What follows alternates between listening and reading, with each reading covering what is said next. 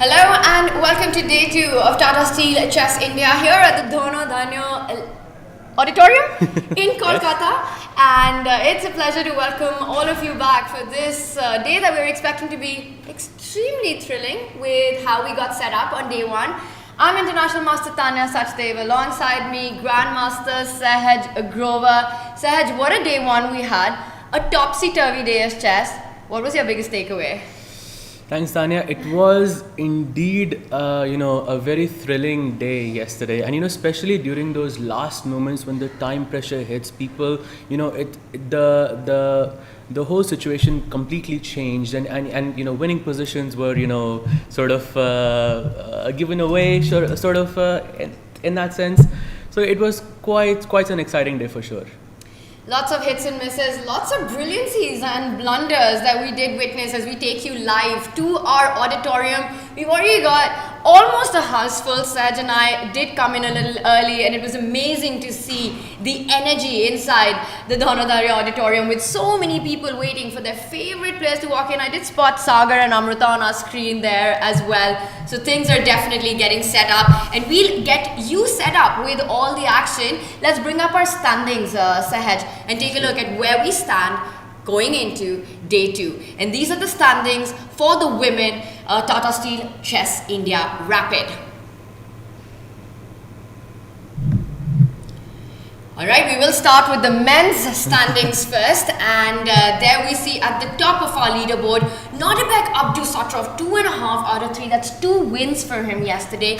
But the scoreline, Sahaj, doesn't tell the full story, because he did escape a very, very difficult position against Vincent Keymer. He fought back and he eventually went on to win it. He was also worse against Dubov. Nodirbek showing incredible fighting spirit so far.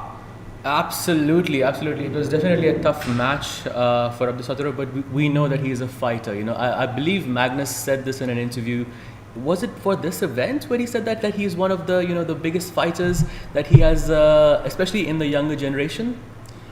Yes, he said that he's the one player who's got the biggest killer instinct. He sits on the board only to win, and we see their neck to neck on 2 points. SL Narayanan, Wesley So, and Magnus Carlsen. At the opening ceremony, Nodirbek arrived a little late. He overslept. He was on the same flight as me, flying from Delhi to Kolkata, and then I think he passed out and he woke up late. He comes in for the opening ceremony, and he had to come back on stage immediately. We asked him a question, and he said, I was sleeping a few moments ago, so it's already progress. So we know Nodirbek, he likes his slow start, but then turns it around. He gave some brilliant answers, some punchy answers there, and that's the kind of chess we saw from him yesterday. Absolutely right. Let's also take a look at our matchups for the Tata Steel Chess India. We will be going into round 4 very shortly. First moves will be played. I think players are arriving one by one here, and there we have it. These are the pairings. Vincent Keymer against Pragg. You've got Nihal versus Nodirbek. A big one this is between the 2 juniors. Then you've got Vidit playing Daniel. A clash of styles. SL Narayanan up against Magnus Carlsen. Wesley So against Arjun. Which one are you most excited about, Saj? I have to say that all of the matches look really interesting, but I have to say that between SL versus Magnus, because SL is having such a good run in this tournament. I actually had dinner with him last night, and he's in really good spirits, and he was really pumped to be playing Magnus with the white pieces. So I'm really looking forward to that match, and also the match between Wesley and Arjun is going to be, I feel, the highlight of the day for me as well. Yeah, as we talk about that, let's have the matchups on our screen one more time for the men, and then we will move on to the women's standings and the women matchups. Because I also want to hit upon SL playing against Magnus Carlsen. If we can bring up our pairings for round 4. At the opening ceremony, SL was asked which player he's most excited to play. It's his debut here. It's the first time he's playing in this field with the very best players in the world, and it's a huge opportunity for him. And SL had only one name to give. He said, the one player that I want to play here is Magnus. It will be the first time that SL will be playing against Magnus in his entire career, and Sahaj, that's a huge deal for a player. Indeed it is, and I feel it's a huge deal for any player to be playing Magnus with the white pieces, of course. And I'm hoping he's going to be giving him a very good fight. We're looking forward to that one. Let's move on and talk a little bit about the Tata Steel Chess India women. I want to start with the standings because it was a fabulous day of chess. Fighting chess, and we're going to have some fighting chess on the board. These are the matchups that we've got on. We start with an all-India clash. It's Harika taking on Divya Deshmukh. These two were part of the Olympic gold medal winning team. Harika on top board. Divya had a fantastic performance there. Valentina Gunina is up against Koneru Humphrey. Now, Gunina is the reigning world blitz champion. So that's going to be a big one. Humphrey, of course, has immense experience. It's Kosteniuk against Dhono. Nana Zagnidze plays Vaishali. And Goryachkina is up against Vantika. What stands out to you in the pairings today? I think, again, all of the matches are, I mean, they're extremely strong players, all of them, but I feel maybe you can give us some insight here because, you know, the match that really stands out to me is the match between, you know, Divya and Harika because, you know, they were teammates just a month ago and you were the teammate as well. So how does it feel to play your own teammates because you just worked with these people, you know, just not so long ago and now they are your opponents? You know, by now I think all chess players are used to that dynamics. Very often you are rivals and then you also have to represent your country in these tournaments where you play as a team. Divya and Harika have very clashing styles. Divya really likes aggressive, attacking chess. You know, when the opportunities are there to create a chaos, she presses the chaos button. Harika, meanwhile, an extremely solid player and she likes to keep things under control. But I want to also point out that Vantika currently is on 2 points. And let's bring up the standings in the women. Because Vantika had a great day one to start with. She's currently leading along with Dhono and Goryachkina. If we can have the women's standings on our screens.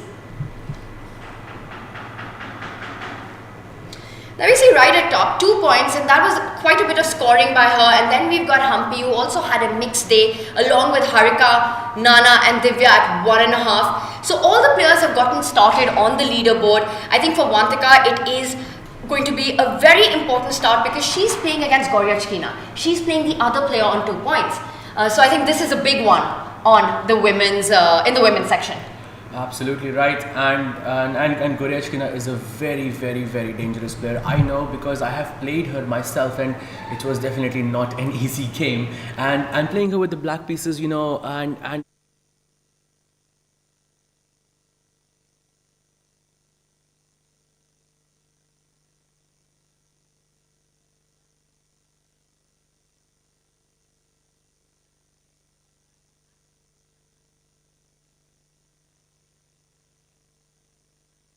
if I'm wrong on the year there, but Goryachkina, immense experience. I played against her in the World Blitz Championship as well. She's a very fast player. She's not, I wouldn't call her aggressive, to have an intuitively aggressive style, but she's very universal in her approach. You know, she just makes moves quickly, asks the questions and puts the pressure on the clock, on the board. I would say positional, but has a suffocating strategy for her opponent.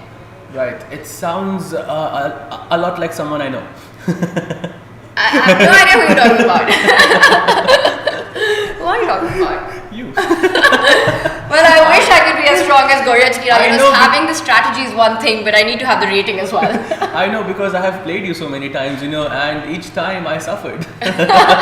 Somehow you managed to escape most of them. I am very grateful for that. I'm very grateful to you for that. Wow, alright, so I need to look back at those games, but right now we're going to go into our playing arena and check out what is the scene there. The players are yet to arrive. I know the audience is there. It would be amazing to also get a view of our Dhono Dhanyo Auditorium. If anyone's watching from Kolkata, you have to join us here. You have to experience the action live. You get to meet the players, you get to see them play some fast and furious chess. I think Kolkata is the perfect city for this tournament. Absolutely, and we just walked through the auditorium and there were so many fans and it was such a nice atmosphere and it was just such a nice vibe to see.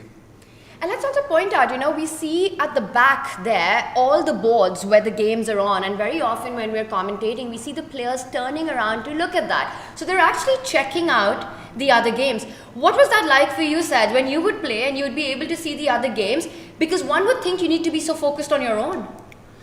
I think it can be, you know, I feel that when you're playing a chess match, from time to time, you need to kind of look away to give yourself a break, and that break can be to look at someone else's board, or just to look away, just gaze out for 30 seconds, just to give your mind a breather.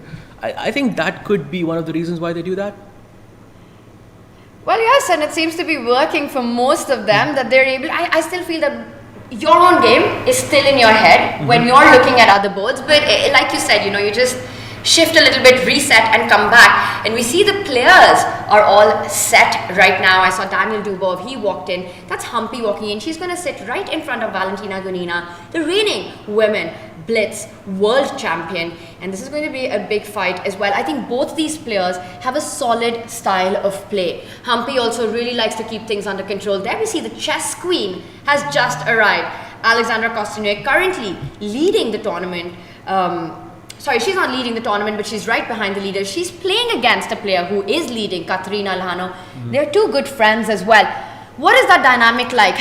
Do you enjoy playing against your friends? The only time that I have not wanting to play against anyone is against my friends.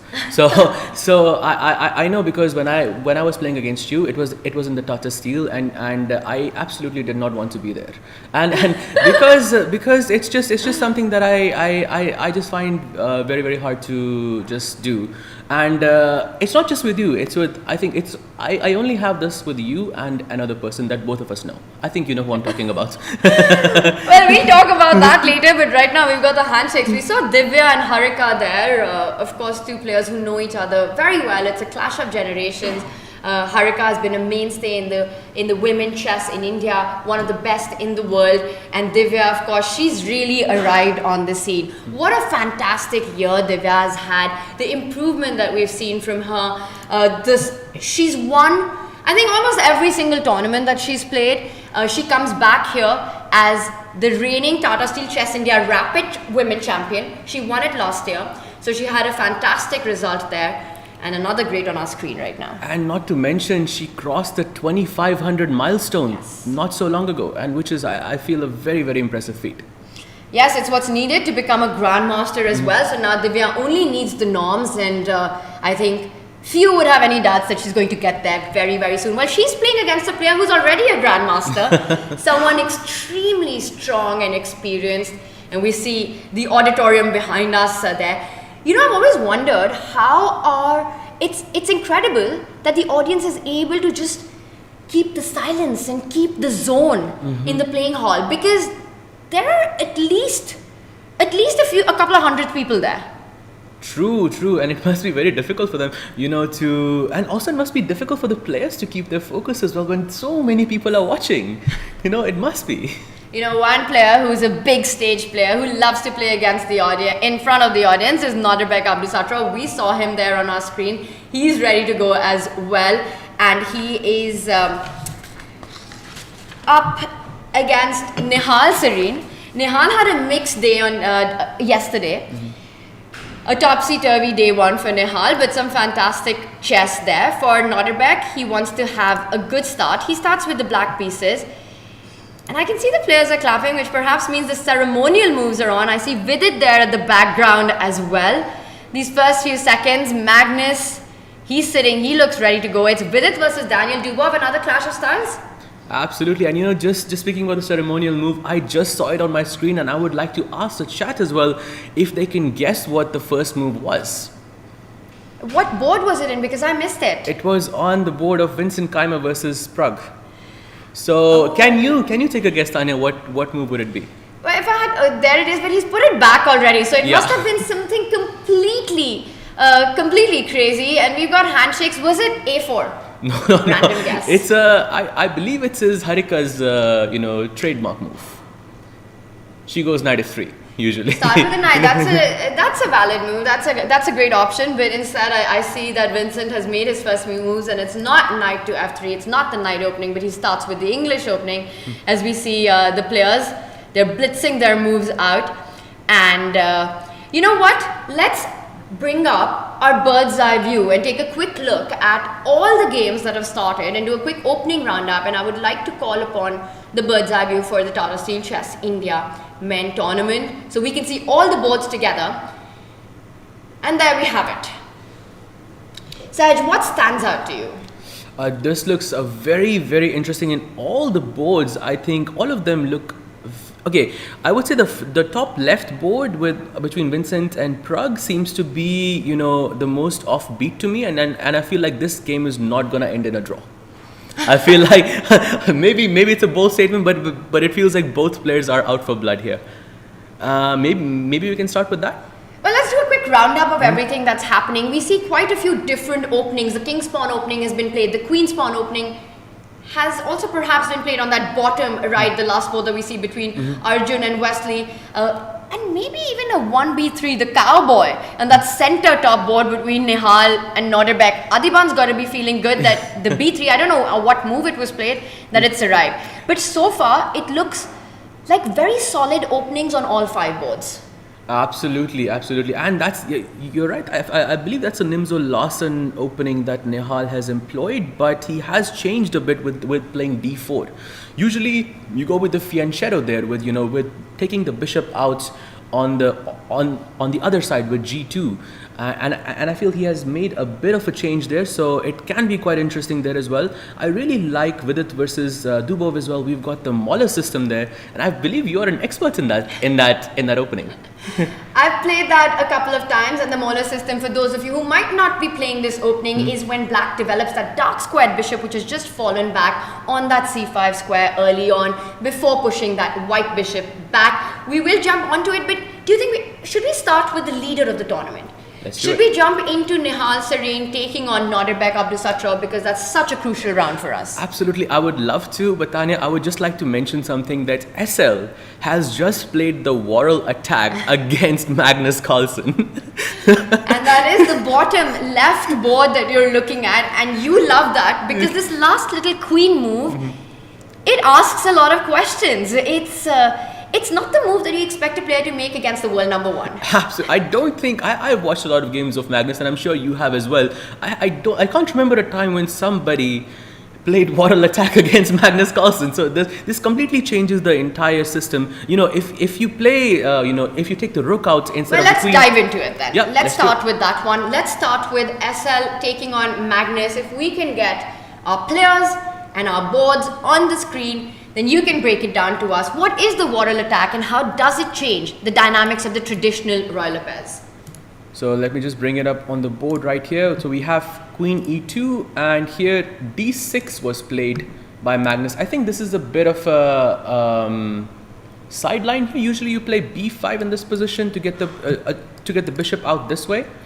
And instead he played d6 to get the bishop out this way, and now he has responded with the pawn. Now his idea is to get the pawn out over here so he can get access to the center, and this rook over here, this rook goes on d1. That's the gimmick. In the normal royal pace, that's what we're playing here. The rook is over here and the queen is over here, but in the Worrell attack, it's usually the other way around, where once the queen is here and the rook is over here. This might not feel like a very big change, but it can actually have a very big impact on how your pieces develop in the future, in the next 10-15 moves. And it's arrived there. So he switches things up, lines up the rook against the black queen, and only then does SL want to strike in the center with the d-pawn moving forward. Alright, looks like an interesting start. Of course, it's part of the preparation by SL against Magnus. He wants to try to get him into some kind of unfamiliar territory. Well, the Worrell attack isn't as much of an unfamiliar territory, but it's not the main line, and perhaps it's not an opening that Magnus faces as much. Absolutely. I don't believe that. The one thing is for sure that he did not look at this line maybe in this event. Yes. I would be absolutely shocked if he looked at this against SL for sure. Alright, well, let's move on to another board, and I want to take us to the tournament leader, Nodirbek, who starts with the black pieces. And let's bring up Nihal versus Nodirbek on our screens as well. We've got the board in front of us, and that last move gets me very excited, Sahaj. Yep, he has just broken the center with this d4 move, and I feel this is already looking pretty comfortable for for Nodirbek. Although Nihal is a very resourceful player, especially in faster time control, so it's too soon. It's way too soon to say how this game will unfold. But the opening looks pretty comfortable for Nodirbek. Yeah, it also feels like the kind of opening outcome that Nodirbek would enjoy, because he's the first one to ask a question in the center. You have to make a decision with that e-pawn, and I don't see so many of them. That e-pawn cannot move forward because you don't have so many pieces defending it. The pawn would just fall after e4. You capture on d4, it leads to a lot of trades in the center. It leads to a very simplified position once everything is captured on that square, open lines, and it would feel that it's black's pieces that would end up capturing those open files. Nihal takes a committal decision instead. He pushes the b pawn, attacking the bishop. It's an intermezzo, but apparently our engine doesn't like it. It is a mistake indeed, Tanya. You are 100% right. And can you guess what the move is? It's actually not something that I would look at instantly. My initial instinct was, when someone attacks you, you just move the bishop back. But Nodirbek plays the move instantly. In under 30 seconds, he goes with the right move. D takes e3, and now he will take the knight over here. And I believe this is already better for Nodirbek over here, simply because I think we've got these double pawns, which is definitely not something to be happy about. I'm just glad Nodirbek answered that question before I had to. Took the right decisions, as he usually does. And once again, he said this at the opening ceremony. He just understands the Indian players, how their mind works, their style. And perhaps he's been able to somewhere trick Nihal in the opening here. So things looking good for Nodirbek in this one. Saj, is there another board that you would like to jump to before we move on to the women's section? Maybe we can take a quick look at... Should we look at Vidit versus Daniel, because that looks pretty fun. Let's go ahead. So there we have it, Vidit versus Dubov. I'm just gonna look at the opening very quickly to just understand what it was. So he gets the king pawn out. He responds with with e5 as well. The knight comes out to attack e5. Black defends it. Oh, you've got the Spanish system. We saw this in day one as well between Arjun and. Arjun was playing against... Why are you surprised? I mean, we see this all the time, everywhere, in every single tournament. This is the most played opening. But actually, lately, we're seeing the Italian system a bit more. So, we see it a bit less these days, I feel. It was at Marshall game, and I remember Vishy sir gave us a very nice insight on that opening. So yeah, let's go ahead. He plays a6, the bishop comes here, he castles. Oh, we've got the Mauler system. This is the game with the Mauler system. He goes c3. I think it's the same idea to push d4 and gain control of the center. Black castles. He plays d4. Bishop goes away. And now the rook comes out to defend the pawn on e4. Black plays b5 and he defends with the bishop. And he plays d6, the only move in this position. And now he plays h3. A very, very normal, I would say, move in these positions. It's a pretty nice prophylactic move to just defend against this bishop coming out to g4 and, pinning this knight over here. And black plays the bishop out in the fianchetto position. Bishop e3, takes. And okay, this is the position that we are on right now. I feel Vidit is looking a bit more comfortable than Dubov here because he's got this center. What do you think? I would love to pick up that light squared bishop as black right now. I mean, yes, I hear your point about the big center, but black can just get a bishop pair advantage. And those two bishops on b7 and a7 look really nicely placed on the long diagonal, just eyeing the other side of the board. Vidit, I don't think he's displeased with the position, and he also looks like he's checking out the other boards. He looks relaxed. But I think it's just a very dynamic opening where already an imbalance has been created. Whenever you exchange a minor piece, whenever you exchange a knight for a bishop, that's the first imbalance. It's an open game already. So I think it's the kind of chess that Daniel likes to play. It's going to be a big fight, level so far. I think I would agree with that, but it looks pretty imbalanced to me. It's pretty hard to say how this game will unfold, but we can circle back to it. We'll circle back to it, and Daniel, we know he's such an exciting player. I call this the clash of styles because with it again, he likes to keep things under control. We will come back to it. Let's move over to the Tata Steel Chess India women, and we've got 10 of the best women players here in Kolkata, 5 Indians against, I want to say rest of the world, like 5 Indians playing against the top players in the world. So let's bring up our bird's eye view as we shift our focus to the women boards.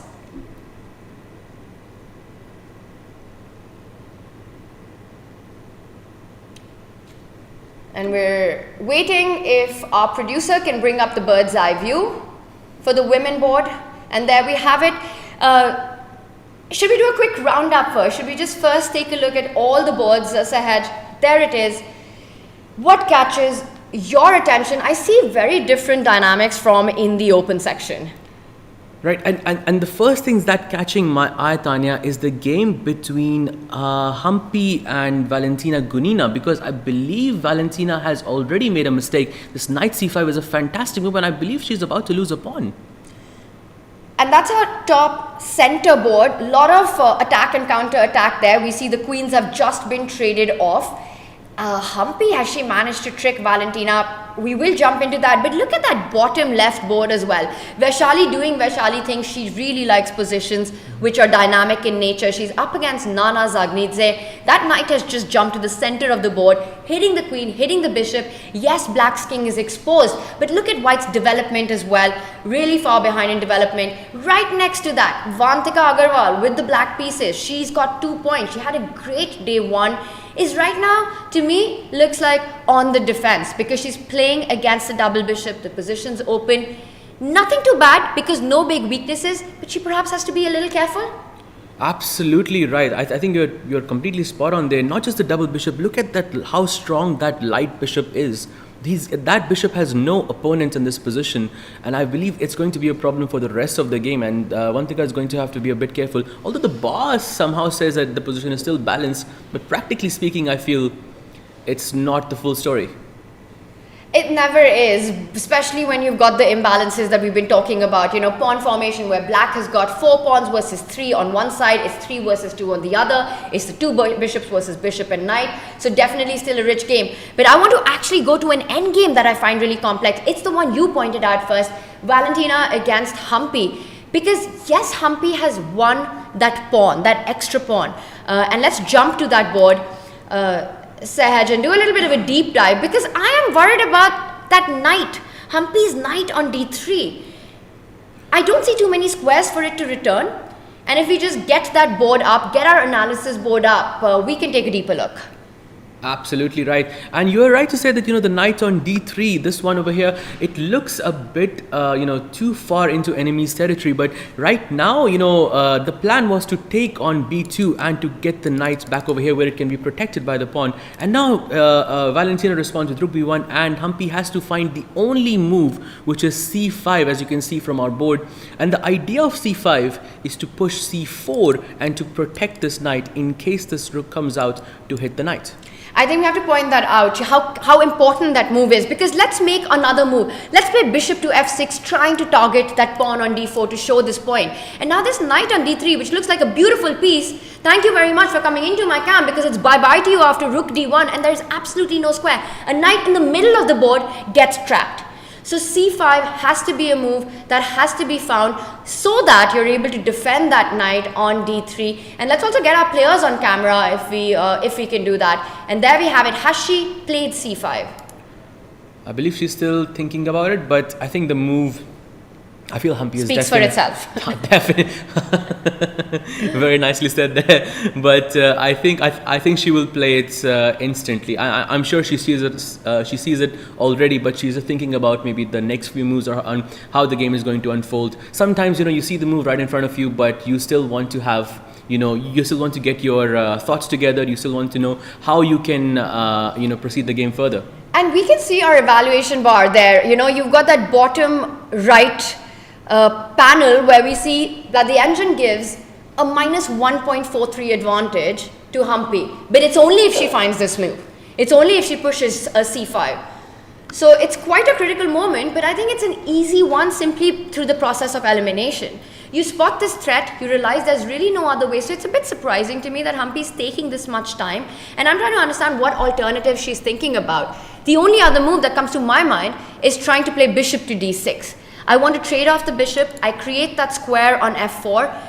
I don't love it because it leads to a position perhaps where I end up doubling the pawn, but I don't see any other alternative. I think you're absolutely right about that, because if I play bishop to d6 and if I, for example, just take this and you take back with the pawn, these pawns just look Not so pretty. Not so pretty, but you open up the C line, and that knight on D3 controls a really nice square. I'll show you a fun line. Let's say you play rook D1, hitting that knight. You say, you know what, move back, I want to put my rook on C1 and trade. You go knight to F4. And now if you try to neutralize the C file with rook C1, hello, thank you very much, give me that rook, knight E2, game over. Absolutely right. Takes, and the knight E2, and we have this fork over here, and it is goodbye. It's hello and goodbye. So Humpy, she's still thinking, and I think this could be attractive. This line could be attractive. Yes, you double up your pawns, but you get this activity on the open C file. The fact that she hasn't made the decision, which at her level is a very obvious move you look at, it means that there's something going on in her mind. There are alternatives in her head. Absolutely. Another thing that I just now see is that maybe after bishop to d6, what can be really interesting is if I can take, you can take back. Now, of course, I cannot play this because the knight can escape via to f4. But, Tanya, what I can play is something like g3, and I feel like this is something that Humpy could be thinking about, because after g3, I block the square on f4, and now I'm threatening rook to d1. The position still feels a bit complicated. It's hard to judge here who is, whether black is better here for or not. Yeah. It's a difficult decision indeed. And we leave her to that decision. It's also a pleasant one because undoubtedly she's seen c5. She's up a pawn. It's a great problem to have to solve whether you go bishop d6 or c5 here. Let's bring up our bird's eye view one more time in the women's section to get an overview of all the action that's unfolding, if we can have that up.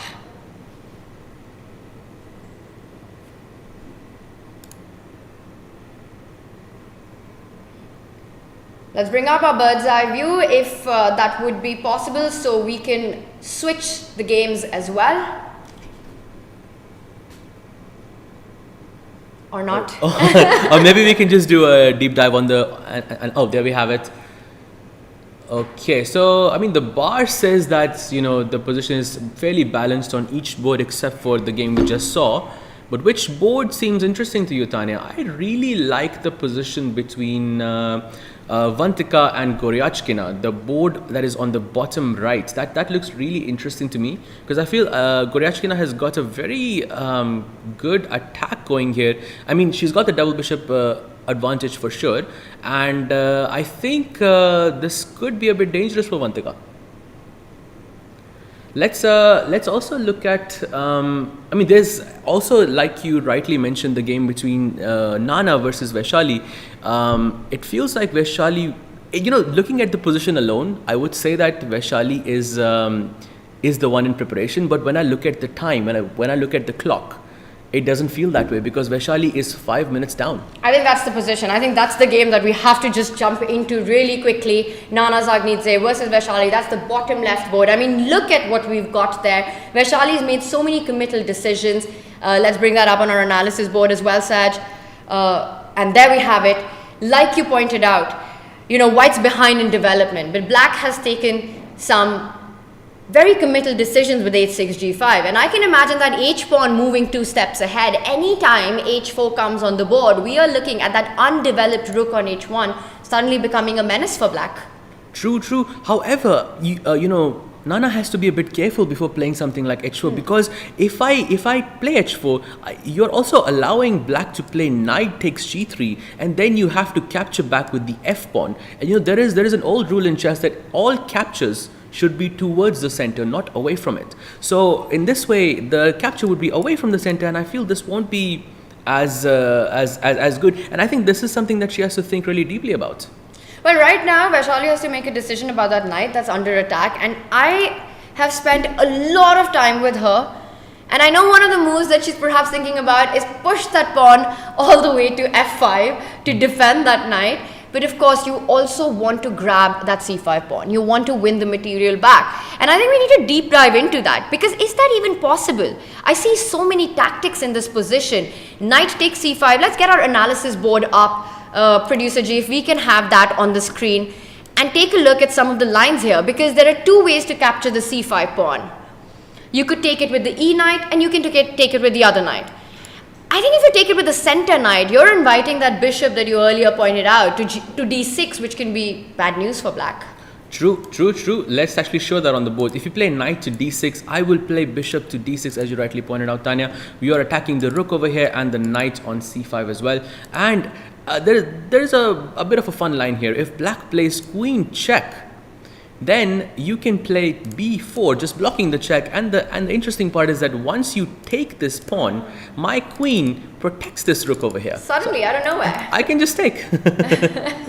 So I'm completely fine here. So maybe knight c5 is not, and it's so easy to make a mistake over here as well, because instead of b4, the move queen d2 also feels really natural. But after queen d2, black can just take, king takes, and now black is spoilt for choices. The knight can come here and the knight can come here as well.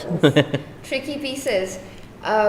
So I'm sure, Vaishali, she's super good at calculating tactics.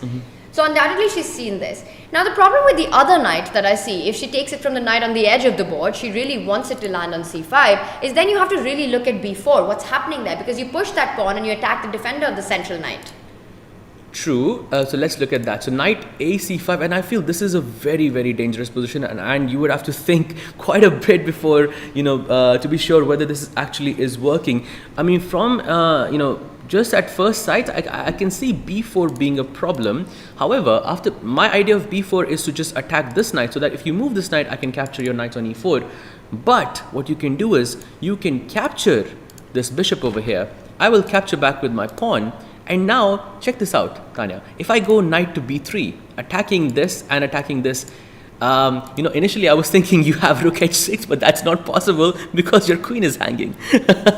Easy to fall for that. You're only looking at the rook and then you give it checkmate, and suddenly that rook on h1 comes into the attack out of nowhere.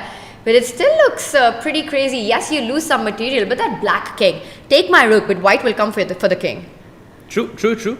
But it's definitely a difficult decision for Vaishali over here. Very difficult to evaluate.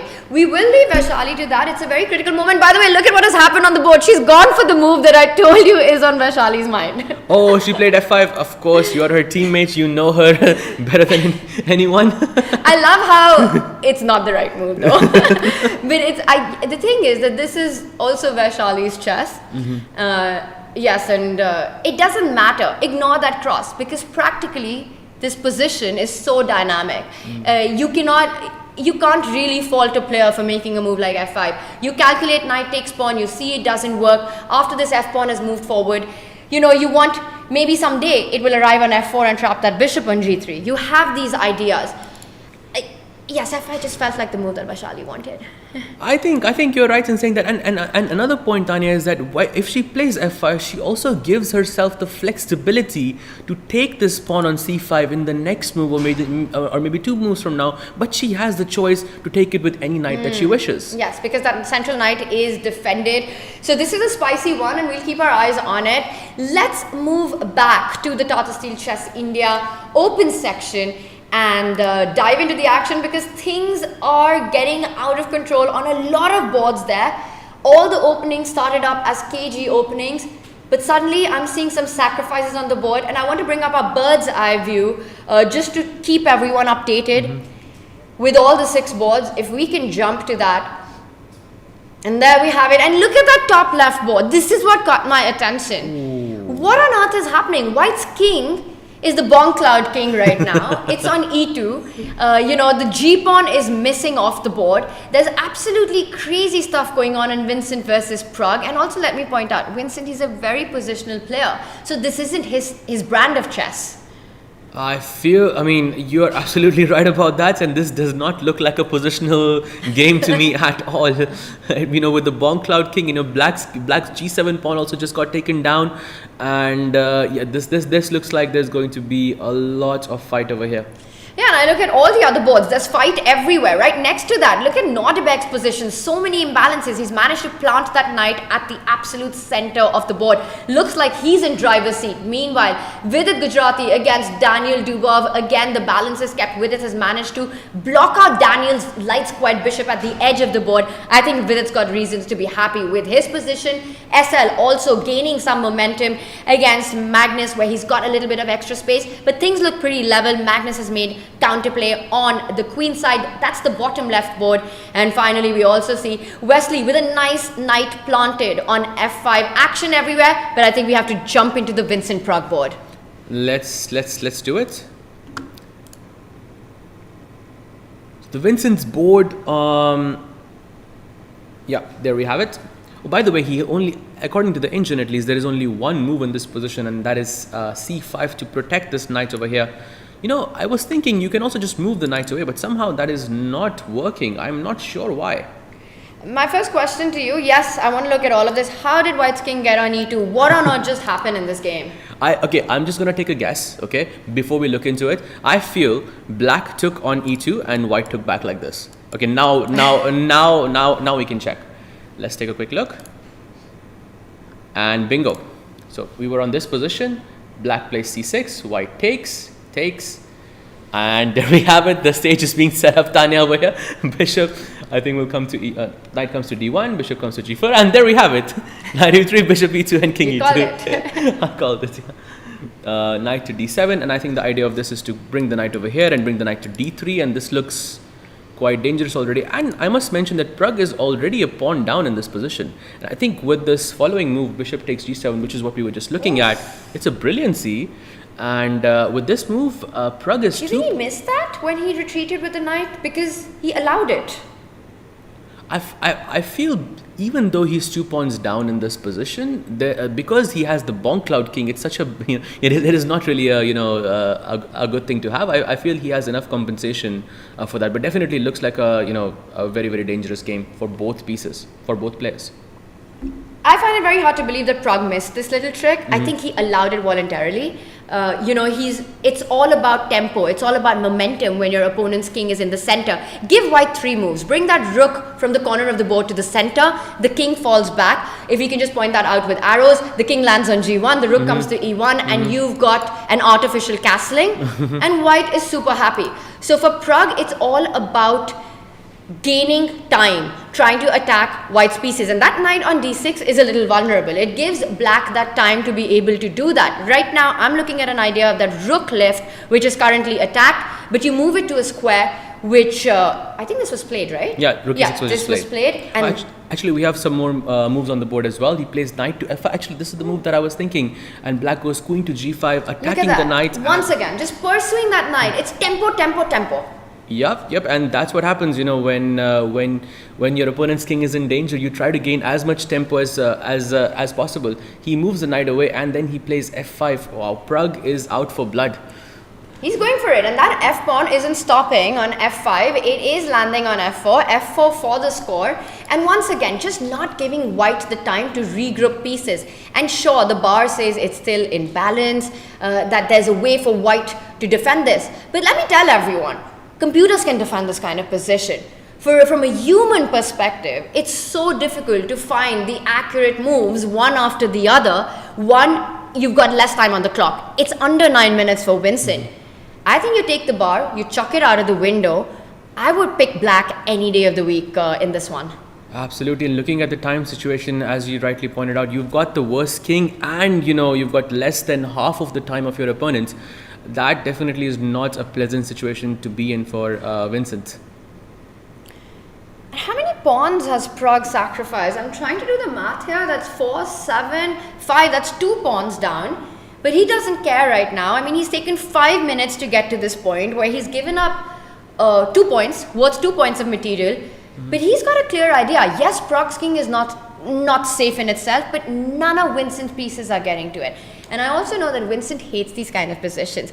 He's the protege of Peter Lecco. Can you imagine Peter having to face this position? I mean, you know, he dreams of just having so much harmony and coordination between the pieces. This is a nightmare.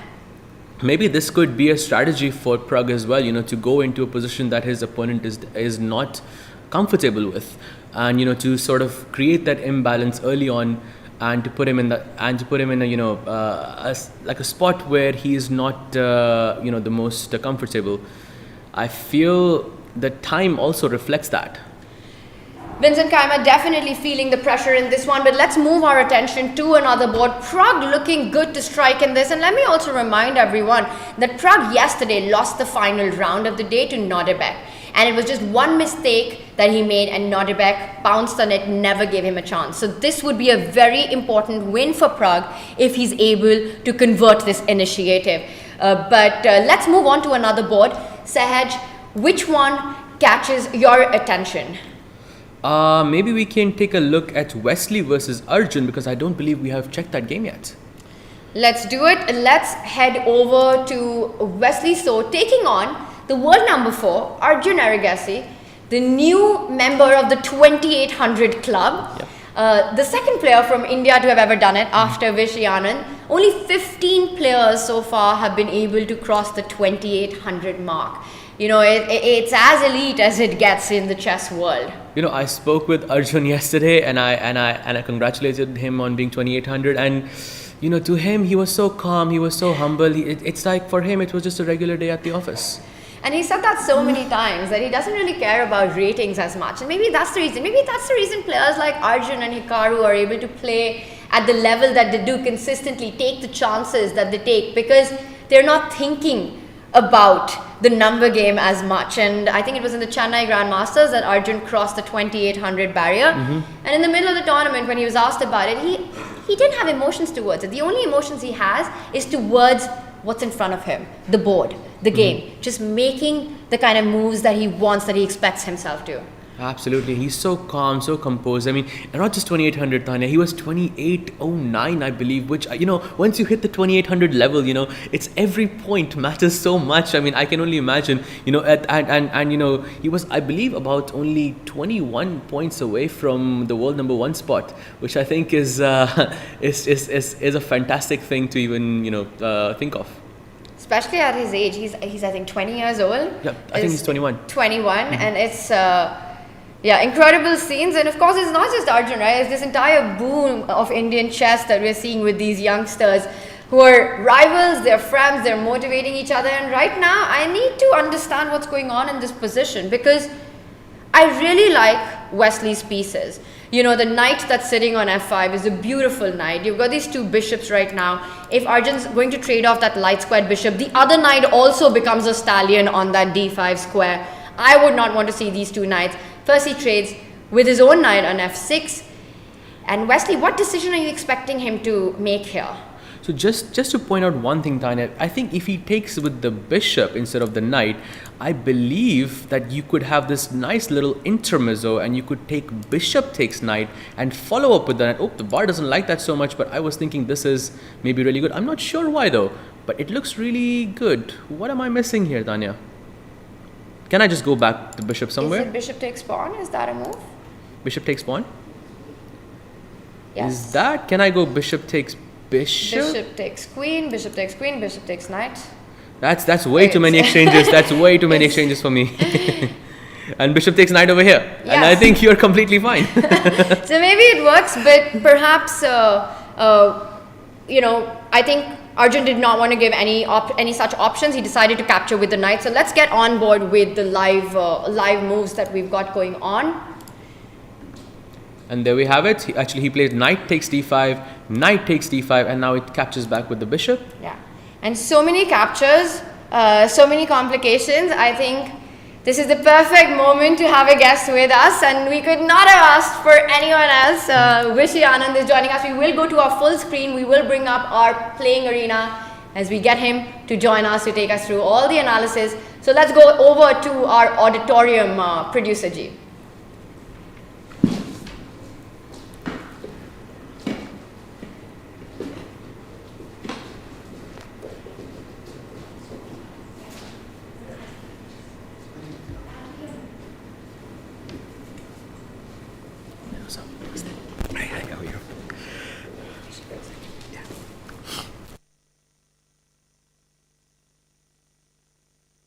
Got 5-time world champion Vishwanathan Anand here with us to take us through all the action. Rishi, how's the day been so far? We have to start with first things first, Tanya. Yes.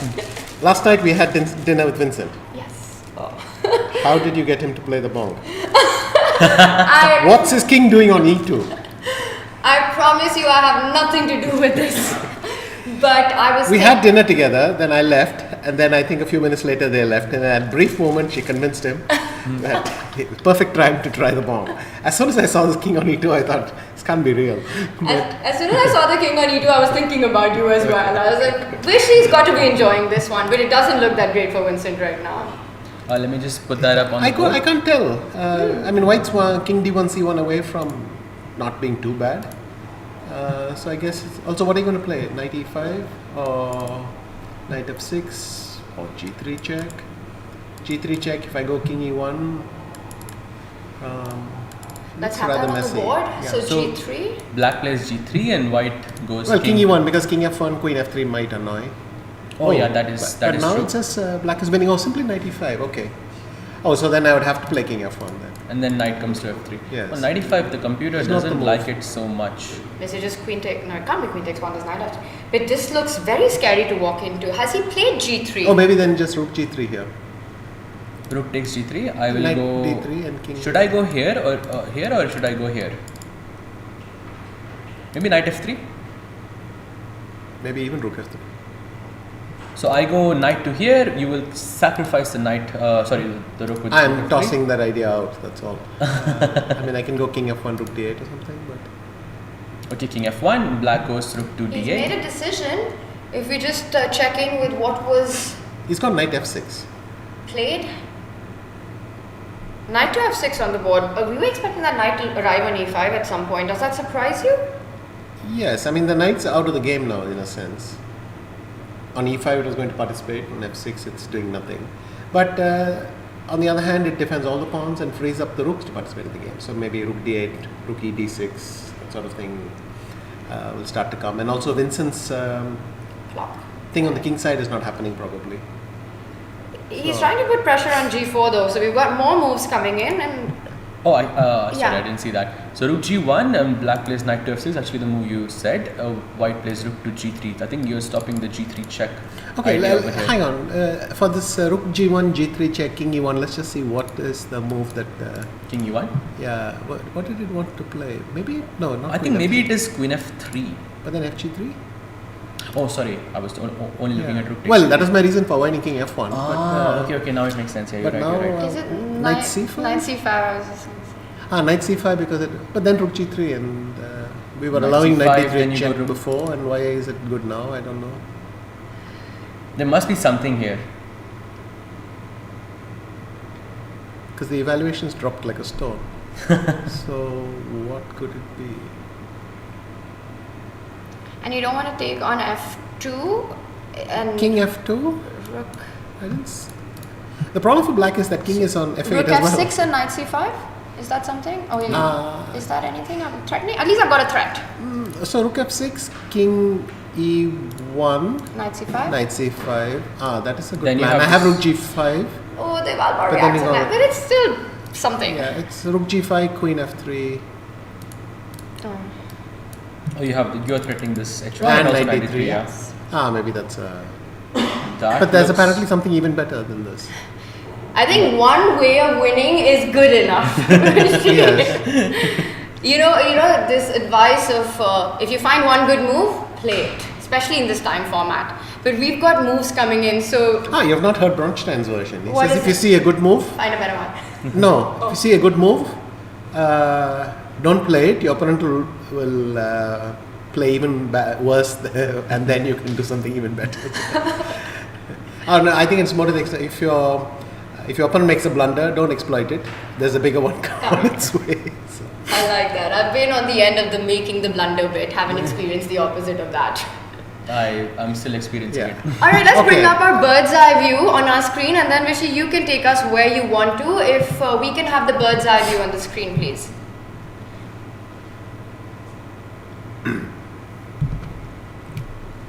So, what catches your attention here?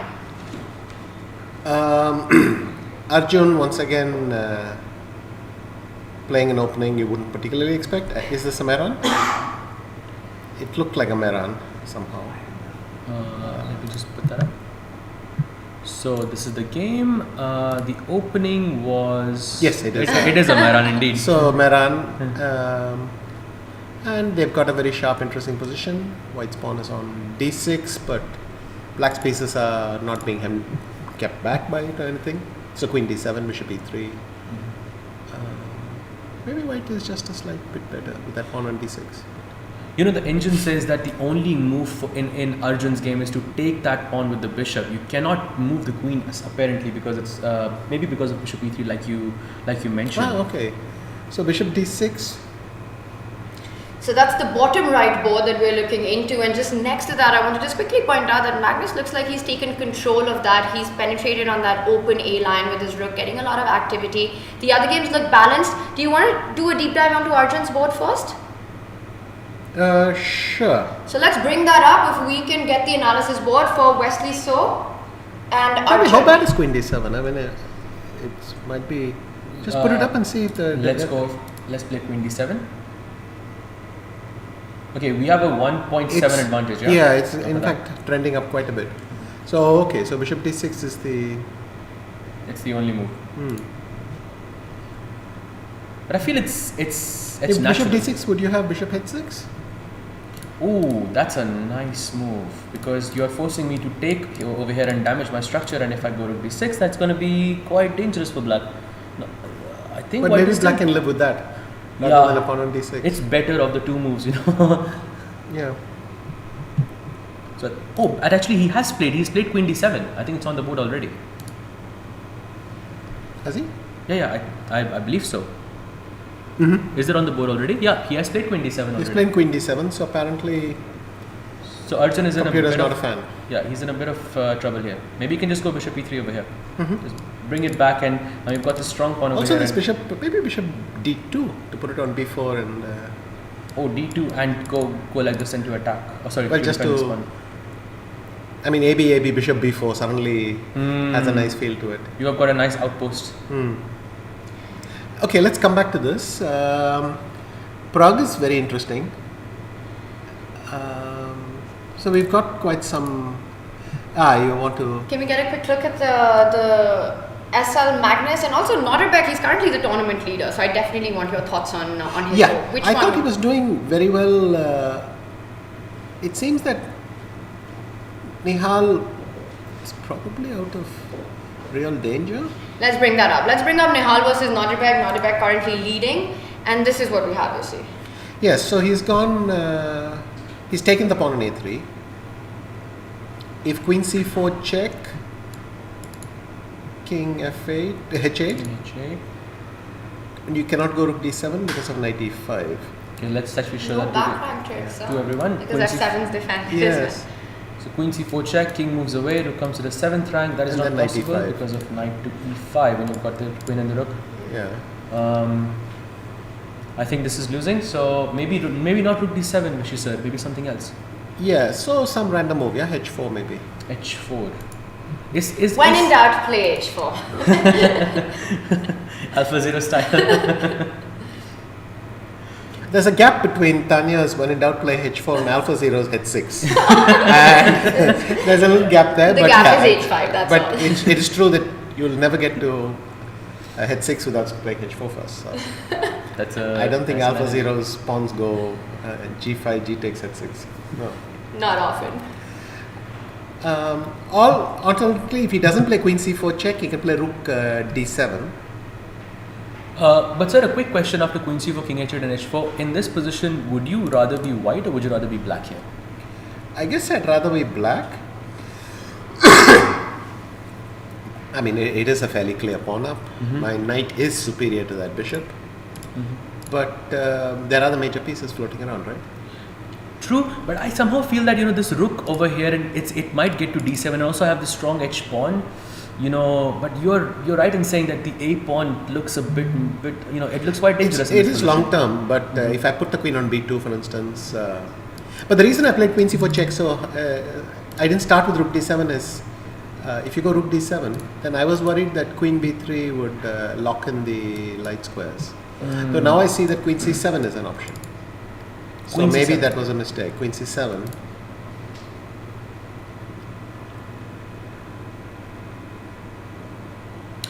Okay, but maybe sir, I can go a5, a4, give up this pawn. Maybe I can go a5. Yeah, but I'm not doing Oh wait, that oh C7. sorry. There's Oh, a- I'm yeah. sorry. I Rook completely didn't F7 look at instead? It's at both sides. Is Rook F7 a move? Well, then Queen C8 check, Rook F8, Yes. and take I a have at least Queen C7 back. So I mean, I think Black I'll is take playing it. for an advantage. After Queen C7, it looks a bit risky to play for an advantage. Correct. With G7 and B7 hanging. I agree. So, but I have the feeling that let's go back to the initial position.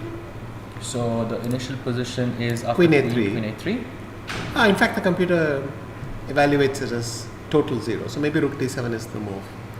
True, but you still think that practically speaking, this position for Black is easier to play. Well, one move ago, before Queen takes A3, I would have taken Black because, except for that extra pawn, Black has all the trumps. You've You're got not the- really threatening Rook D7. I can play Rook F7, Rook E7.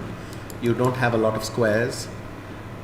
And the- It's a bit of a stretch, but the problem is, in order to take the A3 pawn, I have to give you this crucial C4 square or let you play Rook D7 and all these things. Right, right. And Rook F7, of course, because you don't want me to play Go Rook Rook D7. D7, right. D7. That's a very good point, sir. So Queen A3. By the way, Queen C4 check and King H8 is on the board. Okay, I seem to have assumed that that's a slight mistake because I can't play Rook D7 now, but apparently the compensation is pretty decent anyway. So I wanted to go H4. Let's see if there's something more direct, Queen E6 or something. Oh, H4 drops by fractions, Mhm. so there is a superior move. Queen E6. So your idea of Queen A6, of course, is to get the queen away from the square, so you can play Rook D7, and there Right. is no fork anymore. But he's not impressing Queen E6 either. I mean, again, drops by fractions. So there was apparently a nice move here if you put the queen back on C4. Yeah. So by the Yeah. way, he has played a move in this position. Just an update. He has played King to G2 here, sir. Okay. It's a nice move. It's a nice little move. Doesn't change much in the position, but I feel it just improves it by. It's one of these nice moves like King H1 in the Sicilian. So King G2's move, which gets out of the back, and Black doesn't have check on A1, and it doesn't solve the problem that the Rook D7 is still not possible. But I'm wondering how Black can exploit that. Also, the bar did not change its evaluation there, so maybe it's Maybe King G2 is better than the alternatives. Though True. that it's quite baffling to figure out why. Do you think, sir, that with the idea of King G2, it could also be that when Black plays this Knight to E5, there is none of these threats that with Knight F3 check, something like that? Or not really? I'm struggling to come up with a threat from E5 at this point. Though if Black Queen ever got to that diagonal, then they could be a deadly pair.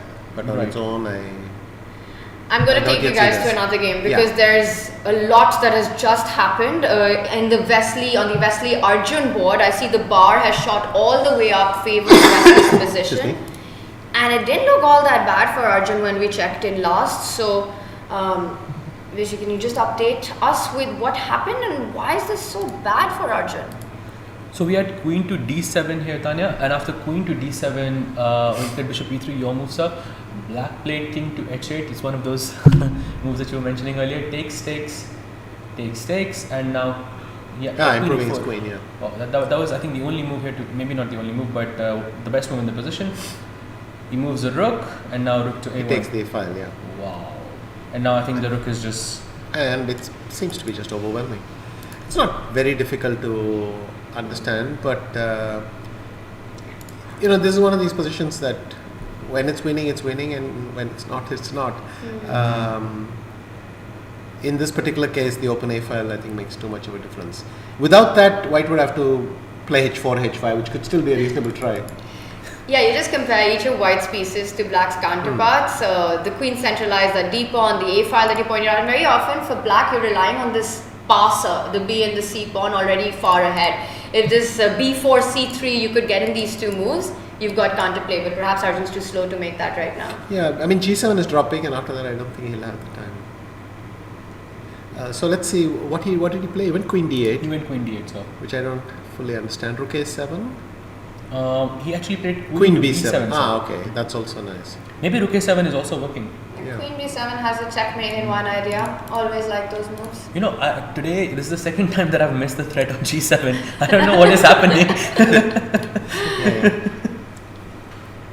It happens all the time with me. Easy to miss. Or threat from one side of the board to the other. Missed it many times ahead. Okay, Nodirbek has gone for a5, and both of them in a way betraying that So they just- can't improve their pieces any further.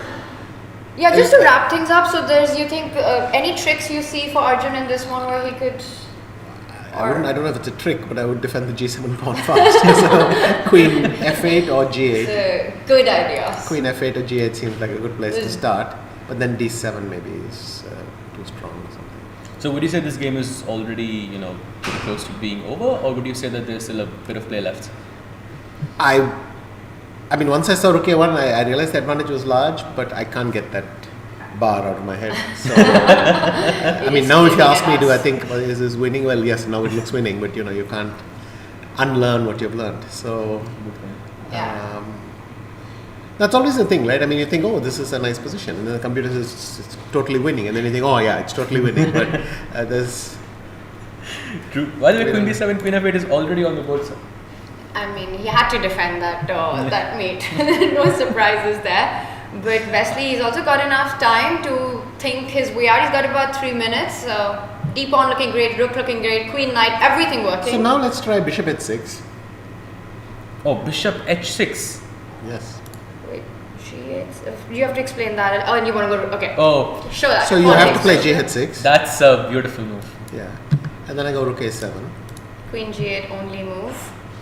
And now black wishes that he played queen g8 maybe first, Yeah, So I And go knight knight takes h6. And that's over? Well, he's going to play rook b8 and needle me a little bit. He's done it, I think. So is bishop h6 on the board? Yup, wishes sir called it. Yeah, this is looking very, very tough for Arjun. I think we should tell the computer to shut up for a few seconds before it puts the exclams on the board. Just so we get a chance to. That's a brilliancy. You found it. Wesley played it. Okay, this is not looking good for Arjun. Do you want to switch to another game? Because players are in prime trouble. So, which one? Oh my god, Vincent Pragg. Yes, Sure. I was hoping you'd say that. Vincent and Pragg. Let's go on that board. So we have, we were on rook g1, and a few moves have been played after that. Knight f6, I think we already saw that. Rook to g3, here, queen comes out, rook comes to d3. Queen breaks out. Yup, queen check, king moves away, queen goes to b8, attacking, this a7 pawn over here. Black plays rook d6, rook d1, defending the d2 pawn.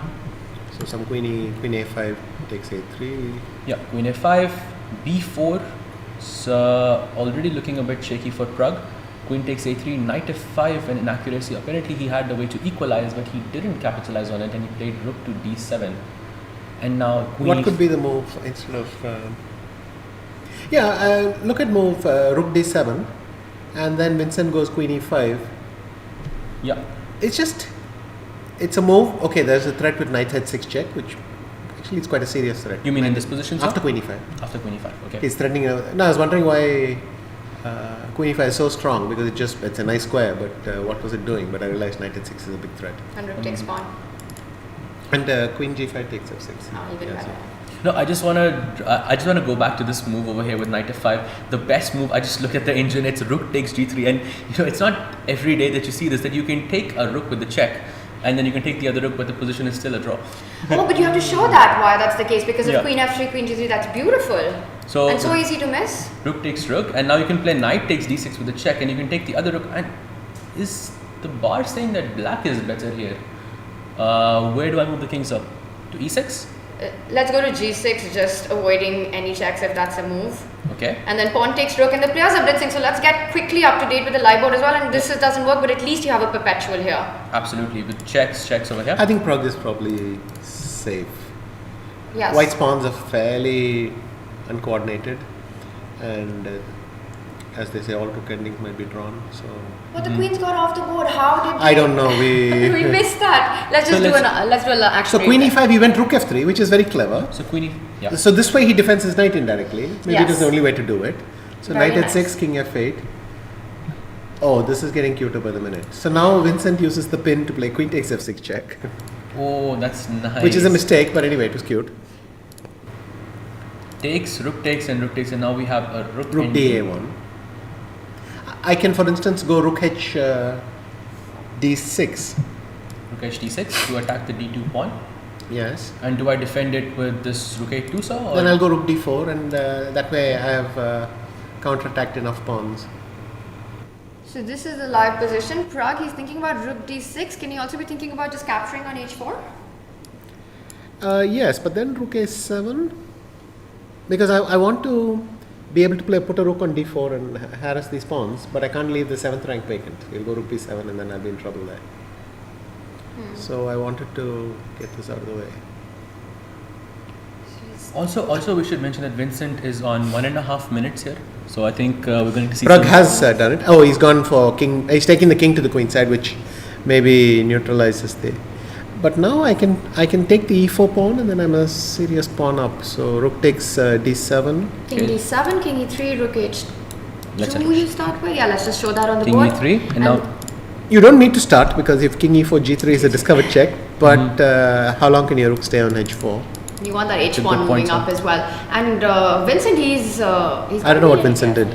He's made some move, and we've got a result. Wesley, as expected, he did win. Perhaps you can just show us the last few moves. I think there weren't too many after we left it, but I see a nice finishing moment. Yeah, just a few moves. So pawn takes bishop and rook a7, like you mentioned, sir. Attacking the h7 pawn, queen goes to g8 and knight takes h6. This is actually the exact line which sir showed us.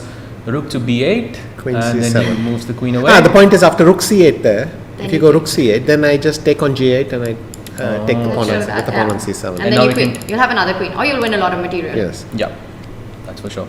Or it's mate. I'll play knight f6 and eventually they'll connect on Actually, that's also cute, yeah. The bishop takes, knight check, king comes to g7 and knight takes. I feel this is already completely lost, but it's just a matter of few moves. King h6 comes out, knight to f7 check, king to g7. Knight d8, so he collects the rook. And he just collects the rook and it's over. Yeah, it's been a tough tournament for Arjun so far. He had 3 wild draws yesterday, crazy chaotic positions, but all of them ended in a draw, starting the day with a loss. What do you think is not working for him so far? I don't know, but his openings are quite loose. And then sometimes there are openings where that is not permissible. Maybe this Mehran, he just crossed the line. Yeah. You can play loosely in a lot of stuff. I think especially the Nimzo complexes allow you more flexibility. In the Mehran, maybe you have to be more precise. I mean, with this pawn on d5 and knight on f5, black needed something very exact. It's not obvious to me instantly, but you see how quickly it can go wrong. It's like a Grunfeld. You can't be too flippant. Yeah. It can get into serious trouble very fast in a Grunfeld because of this pawn on d5. So... But sir, in your experience, when you play your loose openings, offbeat openings, is it better to play them in faster time controls or classical time controls in today's world? I wish there was some easy philosophy. I think the most important thing is to just play well. The same logic applies to your opponent, right? If you're playing something flippant in a rapid time control, well, easier for him as well in a rapid time control. So. That's true. Okay, so Pragg and Vincent are, I think this is heading, Pragg and Vincent is most likely. We have ignored poor Magnus, who has managed to win already. And I know you've been saying, well, let's go there. To be honest, if you go to the very beginning. With Narayan versus Magnus, sir? Yeah, not the very, very beginning, but when that rook was on a2, I was not at all impressed because... which positions are in the opening? Yeah, Because that 29, game is move over, 29. Can we check that once all the other games and go to the live action right now? So do you want to just, we can have a pick here, but we'll check the Magnus game right after these are done. So the Nodirbek board versus Nehal. Yep, let's do it. There we go. Another mate in one being threatened. Oh, we have a mate in one already on the board. Gives h4 queen b4, and now we have this position on the board. No, when you said mate in one, I got a bit worried because I thought there would be another threat on g7 that I was going to miss. Close. On f8 this time. It's actually not a mate in one. I just realized there's queen g8, but let's not go there. Oh, by the way, I see a really cool tactic here. So if you go rook to a8, maybe we can play your move bishop to h6. Yes.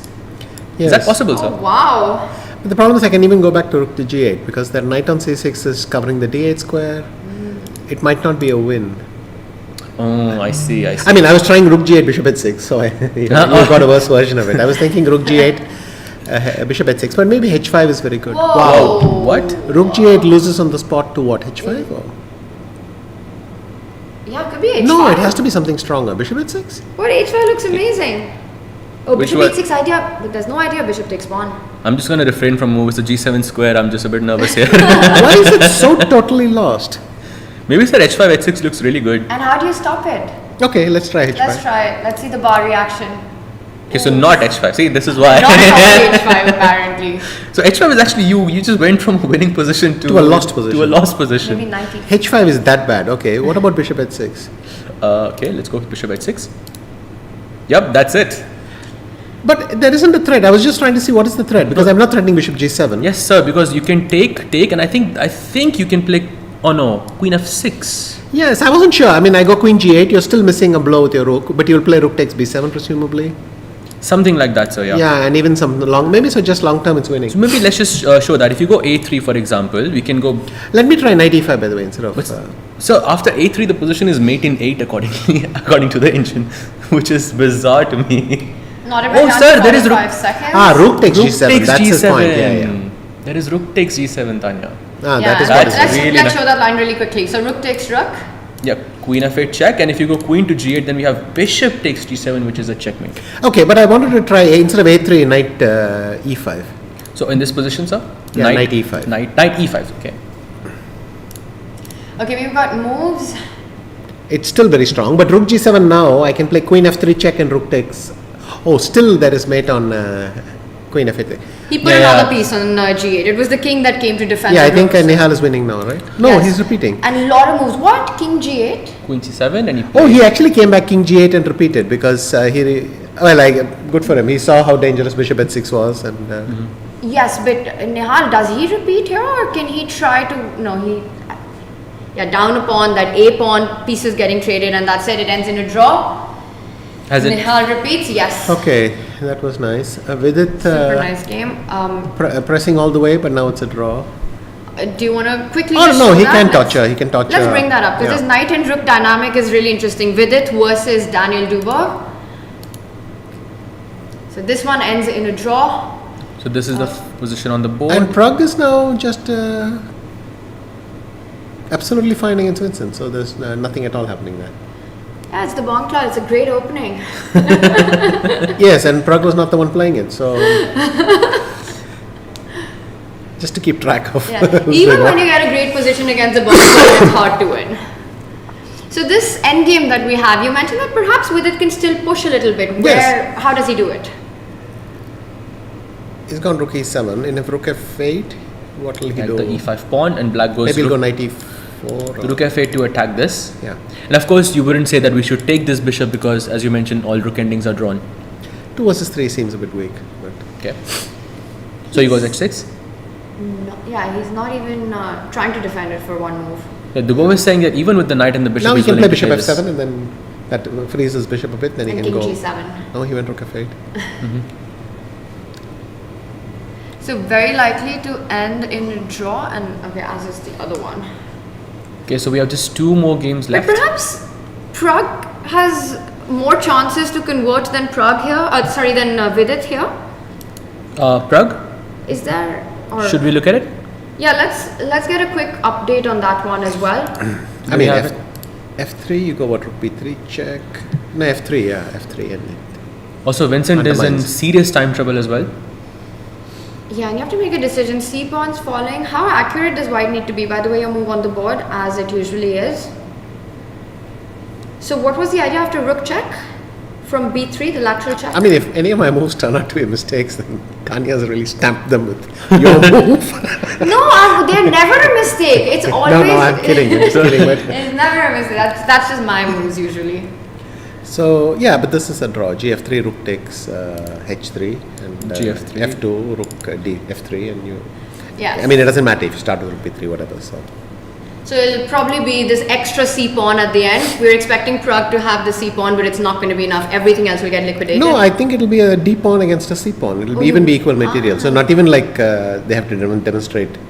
They know how to draw rook ending a pawn down. It will just be d pawn against c pawn. So this is just a very clear draw. I think in both boards we have rook endings, right, Tanya? Yes. No, with it we have a pair of minor pieces, as well. so that's Okay. slightly different. And an extra pawn. Yes. And an extra pawn. With same side, so looks tough.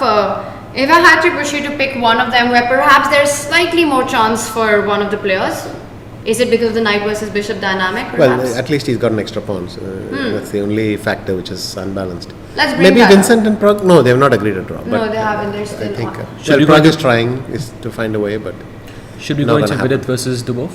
So? Yes. sure. I saw a bit of a look that Vincent just gave Pragg. I always find that interesting. The eye contact. So this is what we have on this board, rook a6. Are we going to have a repetition right here, right now? No, that's crazy. I mean, with it, no. For instance, there are some important plans. I can play king g3 Okay. What's now the or plan? ever, and the idea is to play h4. If you play gh4, Yes. I'll play king takes h4, and then I have the opportunity of f4, f5. So the aim is to create an F passer here. The aim is to create some imbalance. So I go h4. If you don't respond, I can play h5, which means your bishop has to leave the best square.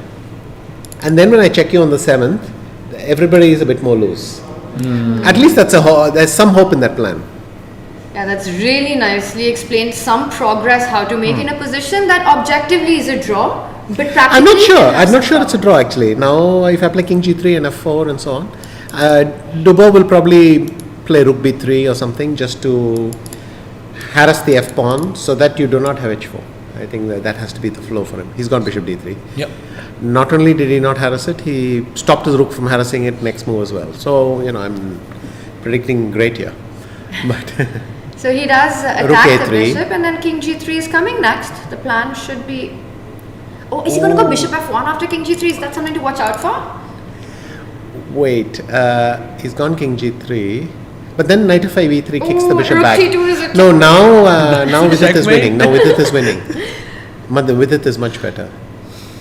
I was very excited about the mate in one that I had spotted. But now apparently Vidit's Yeah. winning after that. No, winning, but because that bishop is now misplaced and the white always has the f5 square available. Yes.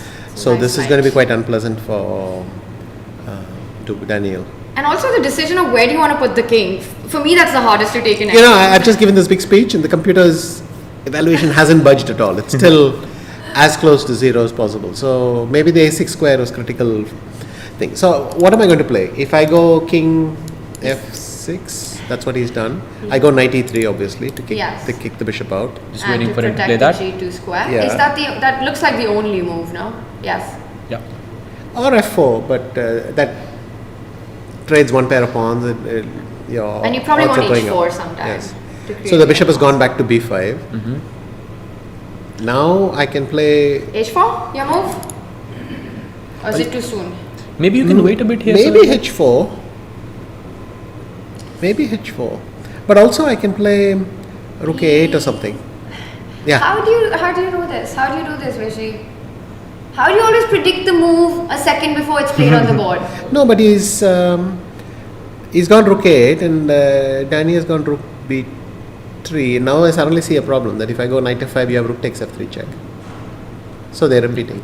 Oh, and now he might have to repeat because of this trick. Just maybe you can point the trick out, Saj, Yeah. because it's possible Vidit missed this. So the trick was that if he goes knight to f5, there was rook takes f3 check, and if you take back, there's bishop c6, and you're gonna just capture it back, and Yeah. this is a clear draw. So Moving on. so in fact rook a8 was inaccurate for this reason. So maybe he should have stuck with h4 for a while longer. Listen to me. Well, the thing is, h4 felt like a decent try back then.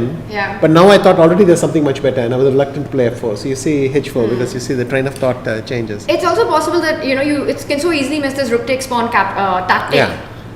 And you think the knight is just coming back to f5, and you always have the option of h4 in the bank. Correct. And with its problem is he's lacking all the squares too. He's gone rook f8 check. He's trying. Oh, he Pushing. was on rook f8 check, king g3, rook b3, and rook f8 check. So he's Yeah, but trying the to problem play is for- not only was he missing the a6 square, he's missing the e8 square as well. He would love to go back rook e8, but he can't. So he'll have to play rook b8, and then it's a 3 versus 2. Okay, that is a draw. Yeah. So this is a draw. And that's on the board, and you really need the knight versus bishop dynamic to keep the chances here. And the other game has also ended meanwhile in a draw as expected. So Vincent, he survived that pressure out of the openings ahead. Yeah, it was a nice draw. It was this was the game with the 2 pawns, yeah, with the Bong Cloud King. So I'm still waiting for that from you. I have a dream to see you play the Bong Cloud Sir just once. Would you ever do it, or no? Me? Oh, Yeah. Would you ever play the Bong? Tanya? Tanya will for sure. I know. No, It's against your principles. I was brought up in a different time. I cannot play the Bong Cloud. Tanya, maybe we should also just very quickly check the women's section as well. Yes, let's do it. And let's bring up our bird's eye view. And it's we're going to just update everyone with the results on that as the games have come to an end. And we've had 3 decisive results if you bring up the bird's eye view for the women, as this is definitely ending in a draw any moment. I think we don't need to stick to this board. And there we can see that Harika won against Divya. Valentina won that game against Humpy, where Humpy had an extra pawn. Yes. And this is a bit of a surprise. We will go through this one once the games are 4 over. wins actually. Yes. Yes, 4 wins and just 1 draw. And just Kosteniuk drew against Katrina Lano. Nana beat Vaishali. And Goryachkina beat Vantika. So Goryachkina keeps the lead. Yep, and Tanya, yesterday, correct me if I'm wrong, but yesterday in the whole day in the women's section, in the 3 rounds, there were 4 decisive results total. So today in the first round itself, we have 4 wins. That's crazy. They've come all guns blazing in this one just at the start of the day. So some big results. I think we still have the live game on and we'll check in because I'm really surprised with the Humpy board. Maybe we can just quickly show that. Sahaj, because it felt like there was no way that Black can lose that game. That is true. So let's go there, and this is the game over here. This is the position where we were on. This is where we left it. Yeah. So I'm just waiting for the thing to show up over here. So yeah, I think C5 was the move that we were discussing. Oh, she played G5 here. Remember we were discussing the move Bishop D6 and C5, which was quite good for Black. So she wanted to play Knight F4, and White went H4, H6. Rook comes out to attack the knight, Knight F4, Rook E1. Already I feel maybe it's less better than it was maybe a few moves ago, sir. What do you think? Knight E6, so Black is just a play upon It's an extra pawn. I feel C5 was a bit more comfortable for her. But yeah. Yeah, well, I thought C5 as well. In fact, I wouldn't have considered G5. Because once you double the pawn, somehow I feel White has options like Rook FD1, Knight E1, King to F3. Those kinds of moves. It's not easy to make progress. Once you take this, the pawn is, of course, you've got double pawns and you can put the king on F3, so you said. Something like that, okay, as a defensive structure. And Knight E1, D3, Knight King E1, F1, E2, F3, That's actually a good point, sir. So what happened over here? Maybe it still looks a bit better for her. So let's see what happens. She took the pawn takes pawn. There are lots of things that can happen.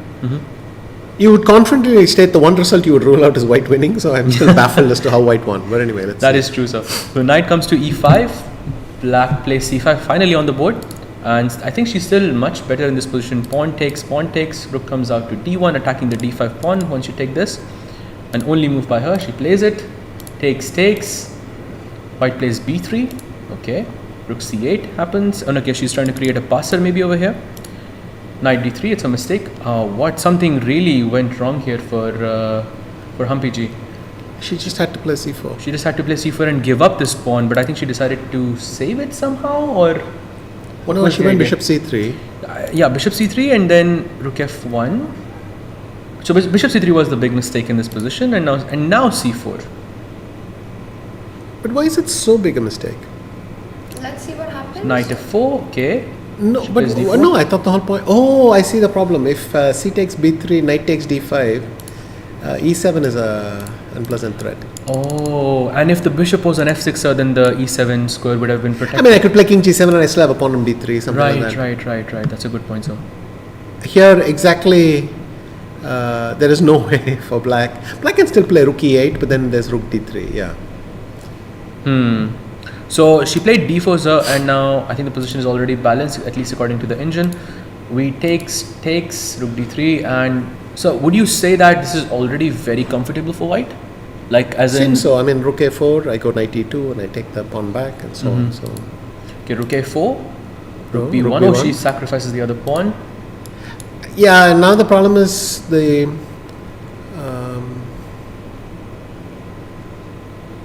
White's actually going for this rook b3 check, but she didn't have to take on a3. She could have for rook b1. She didn't have to take on a3. Maybe Maybe something rook like b7. b7. But still, rook b8 check, rook g3 check. That king is going to go walk around a bit. May not be what she intended. Right. So for me, it feels like the tides have already turned. Like, from black, trying to, being better. It feels like white is the one pushing. I it. still feel black has enough defensive resources. For instance, had I played so I go rook a3, rook b7, and some move like rook a6. I can't believe I'm worse. But anyway, let's see what happened. Rook She d6. played rook d6 here, sir. Now rook b8 check. King g7. Oh, we were looking at the same position with the rook on a4, I believe. g4. Okay. Now I would even feel slightly safer because okay. It reminds me of Vincent versus Nodirbek, where Vincent is up a pawn the whole game, and then Nodirbek with the knight turned it around at the end with knight h6, that last move. Yep, good point. So rook h6, and she plays knight to h5. A little scared for that king. What? Why d3? Hang on, put the pawn back. So she's afraid of knight f6 And check rook g8. and rook g8 check. But I would take it happily. You would Oh. take. I mean, I'm finally left with a pawn on d4 and a pawn on a7, which could be on a5. I think that's worth an exchange quite happily. Bishop protects. Could I both. go rook g5 here? Rook g5 in this position to attack the g4 pawn. So same Or maybe idea. exactly now knight h6 and rook g8 is awkward because of the double. Both rooks are under Yes. threat of Yep, exchange. so let's show that. Rook knight f6 check. King comes here. We Rook play rook g8 g8 check. King takes knight, and I And take rook the rook takes over here. here. And now, of course, you have to play rook g6 because if you move the king, then I will take You your. take both rooks, yeah. I'll take both rooks. So rook g6 happens, and the boss says it's still equal, but it doesn't. Well, because I put one pawn on a5, one pawn on d4, and they're both protected by the bishop and things. So your king cannot round up the last pawn very easily. It's unpleasant for black because white can harass black a lot, but whether white can actually make progress is harder to say. Right. So she played the move d3 in this in this case instead. I think maybe the idea was to free this bishop and to not allow. I mean, knight it f6. stops one problem, but at the result of eliminating a trump after all. Yeah. I felt bad giving up that pawn. Also, could black have played? But right now it's not easy. Maybe bishop d2. Bishop d2. Well, it supports that rook in a different way. Mm-hmm. So Yep, that feels like a really good move as well, sir. Because just to explain it to everyone watching, knight f6 check, king g7. If you play rook g8 check, you cannot take the knight because of course the rook is protected. yeah. So bishop d2 is a really good move here, sir. Maybe I can play something like king g2, but I feel like Yeah, black's next move is not evident. Anyway, let's move on. Let's Yeah. go through the game. so rook d3 happens, rook c5, and Ooh, that was the blunder. is the blunder. Rook Yeah, d7, next let's figure out why. Yeah, I mean the blue arrow helped. rook g6. You lose another pawn. So she could not defend this pawn anyway because if she comes to g6, there was rook d6 check, yeah? Yeah. Yes. So rook g6, you take the pawn. But the knight. there's a checkmate. You can't take the knight and go to the bishop. Yeah, maybe you can show that as well. So king, if black had defended with king g6, you could play rook d6 check, right? So, because if you play, King g5. yeah, I was only looking at f6. So I was really happy that I saw something on the g7 King square for g5 once. f4. Yo, reliving your g7 demons. So The king just go g5 f4. Yeah, king takes g4. Take the rook. Take the knight. Yeah, and the bar says that you're still fine because of this a pawn. But you're going to lose that pawn, and still this is a draw. That's interesting. Well, I'm simply not going to let you consolidate your f pawn. You go rook h5 and king h5, rook f7. So rook h5. Yeah. I think you can't take no because Yeah, there's well, you bishop take on d4 check. f7 obviously. Yeah, you take on f7. So And then I can play king g4 or something. yeah, this. But it didn't happen. Yeah, None anyway, of this let's move happened. on. None Yeah. of this happened. So she played rook g6 instead, and she chose to give up the pawn on Yeah. f7, and white took on f7. Black played king g8 and rook a7. Okay, rook f4 was the Yeah. best move here. Rook a7 happens. Rook takes g4. King f1, and now okay. All the bar says it's equal, but it's not an easy move to play here. King h8. Oh, That's the wait. big blunder. black anymore. And she played rook Oh, h3 because a here. rook h3, king g8, rook takes c3. Yeah. Yes, That and is the knight point. s6, Yeah, knight yeah. c4. That's exactly what happened on the board, sir. Oh, she probably... Yeah. And, Because if you go rook takes c3, then there is knight f6 check, Yes. and you win the rook over here. and you had to move the king away, and that's a heartbreaking loss for Humpy because it felt like she was so under control. One more game I want to look at with you, Vishy, before we go into round 2 is Magnus's win against SL. Saj, if we can have that up. Magnus against SL, let's have that on. It felt that SL started well and he was keeping the pace on the clock, but then suddenly Magnus took over on the queen side. We were, I believe, somewhere here. And it was a Warhol attack. I was really, we were just discussing that earlier. I don't think I've seen someone playing Warhol against Magnus before, but it was very nice because I really love the Warhol attack myself. Okay, so a4, rook b8, you take, and bishop d3 attacking the b5 pawn. Black plays queen to b6, and now b4. It's a slight mistake. So I don't understand this because usually this move is usually very Maybe good. there's a refined way of doing it. You go bishop e3 and b4 or something like that. Okay, I don't okay, know. got it. It seems too quick to say it's bad, but anyway. Okay, got it, sir. Bishop c2. Bishop c2, knight d8, knight comes to d2, queen d7, bishop e3, takes, and rook a8. Yeah, in fact, these are one of these positions where it might be best to admit you don't have an advantage and just swap. Yeah, usually the a file is where the advantage is in. Not really. I mean, a single rook shouldn't do much damage. Okay, so he plays rook f1 here. I think he's going for some f4 ideas, right? Yes. So he goes rook a3, attacking the c3 pawn, and already it feels like He just broke through on the queen side before any counterplay on the king side. So yeah, f4 did happen, but it was too little too late, or what? knight f7, you take, black. This takes. f4, fe5 I don't like because unless you're convinced you're going to be better, why do you want to unbalance the position?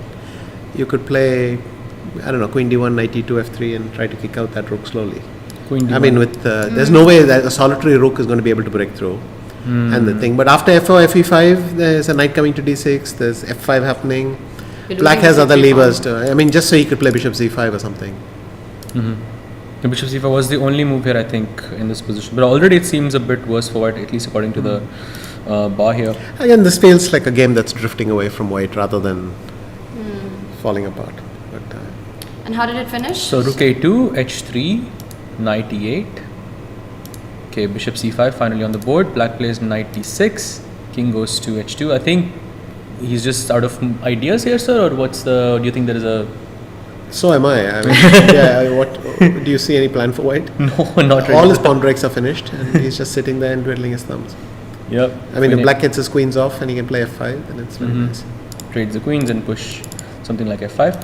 So yeah, okay, rook f2 happens, queen to d8. I think he's also just planning. No, but this way he's releasing that bishop to go f8, h6, f4 maybe. Oh, that's a very nice. Oh, because he's protecting f6. Yeah. That's a very nice plan. Queen d1. Yeah, that's exactly what happened on the board. Wow. Takes. Knight comes here. King comes here. Knight f1. I think they're just. I think the position is already quite bad for white here. Queen comes to f3 and rook a3. Queen e3. Yeah, this is just a very Magnus-like game. Queen 8. Queen f3 attacking f6. He just defends it. Knight g5, queen moves away. Okay, now I think he loses the pawn on e4, and I think that's game. Yeah, I think he just resigned in this position. He just went out of ideas at some point and just couldn't. No, he drifted down. That's all. And with that, Magnus gets his second win of the event, and we've got a second round coming up of the day. That will be round 5, and it starts very soon. The players, I think, are already ready to walk into the arena. And then we're going to go into a short break. I hope you'll be joining us soon again. Yeah. What do you do? You're in the players' lounge otherwise? Yes, it's a bit of wandering between here and there. Go to the players' lounge, chat with Ramesh or someone sitting there for a while, and then I'll come back. Yes, please do that. We look forward to having you back with us. We will go into a short break. We'll be right back.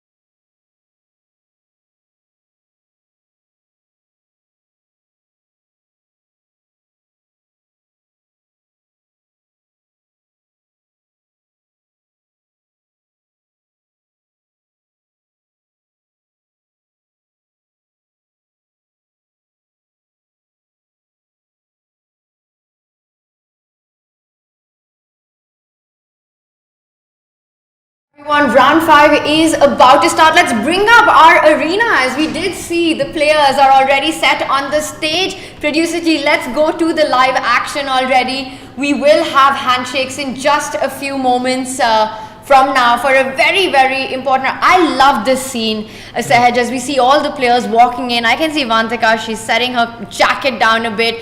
Everybody's seated. You know, the first few tensed moments before action begins, then everyone gets in the zone. Yep, very, very tense zone. And also, not the best day for the Indian women players, because, we suffered 4 losses, I believe, if I'm not mistaken, but 4 decisive games. That is tough. Hopefully they can make a comeback in this round. Let's see what happens. 4 decisive games is a commentator's dream. So I love the action that we've been getting, but a heartbreak loss for Humpy, who had so much under control in her game against the world blitz champion Valentina Gunina. Let's quickly bring up our standings going into round 5 before the action begins. And this is where we are at the Tata Steel Chess India men's. These are the standings. And look at that. We started the day with Nodirbek Abdusattorov at pole position, and now it's a neck-to-neck battle between the 3 greats. Magnus Carlsen has joined the party. Nodirbek survived a bit of a scare there at the end against Nihal Sareen, though he had the extra pawn with some threats against his king. He's at 3 points, along with Wesley So, also at 3. And then there's a bit of a gap, a 1-point margin there. Yup, the 1-point margin. I mean, there's still quite a bit of rounds left, but I still think that, that definitely makes a difference in the longer run. And would you say that this is already a 3-way battle, or would you say that there is still a lot of chess to be played? A lot of chess to be played. It's too soon to call it any-way battle. I think we're going to see a lot of turnarounds today itself. We've got 3 more rapid rounds tomorrow, the final day of rapid. But I think this is going to be a completely different standing by the end of today. Let's also bring up our Tata Steel Chess India women's standings before we move on to the action, as the first moves are coming in. And Sahaj, what strikes to you when you look at the leaderboard right now?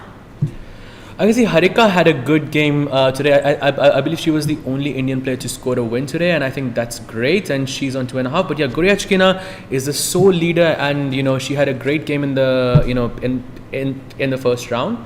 And behind her, there is a 3-way tie between Harika, Nana, and Katrina Lagno. Vantika was having a great day 1, but I feel she had a bad start in the earlier in the day. But hopefully she can make a comeback. I think compared to the men, we see that it's sort of more hotly contested. You only have half-point margins across the leaderboard, so a tight battle. This one we saw in the men's standing that players, the top 3 are currently a point ahead the rest of the field. Actions on, first moves are coming in. Let's bring up our bird's eye view of the Tata Steel Chess India women round 5 and do a quick tour of the openings that we've got. So if we can have the bird's eye view up.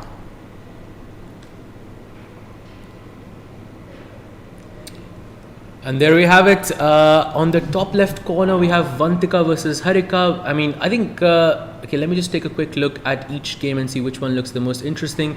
Right now, I believe we're in the opening phase of each of, on every game. You just take a look at the bottom left corner between Humpy and I believe it's Goryachkina. That game looks very, very exciting to me, Tanya. Yes, and that is our bottom left board that you're talking about right there, Humpy, with the white pieces. It's a very interesting opening, this one. It's quite trendy as well. We often see black, going into this imbalanced position. Now, how much of that is psychology? Because Humpy has just lost a game that she was much better pretty much throughout. She had an extra pawn. Goryachkina, do you think she's trying to get Humpy into more chaotic positions and try to strike from the mental game aspect? I think that's a very good strategy here, Tanya. I completely agree with that. But Humpy, she is the queen of Indian chess, and I feel she is more than I believe she is going to make a very good comeback really, really soon. It's so much about that when your ball is against the back, how quickly you're able to forget what's happened and move on. But I think that's the board we do a quick deep dive into, Sahaj, because it's really the most interesting position, one. And also, Alexandra Goryachkina is at the top of the leaderboard. So we need to just quickly jump into the game between Humpy. This opening. Yeah, let's do it. So if we can just have the analysis board.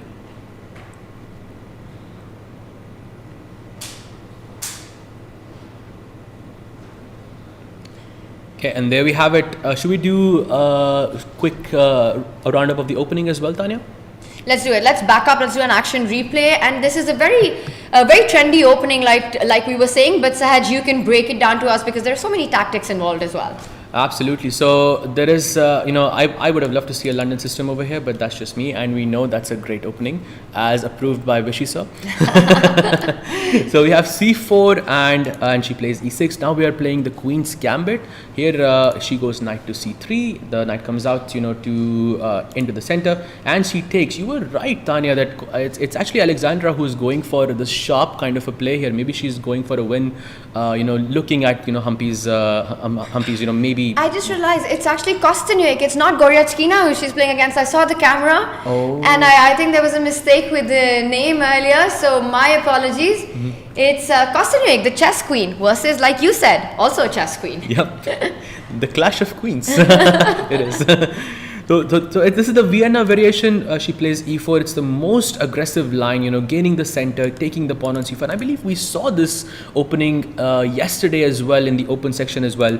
I believe it was a game of Magnus as well. But just moving on, black pushes b5 to defend the pawn on c4. She pushes the pawn again. The knight moves away. We take the pawn on b5. Wow, this position looks really, really imbalanced already. And I must admit that we are still in opening theory, but this is not the type of opening that you see a lot. I actually had this game in last year's Grand Swiss against Polina Shavalova. Mm-hmm. I was playing with the white pieces and it was a long, complicated game. It's one of those positions where there's so much theory and there are so many of these ideas that you really need to be familiar with. And black has this pawn formation, right? You've got these double C pawns, which is not great, and it just looks like you've destroyed your own pawn structure. But in return of that, you have this beautiful square on d5. Your bishop lands on b7, and if you just go on playing the moves that happen, we'll see all of that being played out. So let's just go, just take a quick thing on what happened here. Bishop to e3, she develops it. The knight comes out as well. She goes a3. I don't know what the point of this move is. Maybe something to do with the b4 square. The knight comes out to a5. She goes queen c2. Bishop comes out, development first. And she develops the rook. Black goes queen d7. The knight defends itself. And long castle, Tanya. In this position, Kosteniuk went for long castle. Wow, that's definitely a statement in this position. I was expecting short castle, which is the safer choice. But she goes long castle. Maybe she's looking for some crazy attack on the king side. And I think this might be a very dynamic game. And I think this is the position that we are on right now. This is amazing. I love to see it, and it just means that this has to be preparation, because look at Kosteniuk's time. She's barely burnt any amount of time on the clock. You take such a big decision, you want to play it only when you're familiar with what you're doing, and our engine's helping out, pointing the best move in the position. I don't think it's the only way to continue. I would be surprised if it's the only move. I really like your idea of sacrificing even perhaps the g pawn to open up the g file to find a way towards the white king. At some point, whether it's before or after queen to c6, I think g5, g4 is really where it's at for black. Meanwhile, for Humpy, where is she finding her play, her counterplay? Is d5 a threat that you need to be careful about? Is that the point of queen c6? It could very well be, because d5 looks dangerous. Black's queen side pawns are really, really badly placed. So if you could remove this knight from here, it just exposes the queen side a bit more, and it creates this attacking ideas for white in the future of the game. So d5 I think could be an idea, and queen c6, you release this rook over to the d5 square, and this could mean that d5 becomes less possible. So yep, very well. And also another idea of queen c6, Tanya, so just creates a is it called a battery? Yeah, a battery towards the g2 pawn, and maybe you can support that with some g5 g4 ideas.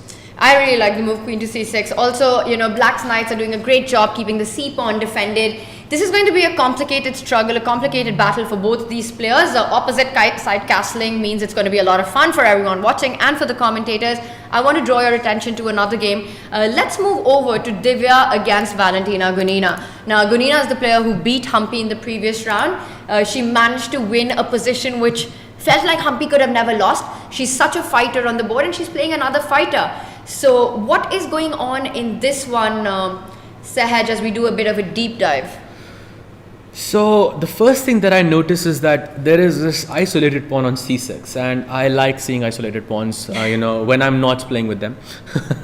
And as compensation for Valentina, I believe she's got a bit of a more active position. You can see this bishop on h3 is a bit more active than our bishop, and I believe she's got this control over the d4 square as well, which could help her double up on the d file and sort of gain control over the open file. So maybe a bit of an imbalance, because you've got this isolated pawn and you've got more active pieces.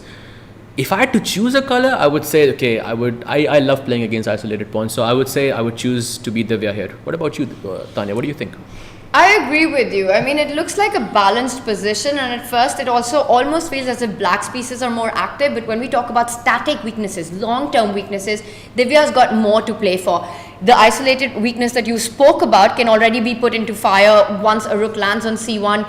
She first wants to target that f pawn, making sure that there are no breaks with f5, trying to create counterplay on the king side. So she stopped those ideas with the pinning that king on g8. Also, I want to point out this little move, it blocks that queen on b4 from attacking the e4 pawn. So now queen takes pawn is actually a threat. The queen from e3 can leave the defense of that pawn.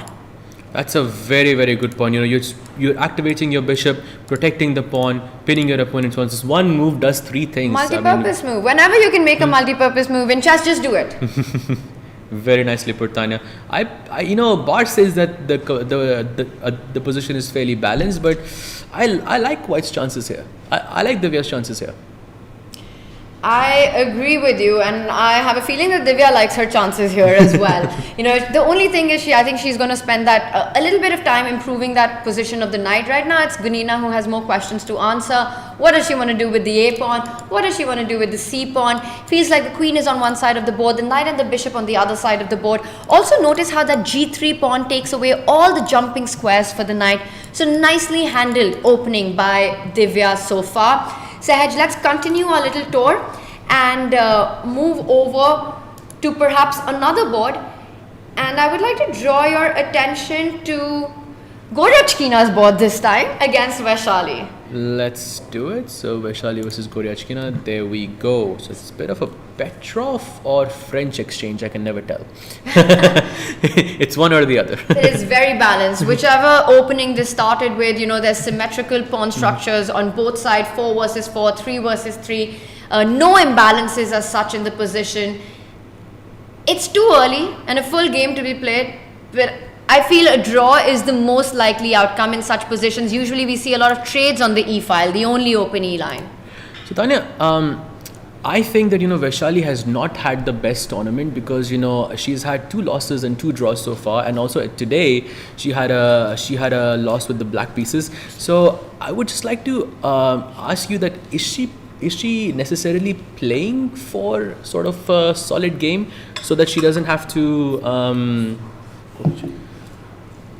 is she sort of playing for a solid game so she can cut the bleeding and play so she can set her mind right and sort of play for a bit more aggressive a bit later on? Mindset is everything, but I'm looking at our screen right now and I think this is everything for chess. We've got this incredible audience. What do you think, Saj? How are the players feeling about playing this really big tournament in front of a live audience? Do you think that adds to the pressure, or does that add to sort of the adrenaline to perform even better?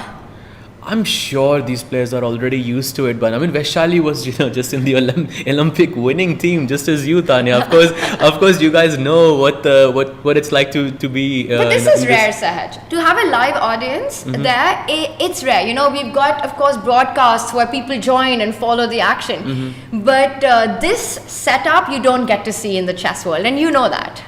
That is true. That is true indeed. For Vaishali, like you said, stop the bleeding. I think that can definitely be part of the plan right now. When things are not going your way and it's a rapid format, little time to turn around. She wants to keep things solid. She's not a solid player herself. But that said, as solid as it is, it does look like the only open file Vaishali has that under control. That little pawn on a5 gives her more space, more play on the queen side. Perhaps someday the b pawn will join the party as well, moving forward.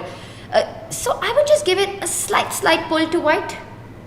Maybe, but it's that safe kind of advantage. You know, Agreed. you're better, but you're also not. You know, you're not giving up much for it. You know, there's no imbalance. You're just slightly better.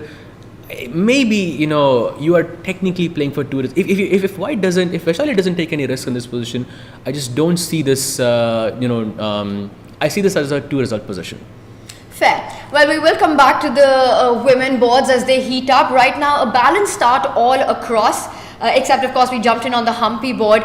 We will check back in later with that. Let's move over to the Tata Steel Chess India Open and bring up our bird's eye view as action's underway and a lot has happened already. So, Sahaj, you have to get us updated with all that's happened in the openings. So, you know, I took a quick look just a bit earlier on, and Arjun actually played the open. I don't know what the name for that opening is, but he played d4 on move 2. It's something that I don't think I've ever seen at this level before, but this is Arjun's style. You can see this, it's a very crazy position on the top left corner. He has already castled his king on the queen side, and Black's king is still in the center. On the other boards, I feel it's fairly looking okay. You know, Magnus versus Wesley looks very Magnus type position, yeah? He's probably going to try and grind this out. What do you think?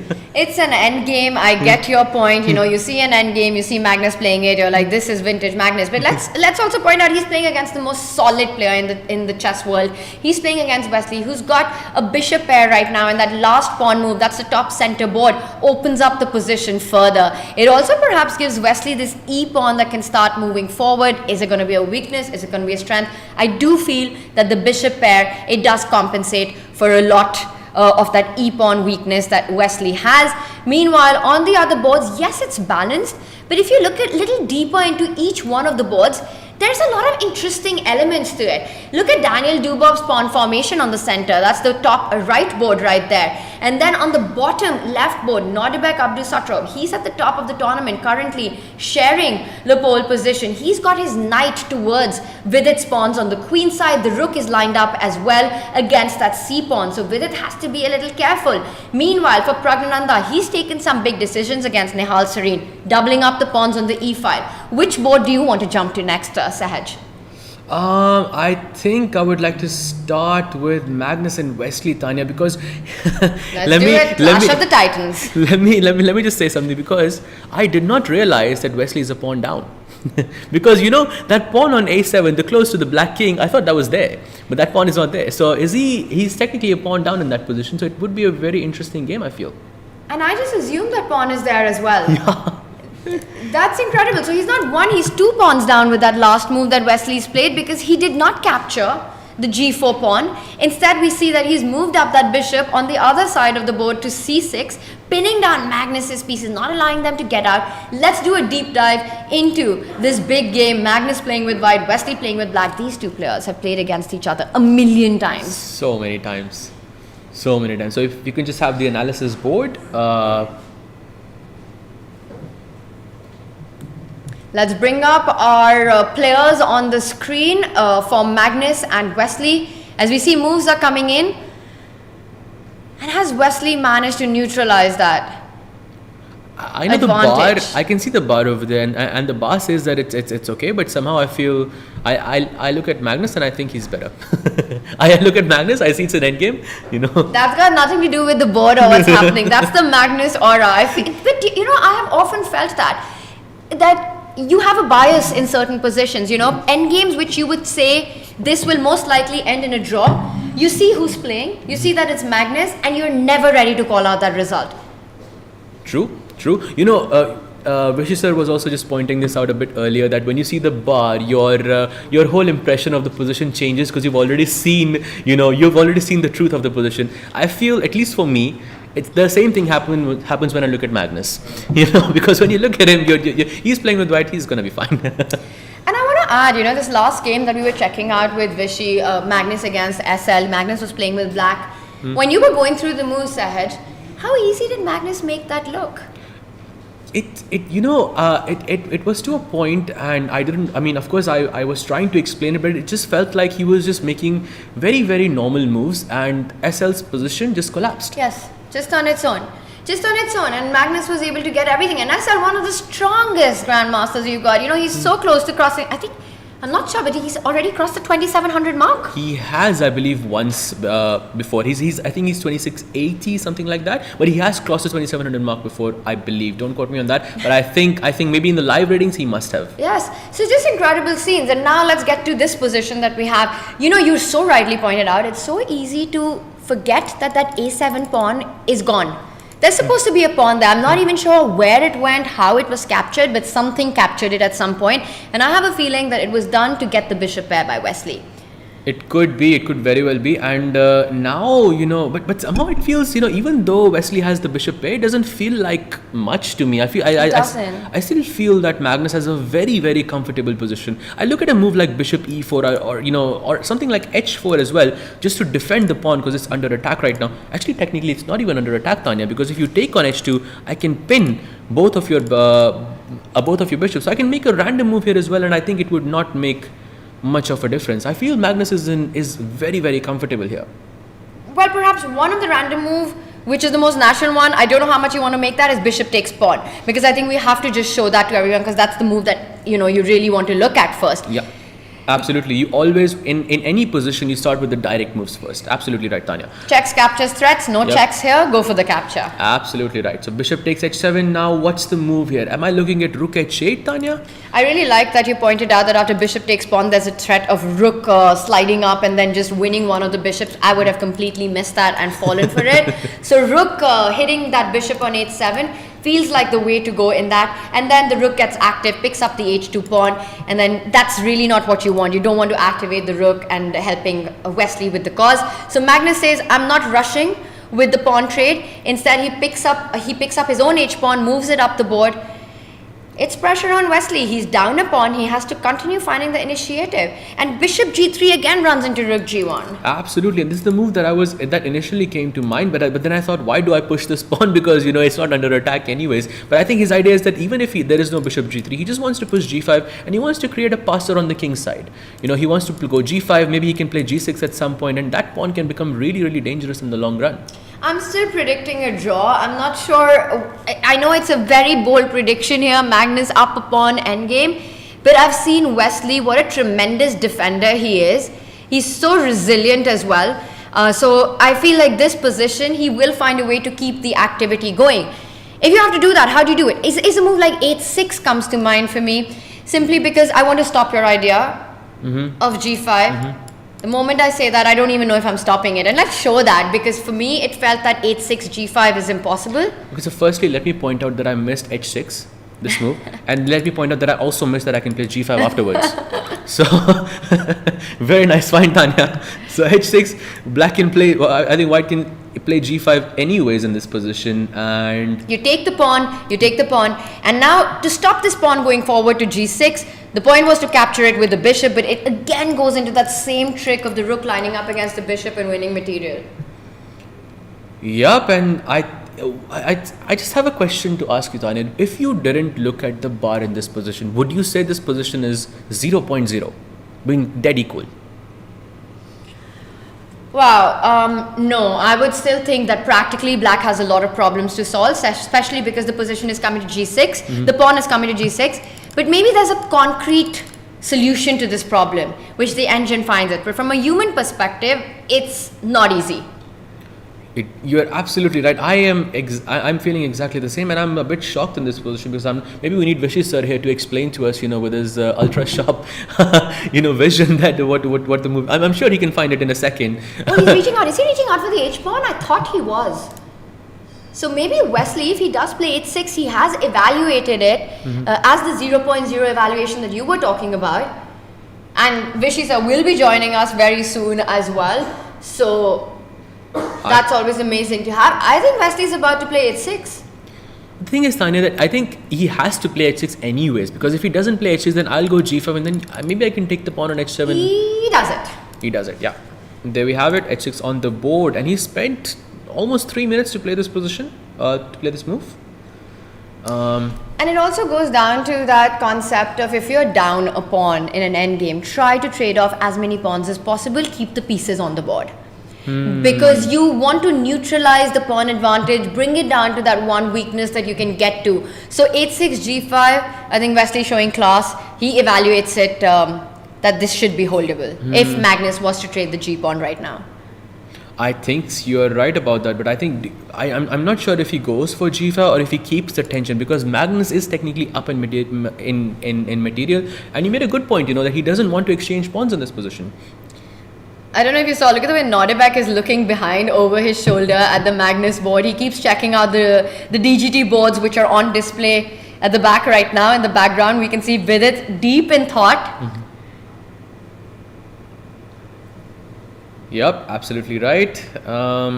Tanya, while Magnus ponders over this move, should we look at another board, or what do you think? Let's do it. Let's bring up our bird's eye view and check out the action. And I am so happy you called for that, because there's one board that catches my attention. If we can have the bird's eye view up as we jump a little bit, the Magnus game, it's going to be a slow grind. We'll check back in with this. But look at what's happening on that top left board. It's madness on the board. Arjun Erigaisi, he is the man of mayhem. He is able to create these crazy positions. He's done it again. You spoke about stop the bleeding. It's been a tough tournament for Arjun so far. He's coming out at the back of a loss right now. But he doesn't care about trying to get a solid position. He still sticks to his style. Yeah, Arjun is the exception, I think, in every regard, because it doesn't matter what the thing is. Every game he's going to play for a win. I mean, that's what separates him, Gukesh, Pragg, and Vidit, from the rest, because these players are always playing for a win, no matter the cost. And that's a top left board. That's crazy. We will jump into that one. And I'm just looking all across for Daniel Dubov, SL Narayanan. It looks like that's a top right board that we've got. Daniel's the one who's got the advantage here. He's got a healthier pawn formation. It's the bishop versus knight dynamic. It just looks like the bishop will prove to be stronger. You can kick out one of the rooks from the B file and then try to gain control of that B file. Meanwhile, on the bottom left board, Nodirbek versus Vidit, so far pretty level, but it's also the Nodirbek kind of position, level but imbalances. And then Pragg against Nihal, also equally wild, a queen and a bishop battery set up, a queen trade on offer, but I think we have to next jump to the Arjun board. Yeah, let's do it. Let's go to the Arjun board. Also, Tanya, I was mentioning this a bit earlier. We don't have to do the whole opening, from opening to this position, but I just want to show this to everyone that Arjun actually played e4, e5 and d4 in this position, which is something that you never see at this level. What do you call? What is the name of this opening? I don't even know. It's not the Mora, because that is that's e4 c5 that's d4. e4 c5 yes. d4. This is some center pawn game. I mean something like that. I mean it's not relevant enough for us to know. We'll ask Vishy when he gets here. Vishy sir will know. He will know for sure. Vishy sir will know for sure. So we are on this position, and I mean, if you asked me, if you gave me this position and you said, guess who is playing as white, and you showed me all the players, there is no doubt in my mind. I will always say it is Arjun. It can't be anybody else. Anybody else. It can only be Arjun. It can only be Arjun. So he just finds these amazing ways to create positions which are so chaotic that either player can go wrong. So you create your winning chances like that. But to me it looks like, has it backfired a little bit in this one? I mean, that's the price I think you have to pay. It's high risk, high reward situation. And but the main point is that he will continue to play in this fashion, because this is what he does best. Okay, and the queen trade is on offer. And does he go queen c3 or does he take the queen? Knowing Arjun, there is no way he exchanges the queens. He doesn't. You're absolutely on point with that. You don't play the center pawn game if you are going to look for an end game. Also, that queen trade would have resulted in black having such a stronghold on the d4 square, the central square. So Vincent, he seems to be pursuing that queen. Arjun can repeat at this moment. Yep, he can. But once again, because the queen did go back from d4 to c5. This was the position earlier, and he played queen c5 and yes. queen c3 and queen d4. So maybe this is Vincent offering. This is that polite draw offer. At least offering a repetition. I don't know how much of it Vincent wants. Has he found something better than queen c5? Does he want to see what is Arjun's mindset? What do you think? Does Arjun repeat, or does he try to find a way out? And what is that way out? He could potentially put his queen on f3, but somehow this doesn't feel like a good square to me. I can't explain why, because I want my knight to go here just to kick this queen away, maybe to have some e5 break in the future of the position. I don't like putting my queen on f3. Maybe I can put my queen on c2 instead on this square right above the king. And now I have this move knight f3 which can come with a tempo. This is going to show us so much about Arjun's mindset once again, right? Because you come out of a loss, you've got this exit right in front of you being offered, where you're like, okay, if you want to play on, you show me the way forward, I'm okay repeating. Or does he want to play more fighting chess? I don't think I've seen Arjun repeat out of the opening too often. I can't remember if that's ever happened. I would like to see the stats on that, because I don't think that has ever happened before. Alright, well, we'll leave Arjun to decide on that. We will come back and check in on it. But let's move on to Nodirbek against Vidit. Nodirbek is on top along with Magnus and Wesley. So he's one of the leaders. He's had a great day one. We have him on our screen.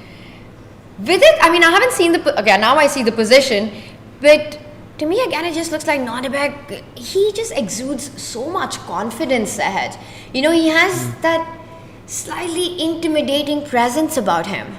Absolutely, you're 100% right about that. And also, they have very, very different styles. I think you mentioned that earlier as well. And do you think, Tanya, that Vidit would be a bit uncomfortable in this situation, considering the situation is so dynamic, so imbalanced? Would you say that Vidit would be slightly uncomfortable, and this is more Nodirbek's forte, or no? I would say Vidit 1.0 would have been, because he always kept things solid. But over the last year, Vidit has evolved his style so much and taking so many more chances. It's been a Vidit 2.0 version that we've been seeing. So a lot more comfortable in positions which are chaotic. He's able to put pressure, but it's also so much about form, and definitely the form these two have been showing in this tournament so far. Nodirbek has been on top. Vidit has had a bit of a struggle in this event right now. He's right now at the bottom of the leaderboard. But what's going on in the position? Because Black has an extra pawn. It's 4 versus 5, so Vidit has an extra pawn. Right now, Nodirbek's last move puts pressure on Vidit's bishop. Vidit is about 7 minutes behind on the clock. You're pointing out a really strong rook on c6, the activity of the pieces, the queen, rook and knight combined to put pressure on the c7 pawn as well, which can be picked up at any moment. And also, not to mention, the d4 pawn is also under attack. So if he just moves the rook away at, to c1 or to c5, either of those squares, in the next move he can capture one of the pawns. So he's temporarily a pawn down, I feel. But so rook d3 and he went back knight. Can we just back up a few moves, because everything's hanging in the position set? So this was So just about here. There's a bunch Let's of exchange. start from here. Yeah. So you take Black plays rook to d7. I think the point is just to defend this pawn on d4, and now he just thought to liquidate the position. He captures the knight, he captures the bishop. Now rook joins the action. Black plays bishop takes b3. This is the move that we saw. And he plays rook d3, attacking the bishop, and he says, I'm not going to defend my bishop, I am going to attack your rook instead. And now it's Nodirbek to think, where is he going to put his rook? A lot of exchanges just took place in the last 5 moves, Anya. Yeah, it's offense, counter offense. That's what we've seen in the last few moves. The bishop was attacked, attacks the rook. The rook was attacked, attacks the bishop. The knight goes back, attacks the rook. And now the point is that taking on c7, rook takes pawn, I think it leads to so many trades. I don't believe knight d5 is the problem there, because then if we can just have that line on the board, because it's really complex as well, and I'm trying to work it out as we're looking at it. Here, knight d5, at least you can take rook takes rook. Queen takes rook. I say you can take it, but it goes on, because white's queen is attacked, white's knight is attacked. Yep. What on earth is happening here? And maybe you can play queen f3 in this position. I'm just saying that because if you take my knight, I will just take your bishop, and I'm happy that I didn't lose a piece. Queen f3, bishop c4, it still goes on. I'm trying to find where does this end? Tanya, you're on fire today, I have to say. You are on fire today. It's the Vichy effect. You spend some time with him analyzing, and then you're looking at all these ideas. I 100% support that. And the bar just doesn't move. This is crazy. And Nodirbek is calculating all these ideas. So the line continues here, and Saj, let's bring up our live board. So this is the position after 97, and here. If you can just click on this one, yes. So, yes. And knight e7 has just been played. We are looking at rook takes pawn. Rook takes pawn. Because if not, somehow I feel, something like rook c5 or rook c1 is a bit safer. Solid. Yeah, because, I want to create an imbalance here. I want to take d4 instead of c7. Has Vidya just gotten up and walking around with 10 minutes on the clock and everything on the board hanging? I mean, that's a sign of confidence as well. With a 2.0 indeed. I was thinking about some crazy ideas with rook takes f6, just... Whoa! But I don't think it works because you have this Knight annoying d5. knight d5, yeah. Because if you took pawn takes rook over here and I took your bishop, yes, the position, maybe I'm a bit down in material, but your king is very exposed here. Agreed. No, it's scary to do this, and that's a really creative idea that's always in the player's head, and I'm sure it's on Nodirbek's mind as well. But knight d5 keeps things under control. So not rook takes pawn. He's trying to work out, does he keep the tension? Because rook takes pawn on c7 would liquidate quite a bit the position. Knowing Nodirbek, knowing his style, he always wants to keep the tension, even if it comes at the cost of a material. True, absolutely true. How does he do it? I just don't see Nodirbek kind of liquidating just yet. I feel like he shouldn't do that. Because let's just actually do a bit of a deep dive. So we were looking at rook c7, black goes knight d5, we take, queen takes, and now the bar still says it's equal, but I can't find a way where I can save my material. I feel like I'm losing something. Like you pointed out, after queen f3 there's bishop c4, and I'm losing something here for sure, right? I thought so, but the bar still doesn't move, so we're not sure. By the way, meanwhile, Vidit's found his way back to the chair, and Nodirbek just took a decision. I think he decided to not liquidate. He wants to keep the game going. And this is what Magnus means when he talks about Nodirbek. He's got this killer instinct. He sits on the board, and he will take every chance on the board to not simplify, to keep the tension. Mm-hmm. He comes back with the rook. He's down a pawn, but he doesn't care. The game still goes on. That d4 pawn is attacked. All the pieces are on. He's not allowing simplification. So Vidit still needs to be precise here. Meanwhile, Daniel Dubov S.M. Narayanan has ended in a draw. And already the game is finished? Yes, the game has ended in a draw. Not much happened. We didn't miss out on any action. I had my eye out on that. Magnus versus Wesley, just a quick update. Perhaps we can bring up our bird's eye view. As this one's really complicated, we're going to be looking more into this, but let's bring up our bird's eye view. And the top center board, the clash of the titans as we call it in the chess world, not much has happened. The position, the end game continues. It's going to be a Magnus grind. Right now the bishop is attacked, that g-pawn will move forward. And on that bottom left board, there's progress as pieces are being traded off. Nodirbek has decided to pick the d4 pawn. And meanwhile, on Pragg's board, there is a solid hold on e5.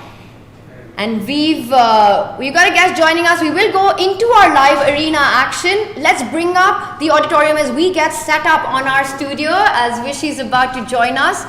So producer G, if you can take us to the playing arena.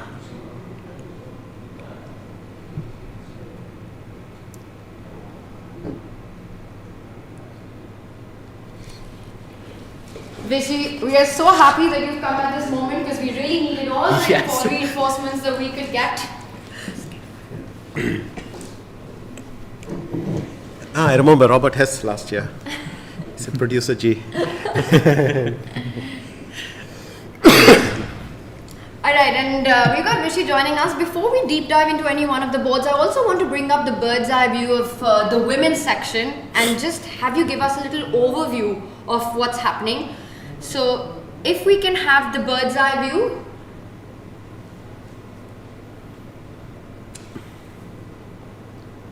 There we have it. So, Vishy, just quick thoughts. What are the first things that strike you about each of the boards? Okay, Vantika should be much better. I mean, just look at the quality of white's knights and the quality of black's knights. That pawn on b5, it looks like Harika has done something seriously wrong. Vaishali looks to be doing very well. Simply, I mean, this black's queen side. I mean, black does have rook b8 and b6, but still, you can't really make a move easily. Far way off. Katerina. This should be okay for black, but if white plays g4 and maybe queen g3 attacking that soft pawn on c7, maybe there's a little edge. Humpy versus Kosteniuk. This one's tough to decide in a moment. That's the bottom. I mean, left white board. is going to be a pawn up. Some knight takes d2, rook c1, knight takes c4 is easy enough. But black will play some h5, h4. So knight d2, h5, rook c1, h4, knight into c4, hg3 is a problem already. So you have to react a little bit faster there. So tactics on that one perhaps needs a deeper Or look. you can go rook takes d2, and then if h5, you do some knight c3, kick that queen, play b3. Either way, you open up. White has to Open up the queen side. chip away at this queen side. Okay. Divya versus Valentina. I would rather be black. You I mean, are there's a black. fair. That's right. Okay, so we agree. It's just that white's king.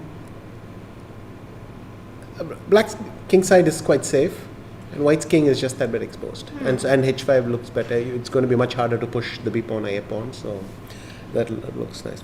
In fact, Humpy Alexandra is going, like I said, 92 h5.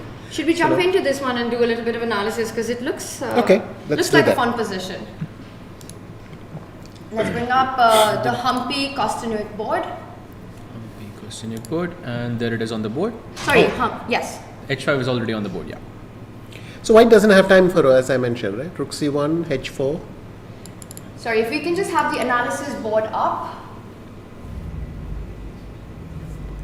Yeah, if I go rook c1, you go h4, and if I go knight c4, already you're playing hg3, and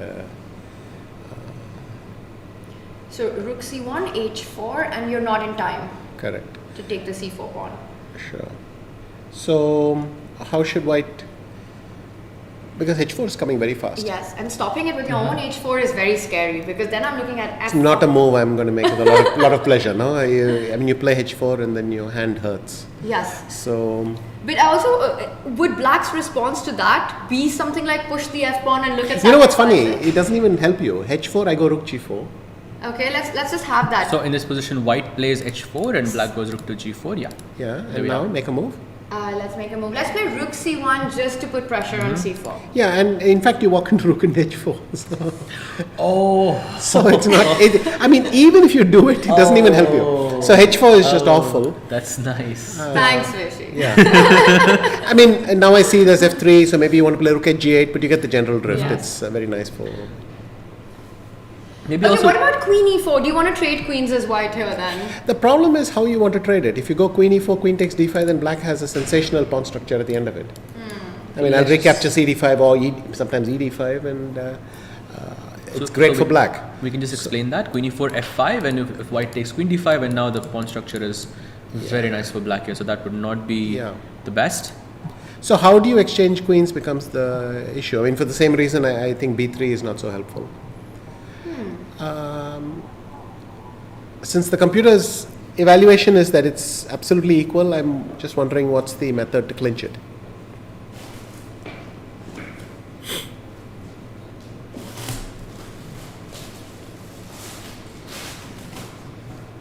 So can I play rook c1 and h4? You said, and there is this threat of takes, and rook takes, which I think maybe we can show that to the people as well. So rook c1, h4. Can I go knight takes c4? So here, Yeah. knight takes c4. I think this. Oh, H3. apparently it's not bad for some reason. Yeah, well, maybe knight b6 check. Maybe knight b6 check, because if we go, of course, f takes g3, then there is rook takes g3, Yeah. and then that is just game over because rook h1 is coming in, queen h1 is coming in, and it's just over. So knight b6 check. I think the idea is to exchange the queens up. So takes, and now queen c6 would be the idea. No, queen c6 take. I'll go king d7, and you don't have time to stop hit gh2. Oh no, I'll play fg3. You'll play fg3, okay? Yeah, rook takes g3. Rook takes g3. No, but this is not it either. Yeah, It usually is this not, looks winning for black, no? Because I think there's rook h1, rook h2 checks. Yes, I see, but I thought maybe with the two rooks against the queen, it looks uncomfortable. But maybe I thought that was its point. So what is its point? How can this be equal? So maybe queen c6 check. So the pawn on h2 also looks very uncomfortable. Yeah, so queen c6 check, queen takes. Yeah, queen takes, Rook takes, king d7, and he just wants to go rook takes b6 maybe. Rook takes b6, okay. And he's saying gh2, king h1, I don't care. Yep, gh2, king h2, the pawn on the 7th rank, but because you can't push it anymore. What I did think Humpy do? Humpy's, she went for rook c1, h4, knight c4. So this is perhaps the line that we're walking into right now. Yeah, this is what we're discussing Yeah, right she now. So rook needs c1, to be h4, knight c4 is already on the board, yeah. Okay. Yes. Alright, so it looks like Humpy's finding her way to defend the king side. I want to quickly go over to Divya's board because it might be the final few moments of the game.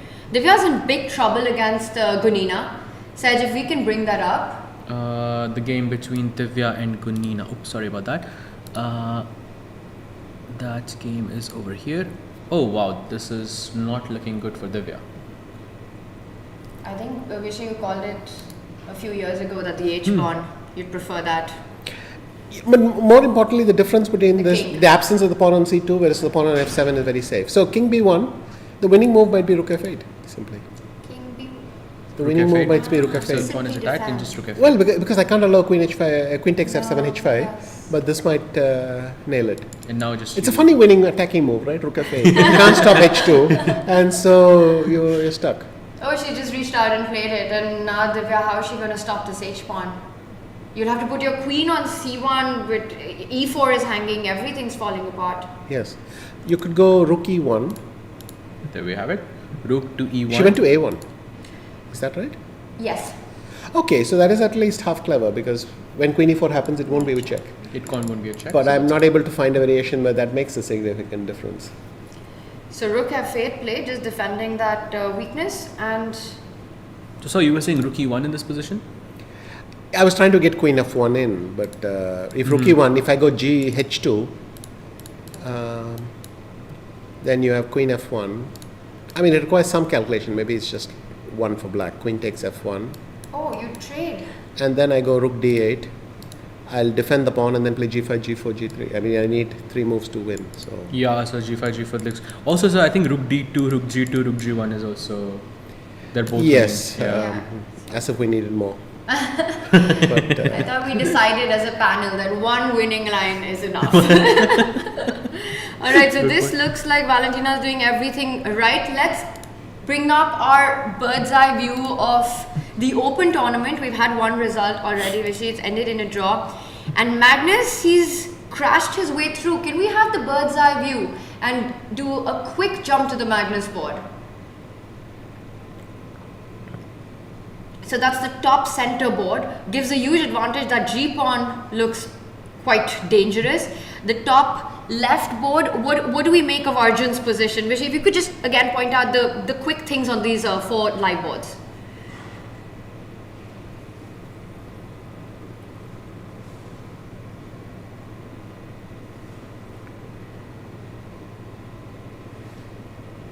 you know, yeah, this one is quite fascinating because very rich positional battle. White delays the recapture on d4 but gets all this activity, queen f4 and so on, but Vidit was able to time this counterplay with a4, ab3.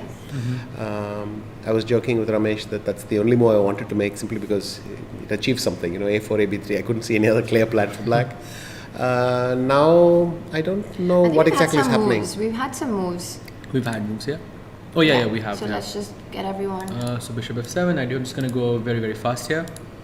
This looks pretty decent for black, I'm guessing, unless there's some tactical issues. No, yeah. But this is the position on the board, so. Yeah. So this is what we have, and of course we will come to it, but this is going to go on for a while. The one game which is not going to probably go on for too long is Magnus versus Wesley. Can we have your thoughts on this endgame and how does Magnus convert this one, if we just bring that up? The game between Magnus and Wesley. There you go. So things actually went really badly for Wesley. Yeah, it was slightly worse. I was wondering why the computer didn't evaluate this position as lost for Wesley. So what did it want to do? Rook g1. Rook g1 happened and he played bishop to f3 And that is a mistake. So what was the move which does not lose on the spot? Maybe bishop to c6, but I don't see the difference. Maybe no. e4, knight e4. I didn't see the point. Yeah, that's a good point. E4, knight e4. That's just. Wait. If e4 is bishop e4 bad? I think that might even be better, sir. No, I was wondering what could be a good move for black here. I failed to see one. I mean, why did the evaluation drop so much after bishop f3 g5? Maybe I can go bishop c6. There must be some tactical reason. But yeah, you're right. So in saying that it looks optically very, very Wait, so pleasant bishop to white. c6, g5. That's it. Hedgy, simply I harass your rook. Hedgy, bishop e3. And the bishop's not loose. And if the bishop was on f3, I could play rook g3 and they will both be under attack. Yeah, I mean, here you run out, you have no squares. You will go rook g3, I'll go bishop f4. You can go rook g4, I'll go bishop d7. You'll go rook g2, rook g1, I'll go bishop e3. You go rook g2, I go bishop c6. So basically, I don't let your rook ever settle down, right? Isn't that the point?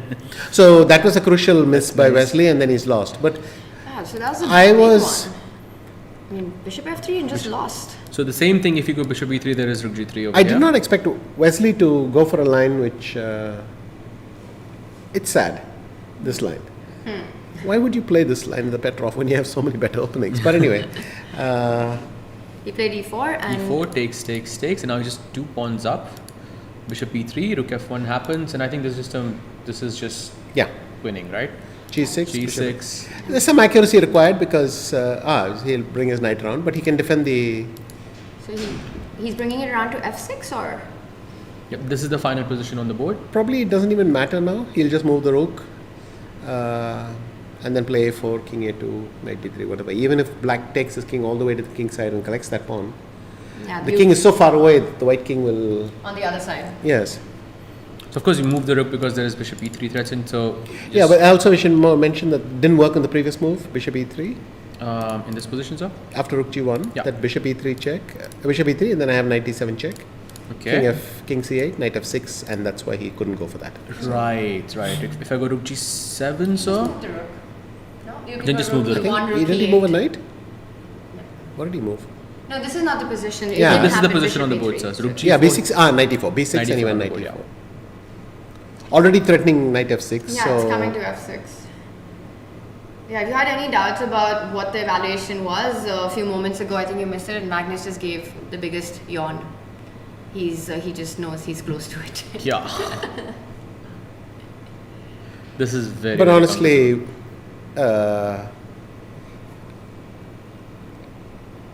in a way, I'm happy that you can't play this line against the Petrov. Something like that. I just don't see why they do it. I mean, Mamedyarov has made a sort of a living out of it as well, provoking some response. But what the? All right, so this one, it looks like close to being over soon. So he does fall back, controlling the f6 square. Even if you start just pushing a4, b4, a5 in this position, is that another idea, or do you focus? No, on there's a major problem. Is that white is threatening knight f6 somewhere. Yeah, So you you might cannot want even, bishop you cannot g7. play, yeah, even bishop g7, then I play a4. Yes. And I play a4 just to get that off my, okay, he's gone c3, I think. So this is going to be, I think this is going to be a Magnus win, 2 extra pawns. I don't see this not going his way. Wesley's playing on 17 seconds. Do you want to stick to the end of this, or should we, should we move to one of the other positions? I think we should move to something I think else. we can move, yeah. Do you want to just quickly... Well, Nodirbek check is the closest let's to do that. Magnus, so he's well. I think the only thing you can say for with it is that this pawn structure we are familiar with from Wesley against Arjun is that this pawn on f6, knight on g6 has some clear weaknesses sometimes. Typically the h6 square with a knight on f5, white's knight is poised to come there. Maybe h4 is an idea, but here it looks fairly solid. I feel like will he h4 just- is always an idea. Yes. We learned that today. Maybe black should play knight e7. Is there anything wrong with that? God, a lot looks like it's hanging, but it looks, yeah, 97. I mean, I would just get knight e7 out of the way.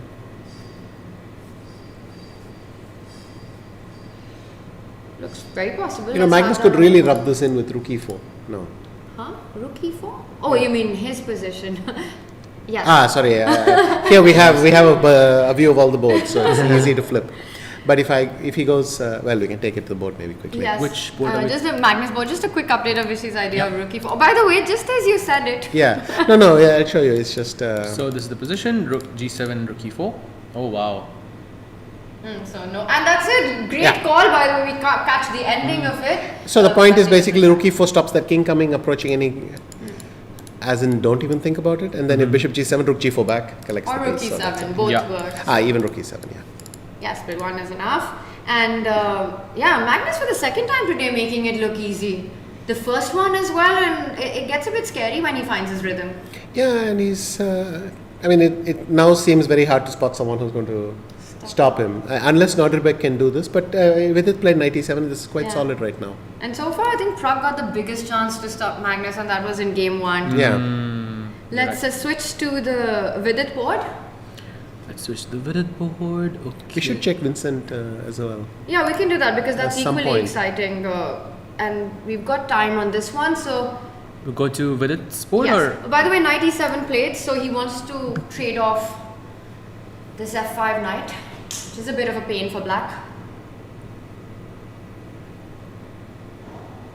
You know, we were just discussing this whole Vidit 2.0 that's been on display for the last year, 2 years, and how much he's evolved as a player at this point. Do you feel that way as well about his play? He's definitely become stronger in some places, but here he's struggling. Yes. That's quite clear. But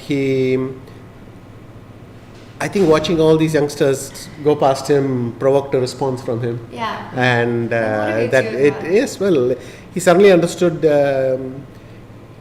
In a sense, he's even fighting his spot on the team, and he thinks, okay, time to think. And he really seems to have worked very hard. And in fact, Vidit's a very good player to study.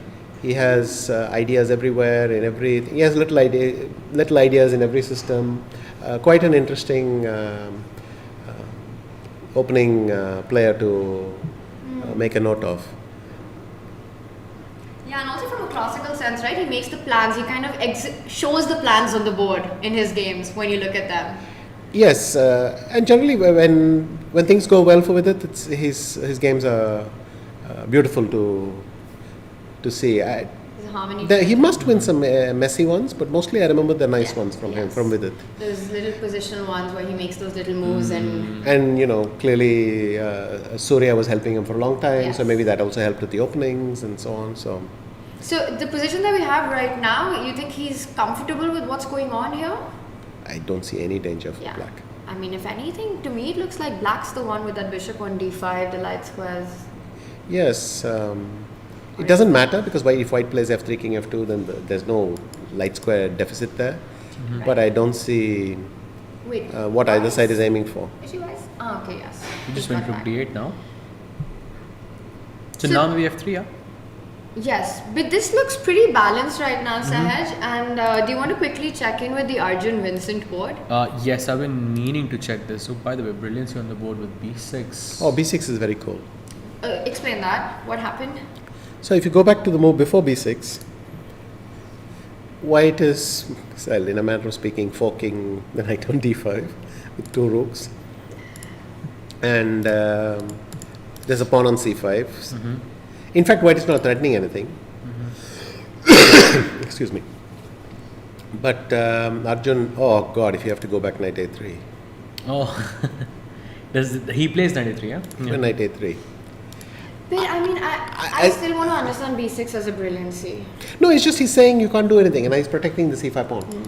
But it's quite rare when your piece is attacked, you just ignore it. But Yeah. what he's saying is, well, once you remove the pin on my bishop, your knight is attacked as well. Yes. So I can afford to play Passing the ball b6. to- One idea is black could have played rook a5. Yes. Very similar thing, but b6 is more effective because white put the rook on a5. Very nice. Very nice. Like a small move, but a powerful one. And then knight a3 was played. And now Vincent played knight to g4. That's a threat. Knight e3, knight h2, two ideas. And rook e4, a third one. Is rook f7? Can you try to double down on that d7 bishop? It's the only move I see which doesn't lose. Rook f7. I mean, everything else, if I play king c8, you can resign with a clear conscience. So white needs to put his foot on the pedal and play rook f7, for better or worse. Yeah. So rook e7 is impossible because you go rook f8 check and you repeat. Okay. So Knight e5 is impossible because I repeat with f5. Knight f6. I mean, impossible thing, but knight f6, exactly. It's the third move left. So by elimination, you get it, and then black is winning. Oh, black is, winning. And Well, before I say something way too strong, let me just double check. But yes, rook f7, knight f6 looks so awesome. rook f7, knight f6 here. E4 falling. The bar still says 1.1. Maybe can I go rook? Just a quick update. Magnus did win that. We saw the end of that. So We saw them shake hands. Yes, and we all, saw yeah. the end of that. This looks really bad, yeah. But Arjun still, I think, testing the limits of what's permissible in chess. Yeah, his openings have this weird feel. We were just discussing that a bit earlier. So E4, E5, D4. So what is the name of that opening? It used to be called the Queen's Pawn opening. The Queen's No, it's something else. Is the center game? That's what we just decided. It can't be Okay. maybe this, yeah. There used to be a name for just these lines where you play Queen takes D4 and Queen E3. I've forgotten the name, but anyway. So by the way, I think this position was in a different way. He went rook G5 here. Okay, so he's played rook G5, yeah, and knight F6 is on the board, and then he plays rook to D1.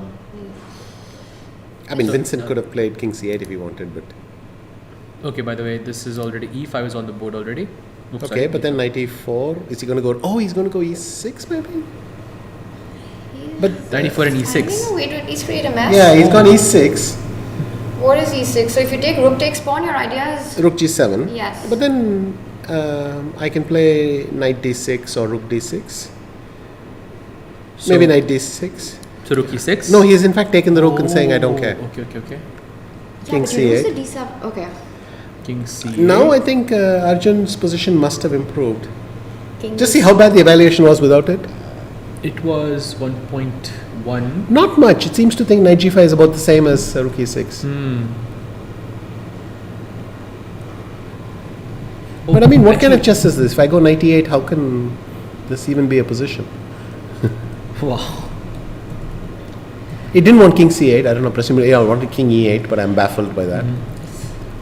And now, it's not that easy for black because the rooks don't have easy entry. I mean, if I play rook E1, H3, knight F3, and then bring the other knight B1, D2, then I've cobbled together something where your rooks don't enter my position. That's and, cemento. Knight D2, knight F3. Yes, So Peter now- probably has higher standards for cement. That's probably plastico, but Rook E1 on the board, knight E6 also, nice follow-up. but here's the thing. I just explained that I want to shut that the knight position. down. I want to shut the position down. I want to bring the knight near a pawn so I don't have to defend it anymore. So I just play knight F3, H3, knight B1, D2, and Arjun going is there. a solitary knight just charging in there. There's no accounting for style or taste. He's But always going to win. maybe H3 is already a nice move for black to throw in. Yeah, I just want to point out a quick trip that rook E8 trying to pin the knight doesn't work right now, or rook E7 Or because rook of the E7. tactics. But he's gone for rook F7, which is threatening entry on F2. But I wanted to see if I could throw in H3 instead of rook F2, rook F7. In Yes. this position, sir? Yeah. H3. Because if GH3, maybe rook D3 is kind of cute. I- But no, then it's true that it's still G7 is also hanging, so it doesn't matter. Oh wait, there's some other Yes, game. I think we will come back to this, but let's quickly go over to Pragg Nehal, a game that we haven't had the chance to look at because there's been so much action. But Nehal just made his last move with 3 seconds on the clock. That's already an eternity for him. But this is what we have. Which is it as balanced as the bar seems to be saying right now? And this doesn't look very balanced to me. No, the problem is in some ending the H pawn might actually turn out to be a thing. But if I go rook B4 here, why is Nihal happy with this? So rook b4 to try to trade off the rooks.